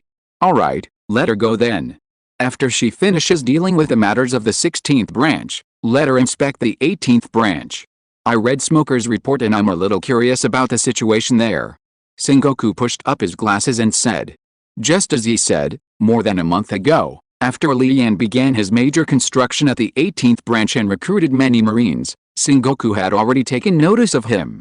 After all, this was a young man once hailed by Zephyr as a future admiral. If his talent and strength could be restored, Sengoku would be very happy to see it. Okay, that's settled then. Garp, what do you think? Hoo-hoo. Turning his head. Sengoku swallowed the words he was about to say when his gaze fell on Garp. This guy is asleep again. Immediately, Sengoku, whose self-control was lacking, couldn't hold back any longer. A roar erupted from the fleet admiral's office, startling all the Marines in the corridor. Garp. Chapter 23 Strange Request. East Blue, Branch 16. In the plaza, over 100 people were enjoying a Sea King feast, while on the open ground nearby, the Branch 16 Marines were beaten black and blue, bound like dumplings. If it weren't for the Branch 18 members wearing Marine uniforms, one would think pirates had stormed Branch 16. Thanks to Zijuan's devil fruit ability, everyone's fatigue was rapidly recovering after the meal. Boom boom boom boom boom. Just as Li Yan finished his sumptuous dinner, his den mushi rang. This is Li Yan. Colonel Li Yan, hello, my name is Jian, Vice Admiral of Headquarters. Jian? Li Yan was very familiar with that name, one of the 3 most beautiful women in the Navy. Speaking of which, he had been at Marine Headquarters for 3 years. He had met Tina and Anne, but he had never met Jian, the Admiral candidate codenamed Momausaji. He didn't know if it was because she was always away on missions, or if they were simply not meant to be. In short, for 3 whole years, even though Li Yan had deliberately searched for her for a period of time, she still hadn't found her. As for her saying she was a vice admiral, that wasn't actually wrong. After all, being an admiral candidate wasn't a formal position. In the Navy's organization, Momausaji and Chatham both held a rank of vice admiral. So it's Vice Admiral Jian. Is there anything I can help you with? Well, it's like this, Sister Churu. Staff Officer Churu asked me to come here to handle the matter of the 16th branch colluding with the Arlong pirates. I happen to be in the comm belt and should be able to reach the East Blue in 2 days. Should I go directly to the 16th branch to meet you? Oh, I see.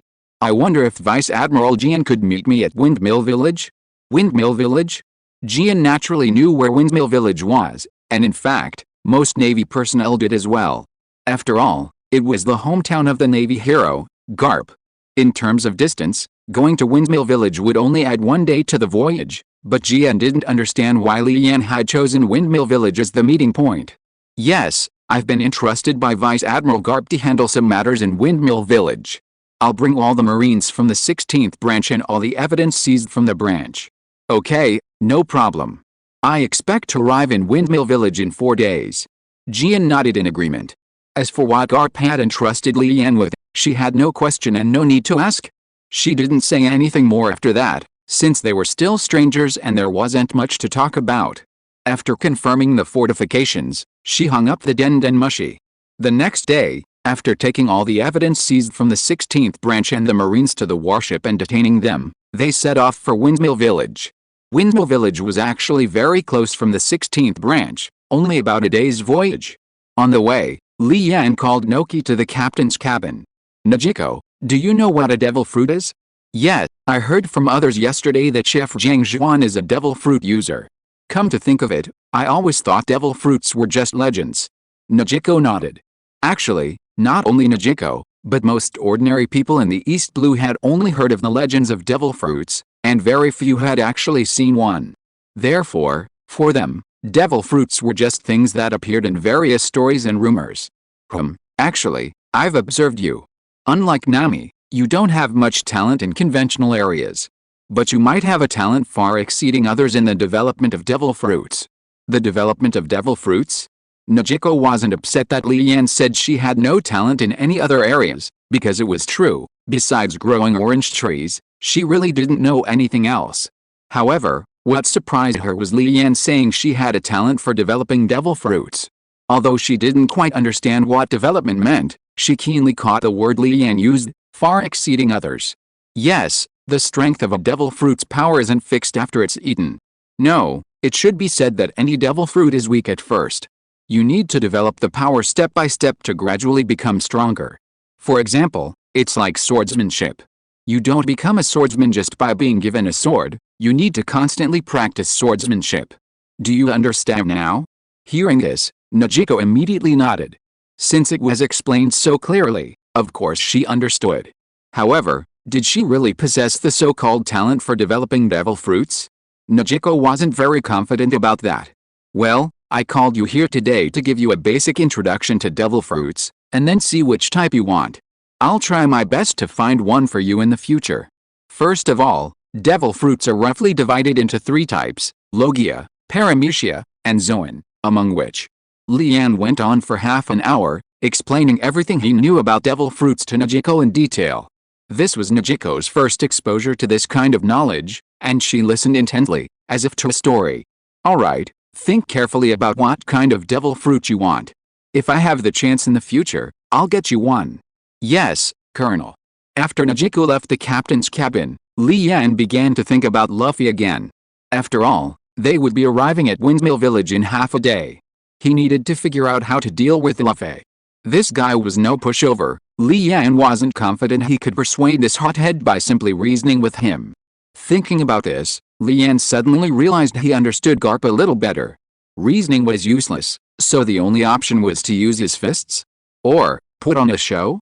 Anyway, this guy's IQ was practically 0 except when fighting. Even if there were flaws in the show, this hothead wouldn't notice them most of the time. That was a good idea. The key was how to put on the show? He'd got it. Li Yan clapped his hands, suddenly having an idea. Since it was that Shanks who led you down the path of piracy, then let's use Shanks to guide you onto the broad road of the Navy. To do that, we need to find a pirate crew to help us. Thinking of this, Li Yan quickly walked out of the captain's cabin and onto the deck. Larnus. Colonel. Don't rush to Windmill Village yet. Wander around a bit more, find any pirate crew to capture, but be careful when you strike. Try not to leave any visible injuries on their bodies. I have a very important use for them. Yes, Colonel. What? Looking at Li Yan, who had already turned and walked back to the captain's cabin, Larnus was completely bewildered. Chapter 24 Windmill Village. In the East Blue, 27 nautical miles from Windmill Village, 3 warships from the 18th branch were anchored. On this small island lay a village, though small, with only about 30 people, making it the closest inhabited island to Windmill Village. However, all the villagers had been taken aboard the medium-sized warship, replaced by over 30 marines dressed in civilian clothes, and a dozen or so pirates in shackles. Old Master Thor, I'm leaving this to you. We'll arrive around 10 p.m. according to plan. Don't worry. But speaking of which, it's amazing you came up with this idea. I wonder how your brain works? Just a small trick, nothing special, Waving his hand, Li Yan said with a smile, then led the remaining marines onto the large warship and set sail for Windmill Village. On the shore, Thor stood before the dozen or so pirates, glaring fiercely at them. Remember, you only have one chance. Any mishap will void all previous agreements. Do you understand? Rest assured, Marine, we're not good at robbery, but when it comes to acting, our performance pirates are the best. We guarantee no problems. Yes, Captain is right. If it weren't for the nobles forcing us, we'd all be actors in the underworld. Who would become a pirate? When it comes to acting, we've never been afraid of anyone. That's right. The pirates chimed in, all guaranteeing that there would be absolutely no problems. Thor nodded in satisfaction. It was quite a coincidence, really. Just when Li Yan ordered Larnis to search the area for a pirate crew, they happened to run into this newly formed performance pirates, who didn't even have a bounty yet. The warship immediately boarded and rushed over, but to everyone's surprise, the Marines found a group of pirates kneeling on the ground in surrender. After questioning, it was discovered that this newly formed pirate crew was originally a theatrical troupe, and a rather well-known one at that, in the East Blue. They had offended a nobleman from the Goa Kingdom recently, and, having nowhere else to turn, had become pirates. They hadn't even sailed far before Li Yan caught them red-handed. However, for Li Yan, this was fantastic. With such a group of skilled pirates, his plan was even more perfect. He immediately made a deal with them. They would cooperate in a play, and he would release them afterward. After all, these pirates hadn't done anything wrong, and letting them go wasn't out of the question for Li Yan. But this was a one-time deal. If they continued to be pirates, Li Yan wouldn't show any mercy next time. Just as the sun was about to set, the warship finally arrived at Windmill Village. It has to be said that although it's just a village, the dock is quite large. After all, Old Man Garp comes back to see his grandson all the time, and with the size of his super warship, it really can't stop without a dock like this. As soon as Li Yan stepped off the ship, he felt that the villagers here were very simple and friendly. Everyone he walked around greeted him with a smile, even if they didn't know each other at all. As for where to find Luffy, Li Yan wasn't worried about that. After all, it was almost dinner time, and going to Makina's banquet bar would be the right choice. Moreover, even if Luffy didn't go there for dinner, Makina should know where he was. After asking a villager for directions, Li Yan took Larnis to the banquet bar. Pushing open the bar door, it was a bit different from what Li Yan had imagined. There wasn't a group of villagers having a banquet. Apart from Makina at the bar, there was only an old man reading a newspaper. Moreover, this old man looked very familiar to Li Yan. If he wasn't mistaken, it should be Upslap, the village chief of Windmill Village. "Welcome. Would you like a drink or a meal?" The voice was incredibly gentle. Anyone who heard it would naturally feel a sense of goodwill towards her. Truly worthy of being one of the most popular female characters in the One Piece world, Makina. Looking at the beautiful and gentle girl before him, Li Yan couldn't help but sigh. "I'm here to find someone. Do you know where Luffy is, miss?" "Looking for Luffy?" Makina was immediately taken aback. After all, Luffy had never left Windmill Village, and she had never seen this marine before. Could it be that Luffy had gone to the Goa Kingdom to cause trouble? Makina, being so sympathetic, immediately categorized Li Yan as a marine stationed in the Goa Kingdom. However, before Makina could reply, the old man beside her put down his newspaper and interrupted. "What trouble has that brat gotten into this time?" "No, I'm not here to arrest him. I was asked by Vice Admiral Garp to check on his grandson and give Luffy a little moral education." Garp asked you to? You're Li Yan?" Hearing Li Yan's words, village chief Slap carefully examined the marine before him. "Young, very young, yet already a colonel. That's quite rare. Moreover, to be personally asked by Garp to deal with his troublesome grandson clearly indicates a very close relationship with Garp." Thinking about it, Slap recalled the story Garp would tell every time he returned to Windmill Village a few years ago. He had almost become sworn brothers with a boy who wasn't even 20 years old. Thinking of this, Slap couldn't help but ask. However, this surprised Li Yan. How did this old man know him? But considering this was Windmill Village, Garp's hometown, Li Yan understood. The old man must have mentioned him when he came back before. "Yes, I'm Li Yan, currently the base commander of the 18th branch of the East Blue." "Great. So young and already a base commander guarding a region, much better than that brat Garpka. Makina, give this colonel a drink, put it on my tab." Clearly, Slap was in a very good mood. "But, Li Yan, that brat Luffy isn't easy to deal with." "No problem, I already have a complete plan. If nothing unexpected happens, I can handle this tonight." "So confident, what's your method?" "Well, I'll keep that a secret for now. But if Village Chief Slap is interested, you can come with me to see a play tonight. Of course, if Miss Makina is willing, she can come too." "Huh, me?" Makina, who had been quietly listening, was somewhat surprised by Li Yan's words. "Yes, don't you want to see Luffy's future, the moment he transforms from a pirate into a marine?" "Seriously? Why should such a good girl have to have a child with that bastard Shanks in a few years? Wouldn't it be better to just bring her back to the 18th branch? Besides, look how many Marines there are now. Zixon is almost overwhelmed by the sheer number, and this girl is quite skilled at cooking. Makina thought about it, but was still a little worried about Luffy. Alright then. Chapter 25 The Burning Village. Makina, I'm hungry. Just as Li Yan invited Makina to watch a show together that evening, the bar door was suddenly pushed open with a loud shout. Li Yan didn't even need to turn his head to know who it was. This kid really lived a life of ease in Windmill Village. Completely oblivious to the hardships ordinary people in this world, this ignorant brat, after being manipulated by Shanks, had already made a grand vow to become the Pirate King. Okay, have a seat, I'll go prepare. By the way, this is your grandfather's colleague. Makina's voice was still gentle, like a spring breeze. Oh, grandfather's colleague, a Marine? Yes, my name is Li Yan. I heard Luffy, you want to be the Pirate King in the future, right? That's right, I made a promise with Shanks that I will become the Pirate King, the freest being in the world. Well, to be able to excitedly declare his ambition to become the Pirate King in front of the Marines, Luffy is truly unique in the pirate world. Luffy, since you want to become the Pirate King, do you even know what a pirate is? Yeah, it's someone who can freely adventure on the high seas. But isn't that an adventurer? What does that have to do with pirates? Li Yan still smiled as he spoke. Shanks said that's what pirates are. And what's an adventurer? Hearing this, Li Yan wasn't bothered. After all, having watched One Piece in his previous life, he already knew about Luffy's unusually low IQ. However, Larnus, standing behind Li Yan, was completely bewildered. Vice Admiral Garp's grandson, his thought process was just too bizarre. An adventurer is an adventurer, why does he have to call himself a pirate? Alright, looks like I need to explain to you what a pirate is.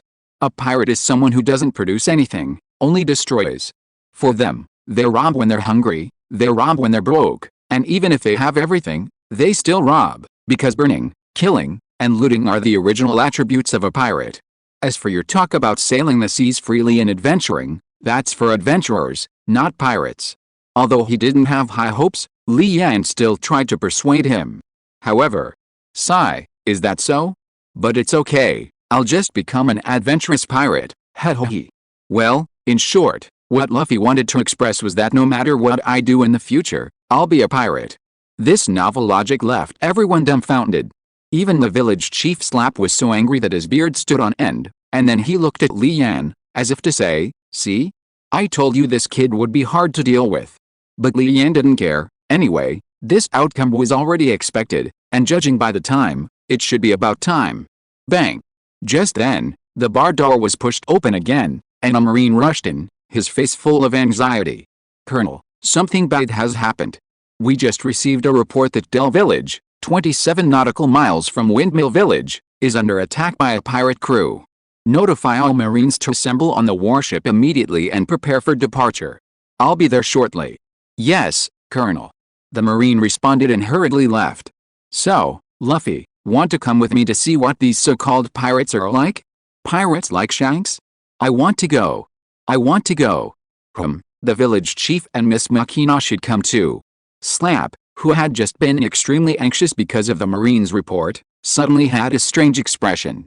Slap naturally knew Del Village, the closest inhabited island to the Goa Kingdom. And because they had interacted with each other regularly, he knew almost everyone in Del Village.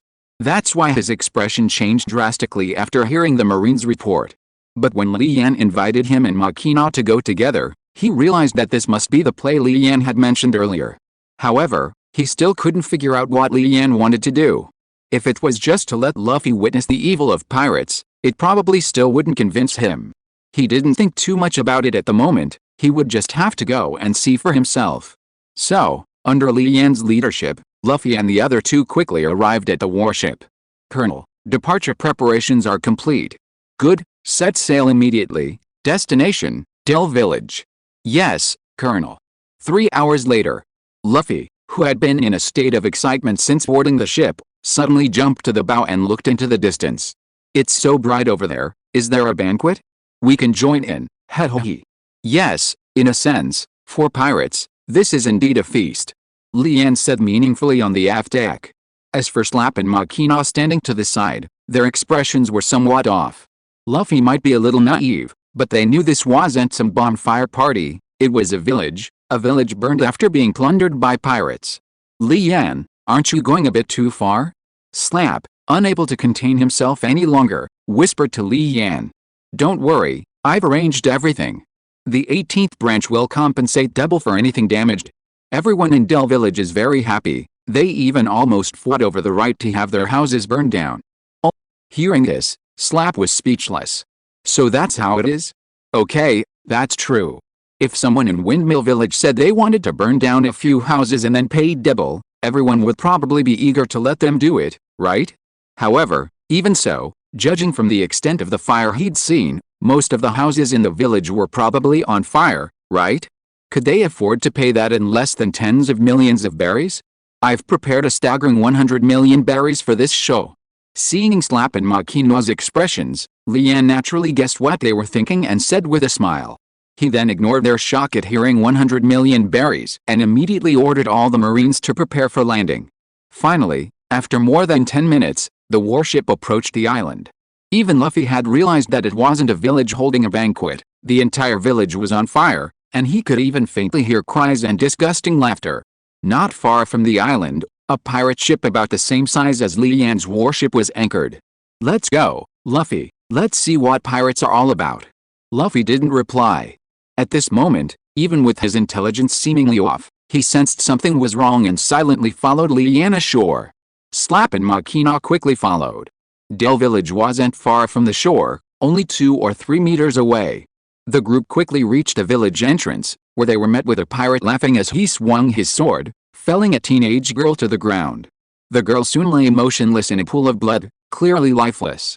It was then that everyone noticed that throughout the village, as far as the eye could see, villagers lay in pools of blood, the crimson blood pooling together, almost forming a river. The weapons of the dozen or so pirates in the village were also stained with blood. Stop. End of this chapter. Thank you so much for reading until the end. Don't forget to give it a like. Looking for more exclusive content and immediate access? Subscribe to our Patreon. Remember, every like, subscription or donation encourages us to continue. Thank you all. See you in the next video.